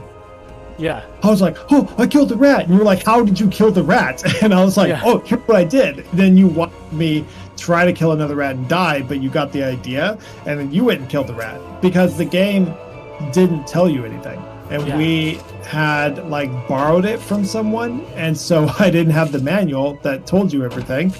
And so we went into it very cold. Well, and not only that, And, like, yeah. you showed up and like there's this really cool game, and like, and at first I was just like, yeah, whatever, and I didn't care, so I didn't even install it, if I recall correctly, until like the second or third day that you'd been playing it, and by the time I installed it, you were like deep into it, and I just was like, I don't get it. Like, I spent the day like trying to get into this game that my friend Jared was like, bro, you've got to play this game. You've got to play this game. And just like wouldn't let me play any other game. Like, refused to play like Unreal Tournament, which we had been like sparring on for the last few weeks. And was like, no, you've got to try this game. And so I tried it because I didn't have a lot else to do. And I was tired of Tony Hawk in Final Fantasy IX. And and so like the first day was just like miserable. Like, I was just like, I don't know why I'm playing this game. But by the end of that first day, I woke up the next day and played the next day, and then the summer was over. And Yeah. you know, like And we weren't fat because we were doing like 2 to 4 hours a day of working out. well, and we had chores because my dad would be like, no, chores. yeah, go split the wood or whatever. Yeah. And we're like, all right, well, we're gonna trampoline and then go for like runs and long walks in between all that. But yeah, no, I don't know. Sometimes something speaks to you, and that's cool, and you're happy when that happens. And sometimes things don't speak to you, and it's like, well, happy it speaks to other people. Yeah. All right, so Guild Wars 2 is like, I just downloaded the client and I'm installing it now. Yeah, I downloaded the client, but I'm going to hold off on installing it because the next download will be pretty massive, and I don't want to eat up my bandwidth too much while I'm also streaming.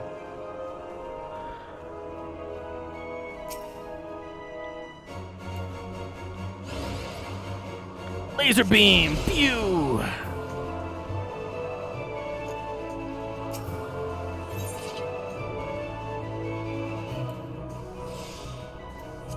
Well, so for the sign up for Guild Wars is much easier. Oh no, the biggest criticism that I would give Final Fantasy XIV and Square Enix at this point is that their account system is just garbage, and it's actually gotten way better. It's actually gotten like a good solid 5 times better. Because like when I first you used created, to not be able to do it. yeah, no, like well, the first Yeah. time I tried to create a Square Enix account like this was in Final Fantasy XI, and it was like 7 different accounts or something crazy. And then the second time was with Final Fantasy XIV, and you still had to have like 3 different accounts. You had to have the account for the game, you had to have the account with like their like home server or something crazy, and then you had to have like another account that linked those 2 accounts, and it was just really bizarre.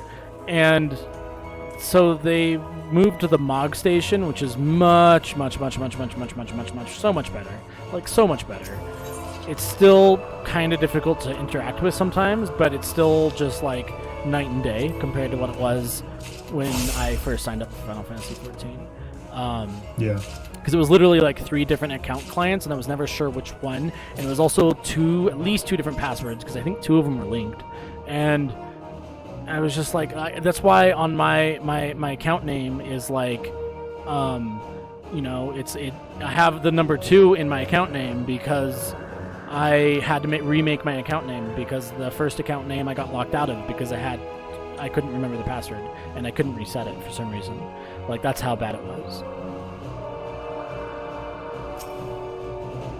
Yeah, I had kind of a similar problem, but I was finally able to get it fixed because of like, and I'm not even joking, it was like 2 months of writing customer service because it would take them 2 to 3 weeks to respond.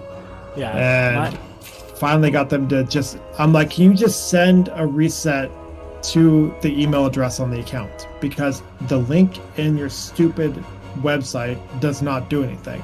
And finally they were like, okay, well, we sent a reset. And then like 2 days later, it showed up in my email. and I clicked it, and I was able to change my password. It was the most aggravating thing ever. No, so and then like one of my buddies, Russell, who used to play with us, he lost his account because he had one of the like gizmos on your phone, the secondary. Oh God. Yeah. Those are the worst. That's the worst idea ever. So while that's not inherently bad, because Square Enix is like literally 10 years in the past with their account stuff, he could never recover his account because they basically refused to. They were like, yeah, no, that's not you. And he's like, I will literally send you my birth certificate. And they're like, nope. So he couldn't play with us anymore. He stopped playing with us, which is unfortunate because we love playing with him. But like, because Square basically told him, no, you're not allowed to play anymore. Yeah.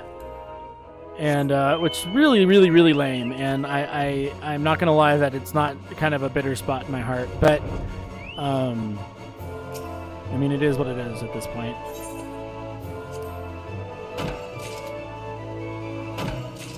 Because I actually bought him a second copy of the game so that he could start another character, and he did level it up to like I think level 40 or so, maybe a little lower. But like he just wasn't feeling it because he lost his main character and all the work he put into that. And I mean I totally get it, but like I figured I'd give him a booster shot by buying him a new game because like then at least the you don't have to part with that money. You don't have the bitterness of having to part with that money. Oh, do you still have to do that thing? I haven't had to do that since I left Yosemite. So when I was in Yosemite, because of the way something about the way the internet worked there, Square Enix's accounts their servers hated Yosemite, because I would have to change my password pretty much every day. Like literally almost every day I would have to change my password, because something about the way that Yosemite handled the internet, their servers were like, no, you're obviously not you. And I don't know why exactly. I think it might be because it was a microwave beam out of the valley and then to like the East Coast somewhere. And I kind of wonder if like the reception or the like which tower was picking up the microwave beam would change the IP address of the entire valley and throw it. You make it be like, nope, you're in a different spot now, and it's obviously not you. Yeah, like something along those lines with a different VPN. Yeah. And so I mean that's literally just a guess. Like I don't know if that's what was happening. So like if somebody's out there and is like, what the hell are you talking? That's not the way that works. Like what is your problem? Like I'm just literally guessing, bro. Like I don't know what to tell you. I know totally a thing. Yeah, if it's just flagging different geographical locations based off of whatever IP address is presenting on the network, then it totally would. Well, yeah, and that's why I'm guessing that is because like I know that's what happens, but like I don't know, like I just don't know if that's what was happening for sure. Like it's a guess based on the response of the server. Yeah, but. So like almost every day I would have to reset my password in Yosemite. Sometimes like multiple times a day. Because the Square Enix servers would be like, nope, that's not you. So is that still happening to you, Thing? That's crazy. You're in a stable spot with stable internet now. Because Feng was my roommate when we were in Yosemite, and it was like a joke. I gotta restart my freaking Final Fantasy 14 password again. Like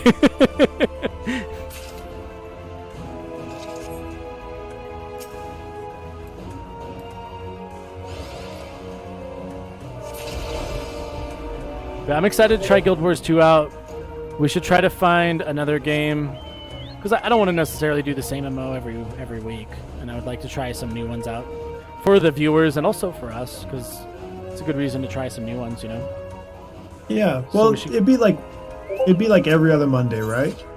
Well, I think I'm personally gonna try to do it every Monday. What you do is on you. You can participate or not. You know what I'm saying? Like, I was just thinking about Zill's game. Oh, right. No, so it would be every other Monday at this point. Yes, you were correct. I kind of forgot about that because I'm terrible at schedules. So you're right. I am the worst at schedules. So if it's every other Monday, I mean, you could do like like maybe a 5-part series on each MMO. Yeah, something like that. That's like, if you do 2 hours in each MMO, that's like 10 hours. That should be enough. Like, unless they're so ridiculous. But I feel like MMOs have got. Back in the day, they'd be like, 10 hours. They're like, okay, are you done with it? Are you done with the starting zone? Yeah. But like nowadays, 10 hours in an MMO should give you a solid grasp of early gameplay. Yeah. You're not going to have any end game, obviously, but it should give you a solid. Well, yeah, and we can always revisit the ones that we like the most, or whatever. Yeah, or just like if the game offers it, like World of Warcraft, just start an end game character and do some raids, like basic raids or something. I mean, Guild Wars, the base game doesn't even include raids, so if you want to do end game, you have to play the expansions. Well, yeah, and for Guild Wars, it's mostly I just really want to try it because it was one of those games that when it first came out, like however many years ago it came out now, I was really excited about it because I really enjoyed Guild Wars 1, except for that one flaw. So, I don't know. And then, of course, we could do more than 2 hours or, basically the idea is I'm going to split Mondays between MMOs and Minecraft because of the alliteration. Zill actually came up with a really fun idea for Thursday. It was Sea of Thieves Thursday because of the alliteration. Oh, that's there. cool. Yeah. Yeah. And so like maybe, I mean, and I don't necessarily think that has to restrict us to Sea of Thieves, right? Because Sea of Thieves is an RPG, so we can just say, Sea of Thieves Thursday is just our RPG day where we do various RPGs. Because you can be like, yeah, I'm a thief from the sea. Like, what do you want from me? Well, Thursdays have Thursdays are special days for Sea of Thieves. Are they? Yeah, I think that's their. I remember seeing something like they have like daily events. Okay. So I might maybe start it was doing. just a. Maybe it was just like a thing. I just remember at some point seeing like Sea of Thieves had like special days, and I thought Thursdays was. I thought like each day of the week did something different. I think they maybe. I know they have daily events, but I didn't think they necessarily changed. Like they weren't necessarily the same event, but like it was like a random daily event. I don't know. I'm literally not into the game that much, even though I really have enjoyed it. Like I want to play more of it, but I'm not necessarily. I haven't like thoroughly researched the game, I guess is what I'm trying to say. Because I want to say when we played, something popped up. Oh, Wreck and Roll offered double rewards for shipwreck chests and wreckers on Thursdays. Oh, I guess it's just it stopped like a week ago. Okay. I guess they do like these event things where certain days of the week or certain items or have like special things. Yeah, but it's still Sea of Thieves Thursdays, which is pretty fun, or something like that. Yeah, and I think I'll just make that the little RPG day, and it happens like Sea of Thieves is multiplayer, so if people want to participate, we can do Sea of Thieves. If people don't want to participate, I can do like Star Wars or something. And when people are like, why is it Sea of Thieves Thursday? I'll just be like, because we're in the sea of the space, man. Because I just like the alliteration. And there's nothing that really alliterates with like RPG, Yeah.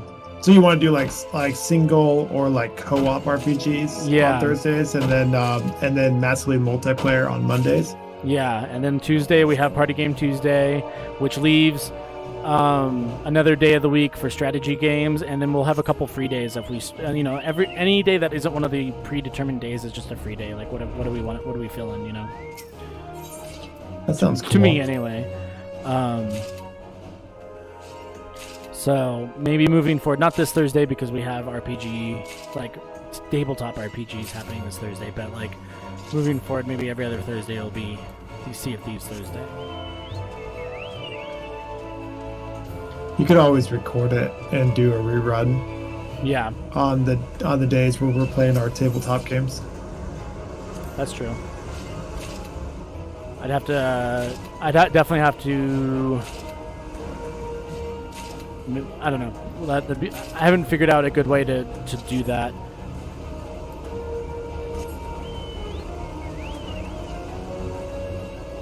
But I wonder if it's because you're playing on the PlayStation thing. That's really weird. I don't know. That's just super weird. What is down here? Whole bunch of nothing. Whole bunch of nothing. Why did I even go down here? What a waste of time.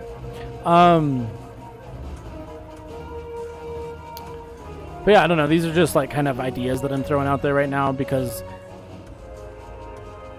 I don't know. Like I don't want to limit myself to just Sea of Thieves, but like I like the alliteration, so that's tough. That's tough because I want to be able to do like single/multiplayer RPGs. Yeah. But Sea of Thieves definitely just says, you know, I'm playing Sea of Thieves. So I don't know. We can figure it out. Yeah. And you can always like change it up too. Yeah.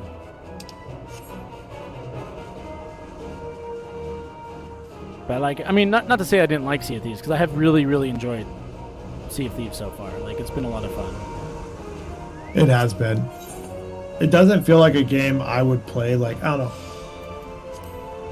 Like, it's very rare that there's a game I'll keep coming back to for a long time. But there's a lot of games that I'll definitely play like 1 or 2 sessions a month of. And I think Sea of Thieves to me is kind of like that game where it's like I would definitely play it like once a month. And probably like Deep Rock Galactic I play a little bit more because you play more. And it's not a game I would normally come back to a lot, but it's not something I dislike. I do enjoy it, so it's something I don't mind playing a lot. Yeah. No, I'm really digging Deep Rock Galactic, and I don't even know exactly what it is about it that I like so much. It's because I'm a space dwarf, man. I'm going underground in space. It just speaks to you. Yeah. I'm not super big on the whole, you know, you have to play. Like, I'm at almost 25 hours in now, and I still haven't even promoted my first dwarf. I mean, which I is don't like know. Which is for a game that touts how it's not gated behind multiplayer concepts. It's definitely gated behind multiplayer concepts. I just wish they'd be a little bit more on it with it. I mean, so like the interesting thing is like you're not necessarily missing out on any actual game. If you Well, you can't do any deep dives. Yeah, but the deep dives are basically just normal missions. Yeah, like, but they're deep. Yes, it's true. And you get like a special like gizmo that lets you get more fancy like clothes and like skin things. But like literally that's what I it. want. You also get a big old. You also get the overclocks for your guns and stuff. But they're not that special usually. Like honestly, there's very, very few good ones so far. So I want to find, because I haven't looked it up, so I don't know if this exists. But I want a dwarf afro, and I want a gun that shoots faster and stronger. But the I don't know, man. Like I've leveled up 3 of the 4 dwarves, and I feel like the first one took me the longest because I was like learning the ins and outs of the game. And now that I've leveled that first one, all the rest of them I just leveled like super fast. Like my gunner is almost level 25 now. He's level 22, I think. And he'd probably be level 25 if I had played him last time, but we went on deep dives, so I didn't play him.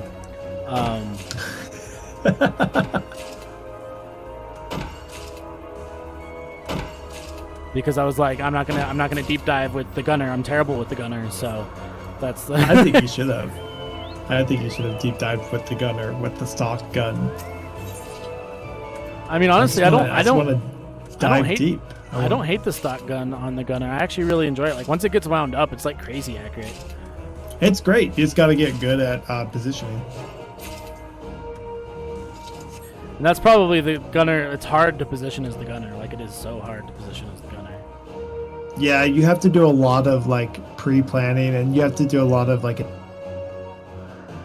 because your zip lines are kind of what's used a lot to position, and so you have to try to manage aggro, and then you have to like let someone else pull the aggro so you can either run or get on the zip line to get behind the enemy and then drop down and then just unleash your full barrage. Well, especially if it's a dreadnought, because you can only damage the dreadnought from behind, right? Like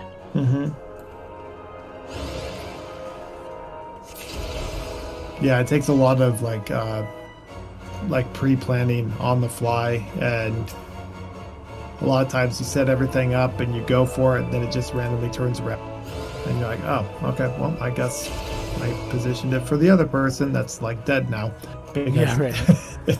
Well, and that's kind of like as you play more, like your mission success ratio goes up and up, and I think that helps a lot with getting XP. Also, like once you start playing with people who have promoted dwarves, you level a lot faster because you can complete more things inside the game, inside the like levels, to get more XP.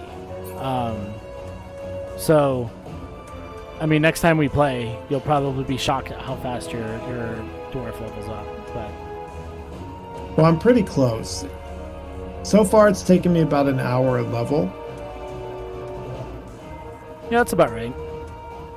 So I'm pretty close. That's why I'm saying like. I would say that like the first 10 levels take significantly less time, but like once you get into like the mid-teens, it definitely starts taking like a couple missions a level, basically, and you know that's 30 to 45 minutes a mission usually minimum.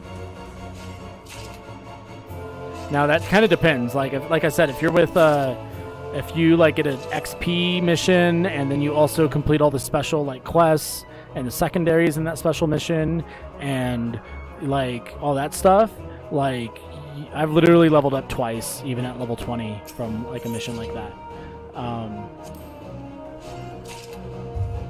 But you know, again, like it does take a little bit of luck because a lot of those modifiers are random. Yeah. Which I'm not necessarily opposed to. And I mean, I get it is definitely like a qualm, but I don't know, like I'm not entirely opposed to it because like you can expect a certain skill level on like the deep dives if you go with random people that way, which is nice. Unless like it's literally, you know, Joe's younger brother playing on his account or whatever. So that's good. And then I don't know, like I honestly, like the end game is much like the rest of the game. So the only things you're missing out on are the extra skins you could potentially get, which you can get randomly anyway, and the overclocks, which is probably the biggest mechanical change at end game is you get the overclocks, and there's a lot of really bad overclocks, so it's kind of a hit and miss situation there. Yeah. I just want to be able to do it. I just want to be able to go on deep dives. Because the whole game tells you, like, that's the point of the game. The point of the game is to get down the deep dives, and then they gate you behind a of grinding to get all four of your dwarf classes able to deep dive. Yeah. And it's like, okay, well, don't tell me it's not a, like, multiplayer geared game, because you can grind faster with the more people you play, and it's set up literally like every other multiplayer battle pass game, just without the battle pass. I mean, have you played the single player at all? I tried it out one time, and it's just not, because the game basically is like grinding through to get as much loot as you can without dying and then hopping out, and it's fun to play with like you, and it's also fun to play with like you and James and like other people, but it totally was not fun at all for me to play by myself. So for me, it's less about the grinding out the items and the levels and stuff, and more about the exploring, which is probably why I have more fun with it, single player. But I really actually enjoy Bosco when I'm playing by myself, like the little robot companion you get.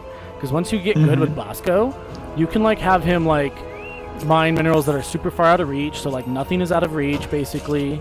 You can have him like on the like defense missions where you have to get the Ock Rocks and stuff. You can just like, if you see an Ock Rock like on the ceiling, you just tell him to go get it, and he'll go get it. And it actually makes those missions kind of easy, because you just have Bosco go get it and he'll bring it to you. Also, like, he is like, once you get him leveled up a little bit, he is like insanely strong. He is like an army unto himself, and it's terrifying. Like, all you have to do, like, as the scout, like, literally a lot of times all I'll do if I'm having trouble with a group or something is I'll just run away and let Bosco kill them all, and then I'll just show back up and be like, cool, you've killed all the bugs. Thanks, bro. You know? The only mission I didn't have success with that particular strategy was, I think I told you about this mission, where I had like a swarm happen. And I was like, okay, well, that's really annoying because I'm low on ammo right now because it's been like a constant fight so far. So I was working my way through it, and then another swarm happened. And I was like, okay, well, that sucks. So I was bouncing around, killing as much as I could, trying not to die. And then a bulk exploder happened, which is just a huge creature that when he dies, he just explodes in this like huge explosion. So that was terrifying. And so I managed to kill the bulk exploder and kill most of that wave. And then it started happening again. I got a swarm. I got another swarm in the middle of that swarm. And I think that time I got a third swarm. And it was just like, it just kept happening. Like literally, I spent like... Fuck that garbage. It was actually a lot of fun because like another bulk exploder spawned as well. And I managed to wipe out most of the wave on that bulk exploder. And I was like, oh, this is totally a strategy I could do. So I managed to clear that wave and like get a moment to breathe and actually managed to get some ammo and stuff because I was like dead out of ammo. And then it started happening again because I'm just the scout. Like it's really hard to kill waves really fast in an efficient manner with the scout because you're just kind of limited on ammo. And even though you have tons of damage output, like if a wave is big enough and is kind of tough enough, you can run out of ammo really fast. So like if it's a wave of grunts and if it's a big wave of grunts, you're just out of ammo. And so, but it started happening again. So I got this wave, I wiped most of it out, and then the second wave would hit, and I'd be like, crap, I'm pretty much out of ammo. And then the third wave hit, and I was like, oh my god, why is this happening to me? Literally, I'm not even joking, I'm pretty sure there were like 50 or 60 grunts and like oppressors chasing me. Not oppressors, the ones the size down from oppressor. But anyway, there were like 50 or 60 like grunts chasing me. And another bulk exploder spawned. I was like, are you serious right now? Are you joking me? Because this is the third bulk exploder. Like, I really wish I was recording this gameplay because, like, oh my gosh. And so I managed to, like, have them chase me to, like, one end of the cave area. I got them kind of all grouped up there, and the bulk exploder had started walking towards me, of course. Because he spawned on, when he spawned, I was on the opposite side of the cave. So I ran to the other side of the cave to try to gather everybody up. And then I ran and I worked the bulk exploder and health down to where I could kill him in like a couple shots. And then I ran all the way back to the other side and waited for the giant, like ridiculous amount of monsters to get around the bulk exploder. And literally wiped out like all of them except like 5 with that particular explosion. So awesome. It was so good.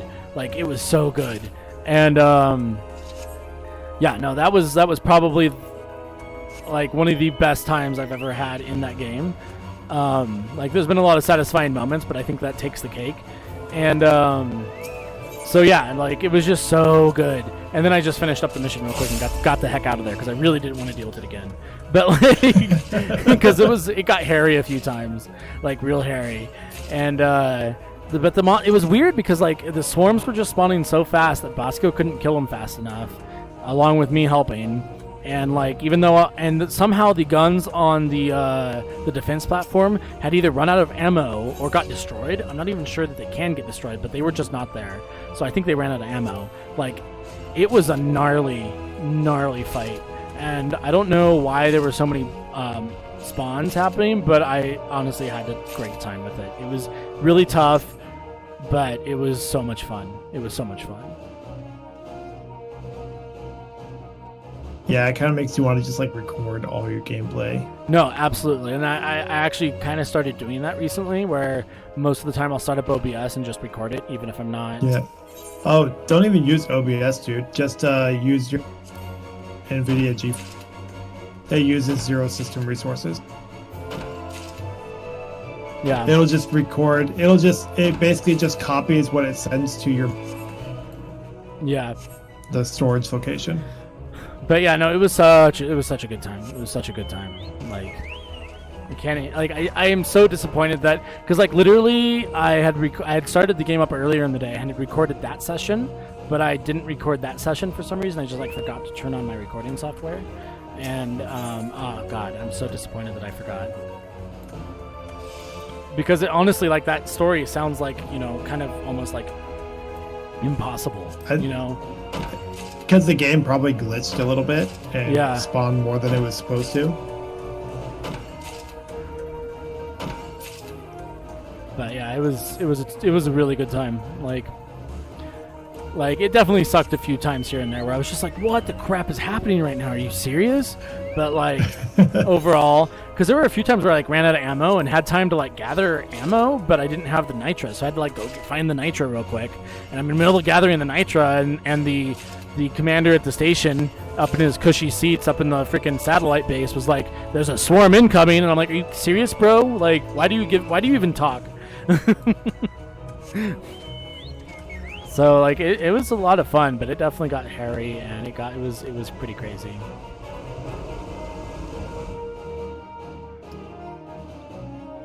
Wow, you're throwing me way the heck up there. All right. Oh, Guild Wars is installed enough for me to play, so I can play. There's a lot of cool like races in Guild Wars. I'll just be a generic human, just a boring old human. Yeah, what races are there anyway? So there are. Oh God, I went back too far. So there's human. There's the things called the Asura, which are like these little, like, I guess they're the halfling. Okay. You know, basically, but they're like super tiny heads, bald with like big, huge, drooping ears. And they're like super smart. So they're probably like, you know, the weak, small, magical beings. There's the Sylvari, which are basically... All right. Oh, cool. So they're not born, they just wake up one day under tail. Oh, that's interesting. And so, you know, basically they look like... So, what else, basically? There's the things called the Norns. Which are like really big, huge dudes with like lots of armor and stuff. Basically the orcs. Okay. But they're like so an ice dragon drove them from their glacial homeland. And then there's these things called the Char, which are basically, oh god, I can't think of World of Warcraft, the moo cow people. The Tauren? Yeah, it's basically like Tauren. Cow people. And so the Char is basically the Tauren. And they're like, "Rah, we love war, blood, kill." Well, that sounds like a much bloodier version of the Tauren, because the Tauren actually were peaceful. Like, they had had they met the Alliance, or the portion of the Alliance that was not just like insane bloodthirsty, they probably would have sided with the Alliance instead of the Orcs. Yeah. Well, it's funny. So like the Norn, like what's basically they're the peace-loving ones, but they were attacked by the Ice Dragon, and so they have to try to defend themselves because they were driven from their homeland. But the Char, which look like the Tauren, I mean, it's not, they don't look exactly like, it's clear that it's off of, they're the violent ones. So they just flip-flopped the personalities of them. That's funny. Let's see what the characters look like. So all, I mean, honestly, the if female it wasn't for Thrall, the Tauren probably wouldn't have joined the Orcs anyway. Yeah. Because they had Green Jesus, who was, you know, pretty influential in his time, and he was pretty chill. Was a pretty cool character at one point, and then made a lot of really interesting, bizarro. Thank you, the devs of World of Warcraft, for ruining a good character type decisions. Yeah. Because the Warcraft 3 Thorn was like badass. And right. The Warcraft Thorn was like, what Warcraft 3? Well, I mean, they basically, not basic, like beta, they said the events of Warcraft 3 didn't happen the way that they were portrayed in the game. Well, it was Warcraft 2 that they did that too. So Warcraft 3 was canon Yeah. up until one of the expansions. I think they were finally like, okay, we're gonna break the arm of this portion now. Yeah. It's lazy. All right. Well, usually in RPGs, I usually play a female character, but I'm not gonna do that here because they look really dumb. I've never been into the I want to make a character that looks like they're 12 and wears lingerie. Yeah. And so let's see. So there's warrior, which is just like a fighter. There's guardian, which is basically paladin. There's revenant, which you have to get an expansion to play. So I don't know what it is, but it looks like I think it's a crossbow, but it might just be an eye symbol. It's hard to say because he won't even let me click it to see what it is.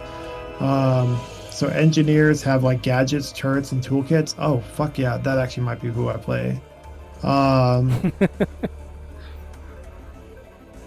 They're technomancers. That's pretty cool. So there's the thief, which is the rogue. There's the ranger, which is the ranger. Necromancer, element, of course, and then the mesmer, which was my favorite class from the first Guild Wars. Mm-hmm. No, the mesmer and the elementalists were awesome in the first. They one. were so cool in concept. And even when I was playing them, I was having a good time. But again, the killer for me was that I could walk up to a knee-high fence and they would split the zone, and your goal would be the greatest enemy. Well, the mesmer, like the only problem with it is that we're gonna play. Like it was a very like specifically role. Like this is your role, and you don't do other things outside the seemed. Yeah. I'm gonna play the engineer though. What does the female engineer look like? Oh, that's the only normal looking person. Everyone else is a size 00 in lingerie with like a, and then the engineer just looks like a normal person. No one cares about the gearheads.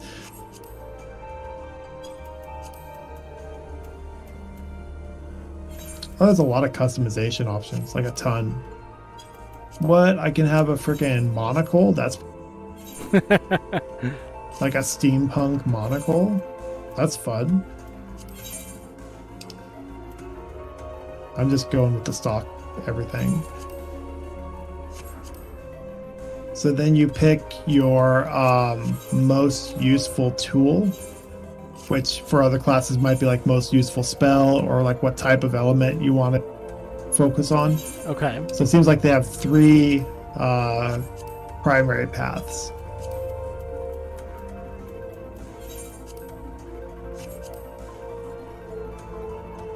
Oh, I forgot I had And other so- music playing. That's been probably grating on some people. I apologize. Having 2 different musics playing, like it didn't even phase me because I'm just a freak, I guess. But I also like the sound of my own voice when it's like a half a second delay. If it's more than that, I don't like it.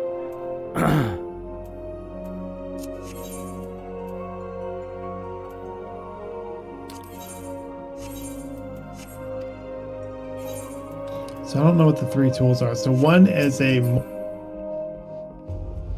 What? multi-tool.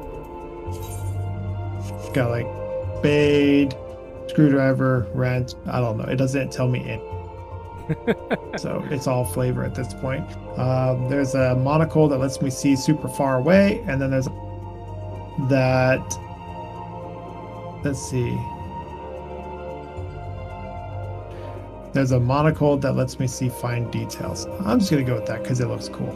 Because the game's giving me nothing else to go off of here. So, and then right, you have guys. to pick personality traits.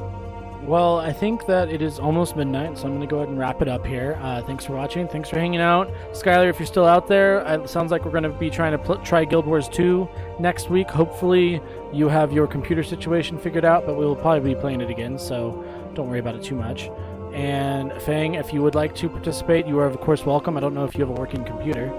And thanks for hanging out, guys. Have a magical rest of your evening, all right?